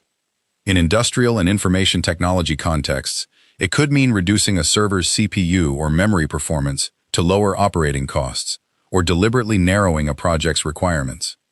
For Cordelia and Sumire, it represented the most rational means of deceiving the nation. Yes, that's the sensible choice. In that case, we'll also need sophisticated methods of concealment to prevent the leadership from accessing Yukihana's original data or Chiaki's logs in the information we submit. That is your specialty, isn't it, Sumire? Incorporate my black box trap code and arrange things so the entire system automatically breaks down if anyone else attempts to hack it. In the meantime, I'll design a cheaper version with deliberately degraded performance. With that, the two women turned back toward their respective primary terminals and briskly began typing. Only the sounds of electronic equipment filled the room. Cordelia had told Chiaki that she was free to do as she pleased. Still dressed in her black carbon fiber suit, Chiaki wandered around the laboratory, curiously examining everything she saw. Eventually, she made her way toward the rear of the room. There she found rows of enormous liquid-filled capsules. Within the pale blue light of the adjustment tanks slept countless experimental subjects, clones possessing precisely the same appearance as Chiaki. Chiaki quietly stopped before them. Through the glass, she began silently observing the countless bodies that represented her own origin. Countless experimental subjects slept quietly within the blue culture fluid filling the adjustment tanks. As Chiaki gazed at them, her highly evolved electronic brain sank deeply and silently into an ocean of thought. I am the me who stands here. Then are the things beyond this glass, the ones that look exactly like me, different from me, or are they the same as me? Juliet and Sumire had already given her the unique name Chiaki. The power contained within that name had firmly defined her individual existence in this world. I am Chiaki, and Chiaki is the unique individual who is me.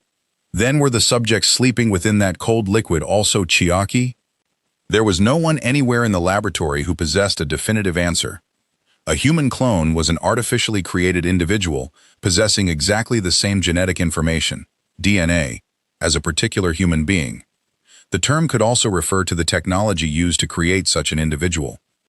Since the birth of Dolly, the world's first mammal cloned from an adult somatic cell, in 1996, the potential application of the technology to humans had been debated. However, because of ethical and safety concerns, human cloning remained an absolute taboo, strictly prohibited by law throughout modern international society. In fictional worlds created by human beings, manga, anime, and similar works, the prevailing definition was that clones might look identical, but they were entirely separate individuals. Even people possessing precisely the same DNA would accumulate different experiences if raised in different environments and during different periods. As a result, they would naturally develop separate minds. From that perspective, the answer to the question inside Chiaki's mind was no. The Chiaki who now existed had spent time with Cordelia and Sumire. She had learned how to brew coffee. She possessed the memory of Juliet flicking her on the forehead. The difference between the data stored inside her and that of the subjects who had done nothing but sleep inside the adjustment tanks was as vast as the distance between heaven and earth. Those inexperienced individuals could never be Chiaki. But what if she, the original, directly copied all her data into them? If the experimental subjects inside the adjustment tanks possessed exactly the same memories, emotions, and combat logs as she did, could they not all be called the same Chiaki? Chiaki's electronic brain recalled a record from the database of an old science fiction game, a system for resurrection through cloning. When a person's death was confirmed in battle, the system generated a new body from their backup data.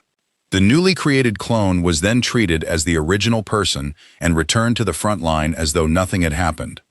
If Chiaki adopted that view of life and death, the answer to her question changed from no to yes. In other words, every individual lined up before her was Chiaki. Standing before the rows of adjustment tanks, Chiaki constructed her reasoning with cold and absolute precision. If the countless versions of me inside these adjustment tanks are also me, also Chiaki, then the memories and experiences I acquire should, by their nature, be shared among every one of us.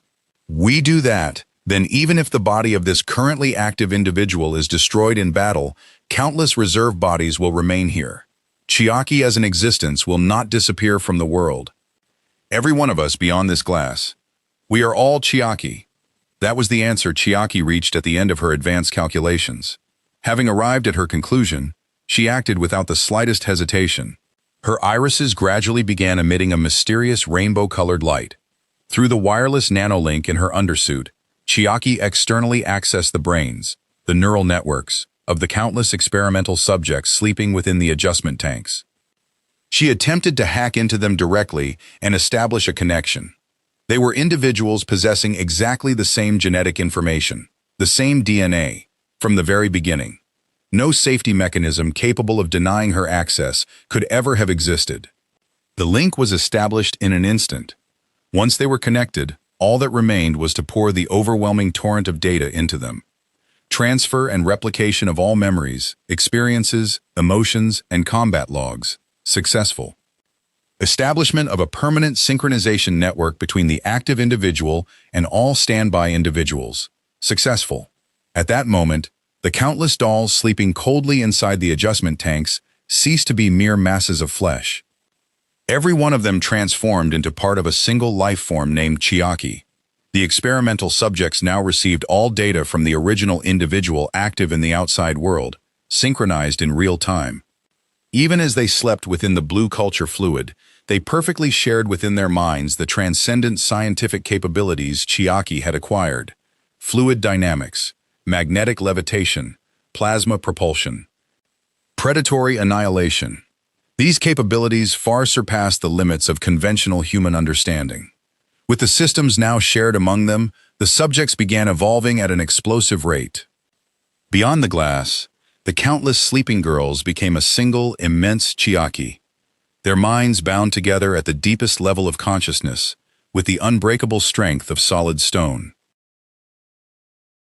The two genius scientists had no idea that such an outrageous incident was secretly unfolding right behind them. They were simply engrossed in the unwelcome task of drawing up specifications for the downgraded version. This is boring. Absolutely, unbearably boring. Why am I deliberately removing all these beautiful, perfectly functional features one by one? What kind of idiocy am I committing here? Cordelia collapsed over the keyboard, raking her fingers through her hair as she complained at the top of her lungs. Without looking away from the screen in front of her, Sumire admonished her in an exasperated voice. Yes, keep it down. You were the one who suggested that we scale it down and submit a fake. Remember, Juliet? We can't expose the full specifications of Chiaki's Yukihana to outsiders either way. If we don't fabricate some kind of substitute, a dummy, they'll become suspicious of us. Oh, Sumire, I may be complaining, but I've already finished it. Here's the design data for the downgraded version. With a fearless grin, Cordelia transferred the completed 3D model to Sumire's terminal. What appeared on Sumire's screen was a human figure clad in white armor. The mystical, flowing contours of Chiaki's Yukihana, reminiscent of a Valkyrie, were nowhere to be seen. Instead, it looked more like a rugged tactical protector, constructed using cutting-edge modern technology, a regression to a more conventional design. Even so, it was far more refined than the armor built for their early test subjects. Its stylish form was somewhat reminiscent of a live-action special effects superhero. The entirely white color scheme was presumably a remnant of the original Yukihana design. Its most distinctive feature, however, was the vast number of rigid hardpoints, connection sockets for external attachments, installed throughout the armor. The concept appeared to inherit the expansion system Cordelia had originally devised for blade armor, provisional. Connection sockets covered virtually every part of the body: the hands, arms, shoulders, legs, hips, feet, chest, shoulder blades, and back. Hands, backs of the hands, small mounts primarily intended for close combat weapons, allowing attacks to be delivered along the direct extension of the wearer's fists. Arms, medium-sized melee weapons could be firmly secured here, allowing the wearer to slash enemies simply by swinging their arms. Shoulders, unarmed in the default configuration. These mounts were primarily intended for externally attached, long-range heavy weapons such as missile launchers and bazookas. Legs, designed to accommodate additional propulsion units, or thrusters, for greater mobility as well as reserve missile pods. Hips, primarily intended as holders for backup weapons, providing mounting space for daggers, handguns, and similar equipment. Feet, platforms for supplementary mobility equipment. The high-speed roller units used by the heavily armored Akawashi variant would later be connected here. Chest and shoulder blades. Primarily intended for supplemental defensive armor, the Akawashi's additional chest plates would dock with these hardpoints. Backpack, a multi-purpose expansion slot. Depending on the mission, the backpack could be swapped out for flight units, long-range radar equipment, high-capacity batteries, and other modules, allowing the suit to adapt flexibly to virtually any combat situation. The design philosophy underlying Cordelia's work was one of uncompromising organizational rationality. A human being did not fight an entire war alone. An army was an organization in which multiple people fulfilled clearly defined roles and functioned collectively as a unified force. Therefore, there was no need to force every conceivable function into the suit of a single soldier. That was the purpose of the expansion hardpoints covering the entire body. Equipment could be rearranged later according to each soldier's role, whether they fought on the front line or provided support from the rear, and optimized for the situation on the battlefield. This was the theory of subtraction Cordelia had devised. There was no need for every soldier to wear the same expensive all-purpose equipment. This approach also offered an enormous advantage in terms of manufacturing cost. The basic white protector could be standardized as a common mass production model. External components could then be docked onto it according to each soldier's assigned role. A commander's suit would receive a head unit with enhanced communication and reconnaissance capabilities. A frontline soldier would receive powerful melee weapons and reinforced supplemental armor. A sniper providing support from the rear would receive thrusters for rapid movement and repositioning. Put simply, the divine functions that Chiaki's Yukihana had perfectly provided within a single system were separated into individual parts and modularized for use by ordinary human beings. And this was precisely the main reason Cordelia had been grumbling that the work was boring. According to her own genius-level aesthetic sensibilities, a patchwork machine assembled by covering it in one additional component after another could hardly be called beautiful.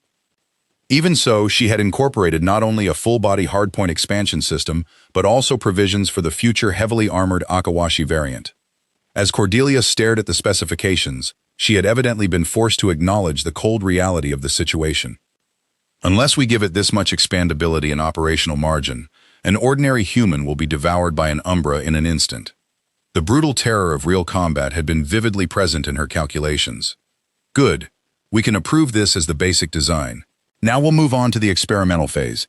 Manufacture an actual prototype with the fabrication machinery and see whether it achieves the theoretical durability and performance specifications. After taking a brief pause, the two quietly increased the output of the laboratory's main generator in preparation for the next verification test.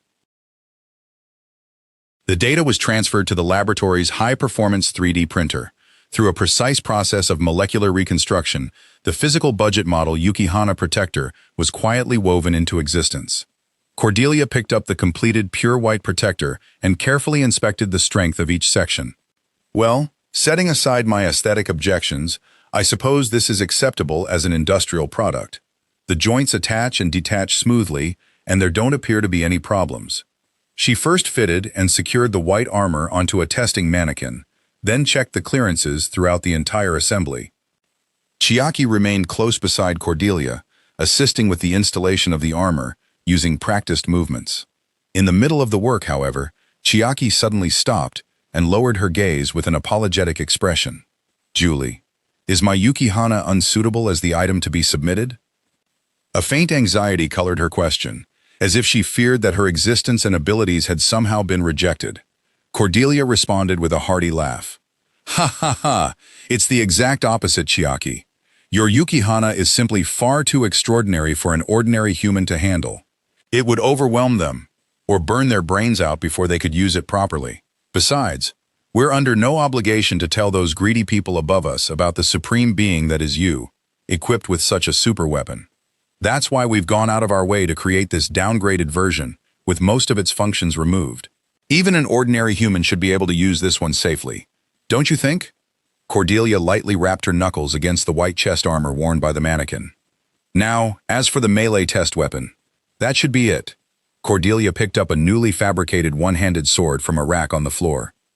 Its shape differed fundamentally from the conventional swords previously wielded by their test subjects. The weapon had been designed to prevent the fatal mistake of a human dropping or losing their weapon in a life-or-death battle.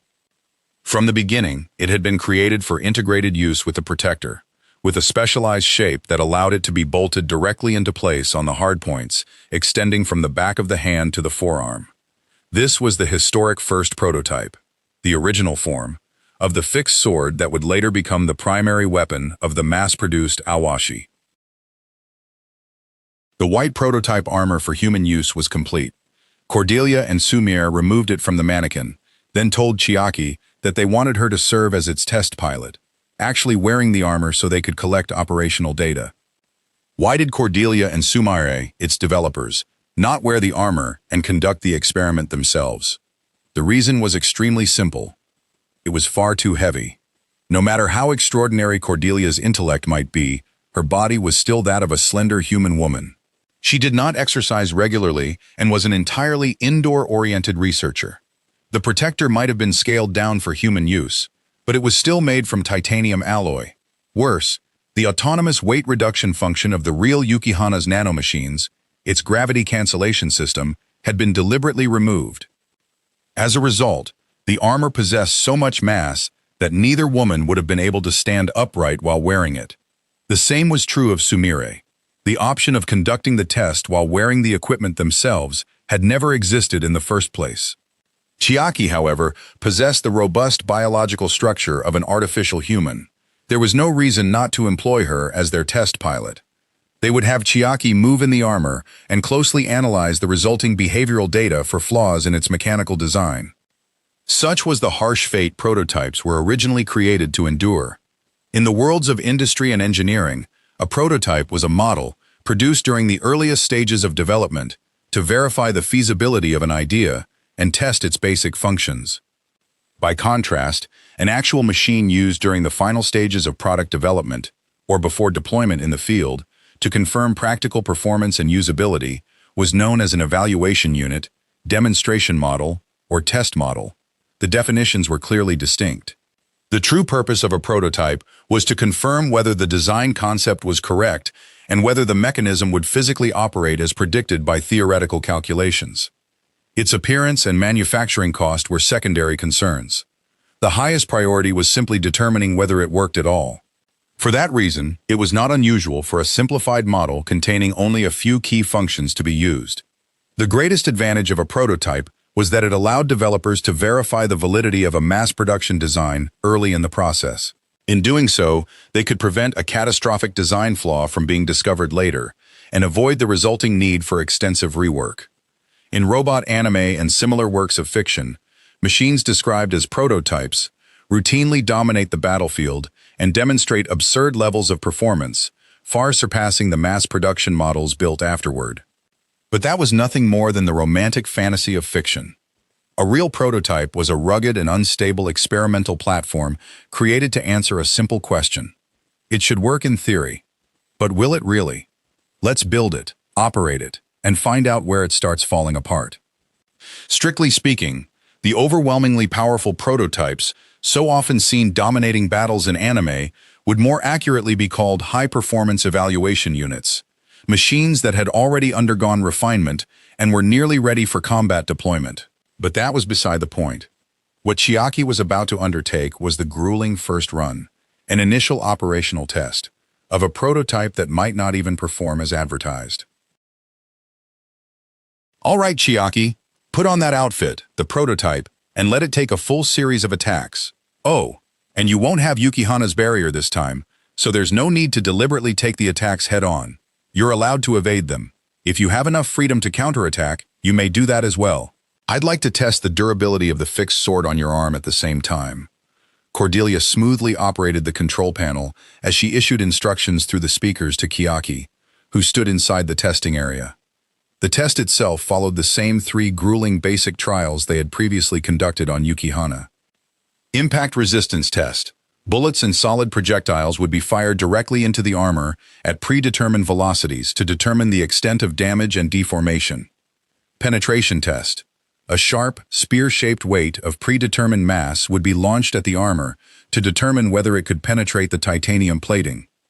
Impact mitigation test. The subject would be struck by large hammers from various angles or dropped from a fixed height, allowing them to measure the force transmitted to the living biological components, the body, inside the armor. This time, however, one major condition had been added. Chiaki was authorized to evade and counterattack at her own discretion, using her personal combat skills. A piercing buzzer echoed throughout the laboratory, signaling the beginning of the prototype's initial operational test. The first stage was the impact resistance test. Several gun barrels opened fire simultaneously, sending supersonic bullets hurtling mercilessly toward Chiaki's body. In the next instant, however, an astonishing spectacle unfolded, one so extraordinary that the two geniuses watching from the control room could scarcely believe their eyes. "There is no need to evade," Chiaki spoke with cold composure, despite supposedly being burdened by the heavy alloy protector. With the bare minimum of preparatory movement, she accurately swept her right arm through the air. Using only the edge of the new one-handed sword bolted to her arm, she perfectly knocked every incoming bullet out of the air, even though they should have been impossible to see. Clang, clang, clang. Next came the second stage, the penetration test. Driven forward by tremendous hydraulic pressure, the sharp, spear-shaped mass weapon shot in a straight line toward Chiaki's chest. Pointless. Chiaki instantly calculated that taking the hit directly would dent the prototype's chest plate. At the precise instant before the spearhead touched the armor, she lightly brushed it with the flat of her arm-mounted blade. With an almost superhuman parry, she diverted the trajectory of the spear's full kinetic energy to the side, causing the attack to miss her completely. Finally came the impact mitigation test. From high above, an enormous iron hammer plummeted at tremendous speed, threatening to crush Chiaki's slender body into a mass of flesh. Defending against this manually is impossible. Given the strength of the current downgraded suit, blocking with the sword would cause the blade to snap. Taking the blow with the armor would allow the impact to pass straight through to the body inside. Having instantly calculated the optimal solution, Chiaki discarded all unnecessary pride and swiftly turned her body aside. Without relying on the nanomachine's extraordinary propulsion system, she used nothing but pure footwork to step cleanly out of the descending hammer's path. Oh, that's impressive. Even though this version omits Yukihana's divinely versatile nanomachine deployment capabilities, you can still move that well. After witnessing Chiaki's series of graceful maneuvers, Cordelia let out an admiring exclamation. "That's not all, Julie. Chiaki's tactical AI itself appears to be evolving at a terrifying rate. She knocked down every bullet, deflected the spear, and reliably evaded the hammer that exceeded her durability limits. That level of sophisticated autonomous decision-making, her own PDCA cycle, would have been unthinkable for the old test subjects, who did nothing but wait for orders." As Cordelia listened to Sumire's calm yet astonished analysis, her eyes gleamed even more brightly with childlike excitement. "Chiaki, I'm afraid we need more precise data on that budget model. We're going to repeat the same series of tests several more times." "Yes, Julie. Understood." With Chiaki's complete cooperation, the grueling process of collecting data on the budget model protector was repeated over and over. Once all the tests had been completed, the two women had Chiaki purge the protector from her body. They then began carefully inspecting every section for deterioration and wear caused by its operation. Naturally, flaws had emerged in several places. Because Chiaki had moved at speeds and under loads far beyond those of an ordinary human, several areas prone to concentrated structural stress, such as the joints and the connections between armor plates, had been damaged. But this was in no way Chiaki's fault. This was simply the nature of a prototype. A prototype was built on the assumption that it should work in theory. Only by operating it under real conditions and pushing it to its absolute limits could the design's fragile points, the bugs invisible on paper, finally be exposed. "I see. The force concentrates here and causes it to break. In that case, perhaps we should remove some armor from this section and increase its range of motion. Conversely, we can reinforce the areas vulnerable to impact by making their structures thicker." Muttering to herself, Cordelia smoothly revised the holographic blueprints with her fingertips. They printed the revised design, fitted it onto Chiaki, tested it, and collected another set of data. From there, all that remained was to repeat the same painstaking, seemingly endless process. Thus, through the efforts of two geniuses and one artificial human, the prototype of a superweapon destined to save the world steadily advanced toward completion. And at last, that moment arrived. It was triggered by an offhand remark from Cordelia. "All right, that gives us all the data we need for the improved prototype. But from here on, the sheer number of tests we'll have to run is going to be a real pain." Cordelia vigorously scratched her head as she looked up at the monitor before her. Displayed upon it were the specifications for the budget model protector, now thoroughly debugged after Chiaki had endured countless grueling tests. All that remained was to feed the optimized revision data into the laboratory's high-performance 3D printers and manufacture the actual units. This next step was equivalent to the evaluation unit or demonstration unit stage of product development. Its purpose was to operate the equipment under conditions equivalent to those of the final product and determine whether it performed as required, as well as whether it possessed any hidden problems, such as long-term metal fatigue. Consequently, this stage required vastly more time for collecting actual operational data than the initial prototype tests. The physical hardware itself isn't a problem. We can mass-produce as much of it as we want with the printers. But if we make Chiaki conduct this enormous number of evaluation tests all by herself, we'll never finish, no matter how much time we have. Cordelia nodded repeatedly as though she had just conceived a brilliant idea, then issued instructions to Umbrae. "Umbrae, let's wake up all those test subjects, the clones, at the same time and run the tests in parallel." But Cordelia had no way of knowing the horrifying truth. The countless test subjects who should have been sleeping quietly inside their adjustment tanks had already been transformed by Chiaki's autonomous hacking into a constantly synchronized collective consciousness. They were no longer mere biological dolls. "Wait a minute, you can't be serious." Umbrae now understood from personal experience what it meant to be rendered utterly speechless. The situation had begun several minutes earlier, when Cordelia instructed her to awaken all the test subjects in the adjustment tanks at once. Immediately after Yukihana's first manifestation, Umbrae had copied all of the original Chiaki's genetic information and basic data into every clone. As far as Umbrae knew, that was where the matter had ended. The adjustment tanks had not been updated once since the original subject had been given the name Chiaki. In other words, there should have been no way for the clones to possess the data from Chiaki's recent and extraordinarily rapid learning. And yet the test subjects that awakened and emerged from their tanks behaved in an exceedingly strange manner.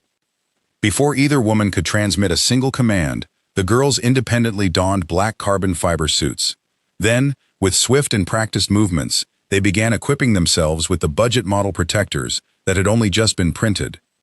Umbrae stared dumbfounded at their beautifully coordinated, completely silent movements. Then she suddenly snapped back to her senses. "Julie, what's happening? I haven't even issued the activation command yet. There's no transmission log on my terminal either. But this has become extraordinarily interesting." Rather than displaying even the slightest fear, Cordelia narrowed her eyes and watched the scene with genuine delight. As they spoke, the original Chiaki stepped forward and bowed gracefully before them. "Julie, Umbrae, we are ready. You may begin the tests at any time." Behind her, the girls stood waiting in flawless formation. Every one of them wore the same budget model armor with perfect precision. "How many times am I going to be surprised today? It's becoming too ridiculous to keep count." Umbrae pressed one hand to her forehead as though suppressing a headache. At the same time, however, she realized that she was somehow beginning to grow accustomed to these unfathomable abnormalities. "All right then. Chiaki, explain to me what is happening." At Umbrae's prompting, Chiaki answered in a calm yet effortlessly fluent voice. "Yes, Umbrae. I continuously mirror my brain waves and nanomachines with every individual present here. If the body currently active as myself is damaged or destroyed in combat, another individual will automatically be promoted to the primary system with zero downtime and become the new Chiaki. Through this process, the entity known as Chiaki cannot die until every individual has been destroyed." The astonishing system was a complete biological implementation of the IT infrastructure concepts known as hot standby and active directory. The instant the primary production server, Chiaki, failed, a backup server, a clone, that had remained in the background while continuously synchronizing the latest data would immediately take over its processing.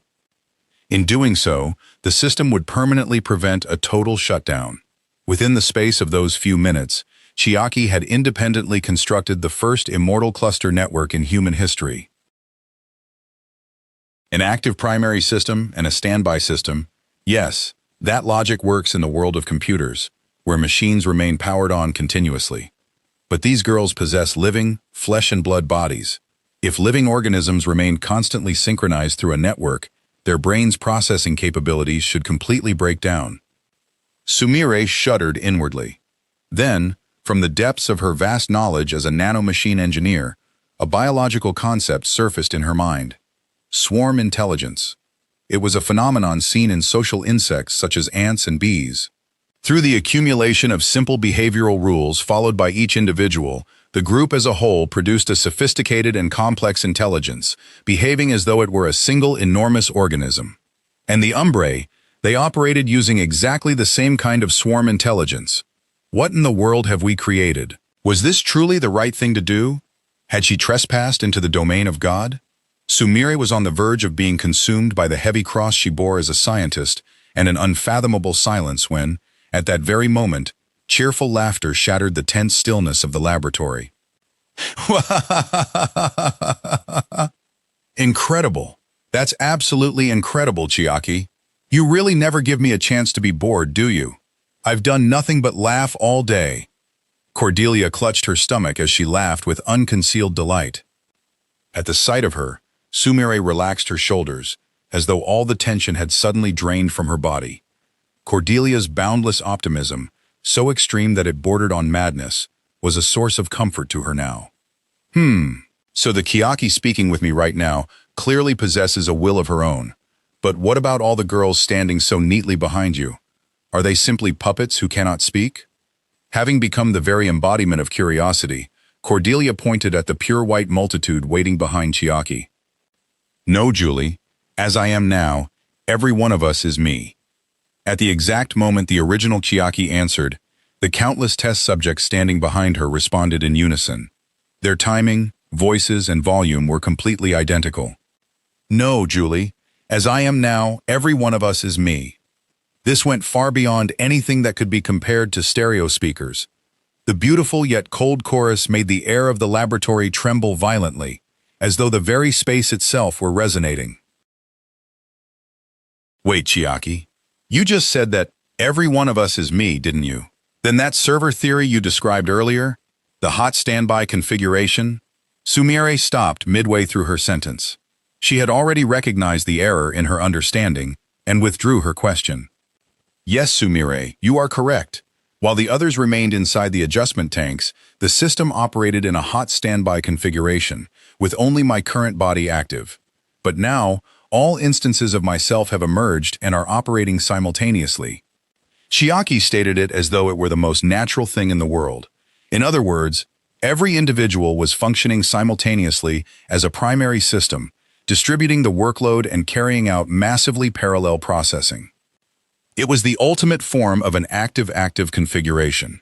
So the individual is the whole, and the whole is the individual. Sumire gave a deep shrug, as though conceding total defeat. They no longer required radios or other communication devices to remain in contact. Even the word coordination was far too mild to describe what was happening. 256 bodies moved in absolute synchronization, without the slightest deviation, guided by a single immense, almost divine will. Each individual could instantly perceive the battlefield from her respective location, share that information with all the others, derive her own optimal solution, and immediately put it into action. If an enemy force confronted this army head-on, it would be given no opportunity even to formulate a strategy. Its units would be isolated from one another and ground into dust in an instant. For any enemy, no greater nightmare, no more outrageous cheat could possibly exist. Magnificent, an invincible army in the truest sense, one requiring neither commanders nor radios.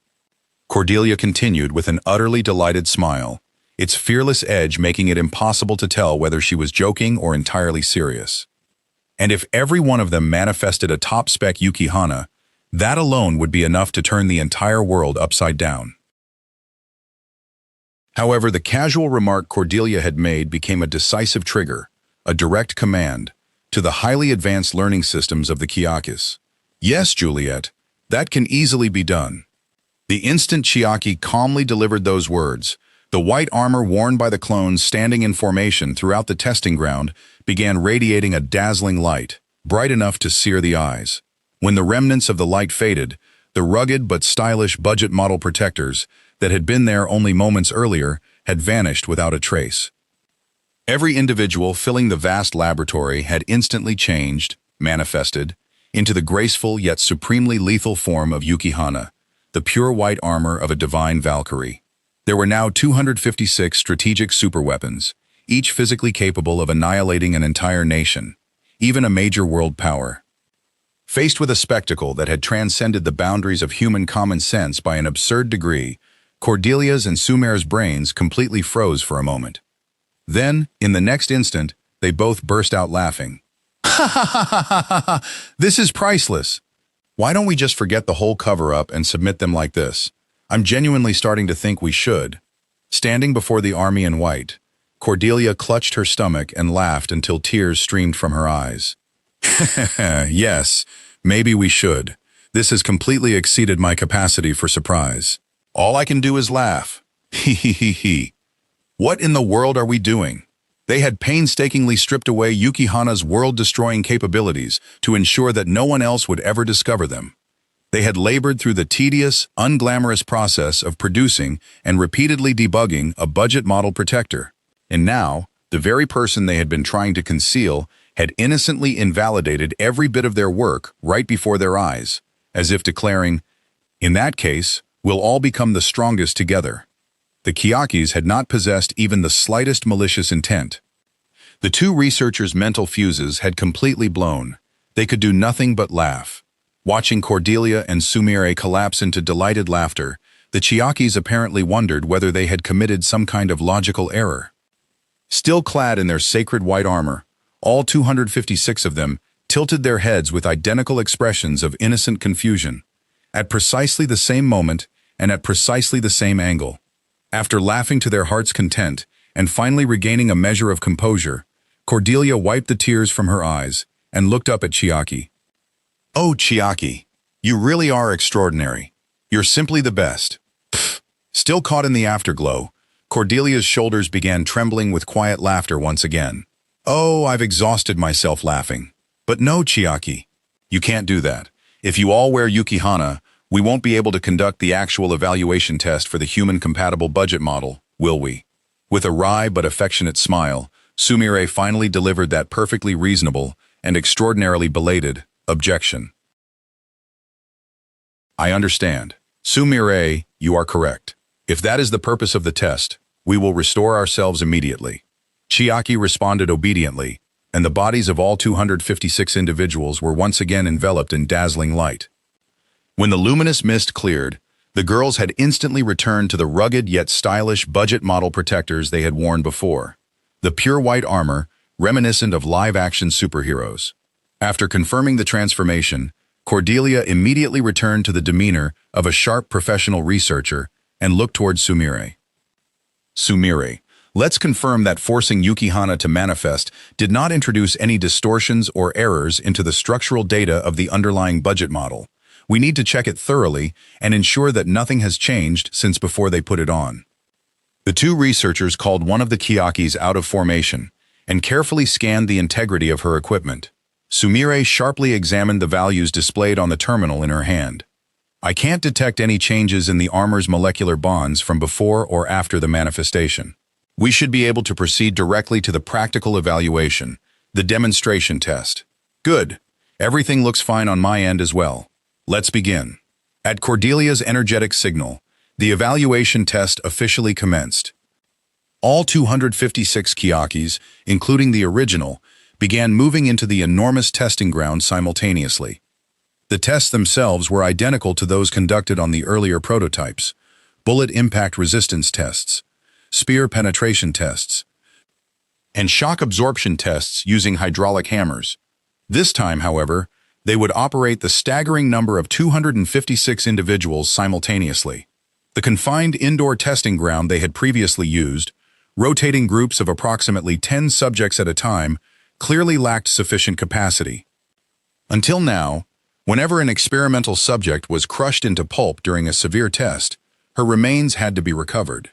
The researchers then had to account for the regeneration cycle, the downtime required to reconstruct her body in the restoration pool.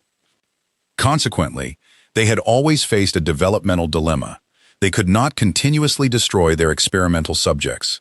But today, the testing ground overflowed with unprecedented vitality and energy. There was a physical limit to how many individuals could undergo testing at once. As a result, countless Chiakis were left waiting for their turns.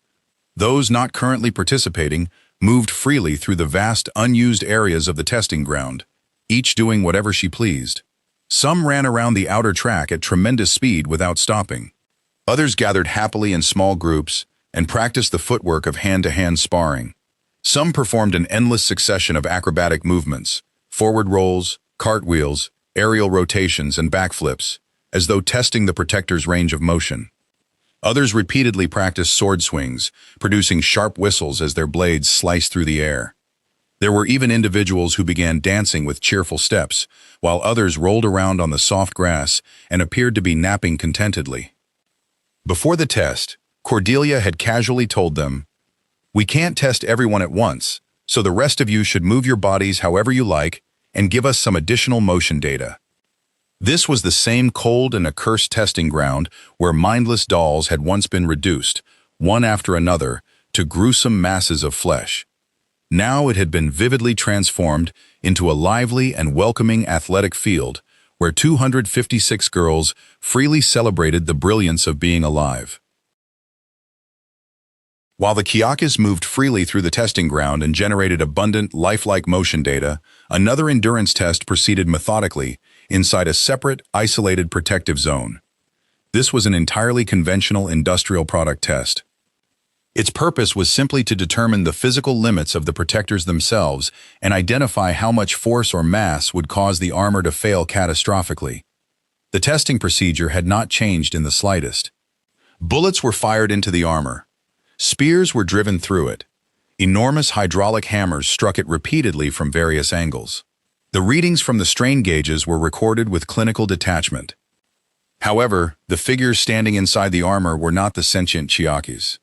They were nothing more than impersonal mannequins fitted with the protectors. The pure white armor was subjected to relentless violence, one set after another. It warped, cracked, and shattered into fragments. During the initial stages of development, Cordelia had boldly insisted, "It isn't a real test unless we put a living subject inside." But now, her attitude had clearly changed. The reason was exceptionally simple and profoundly human. The Chiakis perfectly evaded every attack. Because the armor was intended for actual combat, the researchers scientifically needed data on how much lethal shock would pass through the armor and into the human body if an attack ever landed and damaged it. In other words, they had to determine whether the person inside would survive. If Cordelia told the Chiakis, "This is an experiment, so please don't dodge. Allow yourselves to be hit and damaged," the loyal girls would undoubtedly obey without hesitation. But Cordelia deliberately refused to issue that command. She did not want to force such a crude and cruel act upon the Chiakis. Not after they had responded to her expectations by evolving into something so beautiful and endearing. That was Cordelia's powerful conviction and honest desire, both as a genius scientist and as an individual human being. Technically, it would also have been easy to use the cultivation tanks to produce another group of incomplete, mindless clones, living masses of flesh created solely to be destroyed. But Cordelia's pride would never allow it. What would be the point of creating such pathetic dolls now? My masterpiece, Chiaki, is already standing before me. It was a reflection of the two developers' profound affection for the Chiakis, and of their pride in what the girls had become. As a result, two entirely proper experimental processes were carried out simultaneously, in perfect harmony. Coldly methodical destructive testing using mannequins, and unrestricted motion testing performed freely by the Chiakis. The physical destruction data generated by the mannequins as they shattered with violent metallic crashes, and the immense volume of motion logs produced by the 256 Kyakis moving dynamically throughout the testing ground. Both streams of information merged into a single flow. Brilliant emerald green text appeared across the monitor of Sumir's primary terminal. Progress, 100%. Optimization complete. After performing one final check of the values displayed on the screen, Sumir released a long sigh of relief and sank deeply against the back of her chair. Juliet, the complete integration of the mannequin's structural failure logs and the Kyaki's motion data is finished. We now have absolutely flawless human-compatible evaluation data. After the noble sacrifice of numerous sets of protective equipment, whose remains were immediately thrown into the recovery pool, reduced to molecular resources, and recycled into new materials, the weapon intended for official submission was finally declared complete. Wonderful! I've confirmed it on my terminal as well. Now those people in upper management who keep pestering us about our progress won't have anything left to complain about. With these results, even if the Hoshino conglomerate conducted an audit tomorrow, they couldn't find fault with our work. This passes with perfect marks. At last, the two researchers had completely fulfilled the burdensome quota imposed upon them, the development of an anti-Umbrae weapon. They quietly shared their relief at finally having the weight lifted from their shoulders. Well, it's inconvenient to keep calling this child the budget version of Yukihana, or the dummy unit.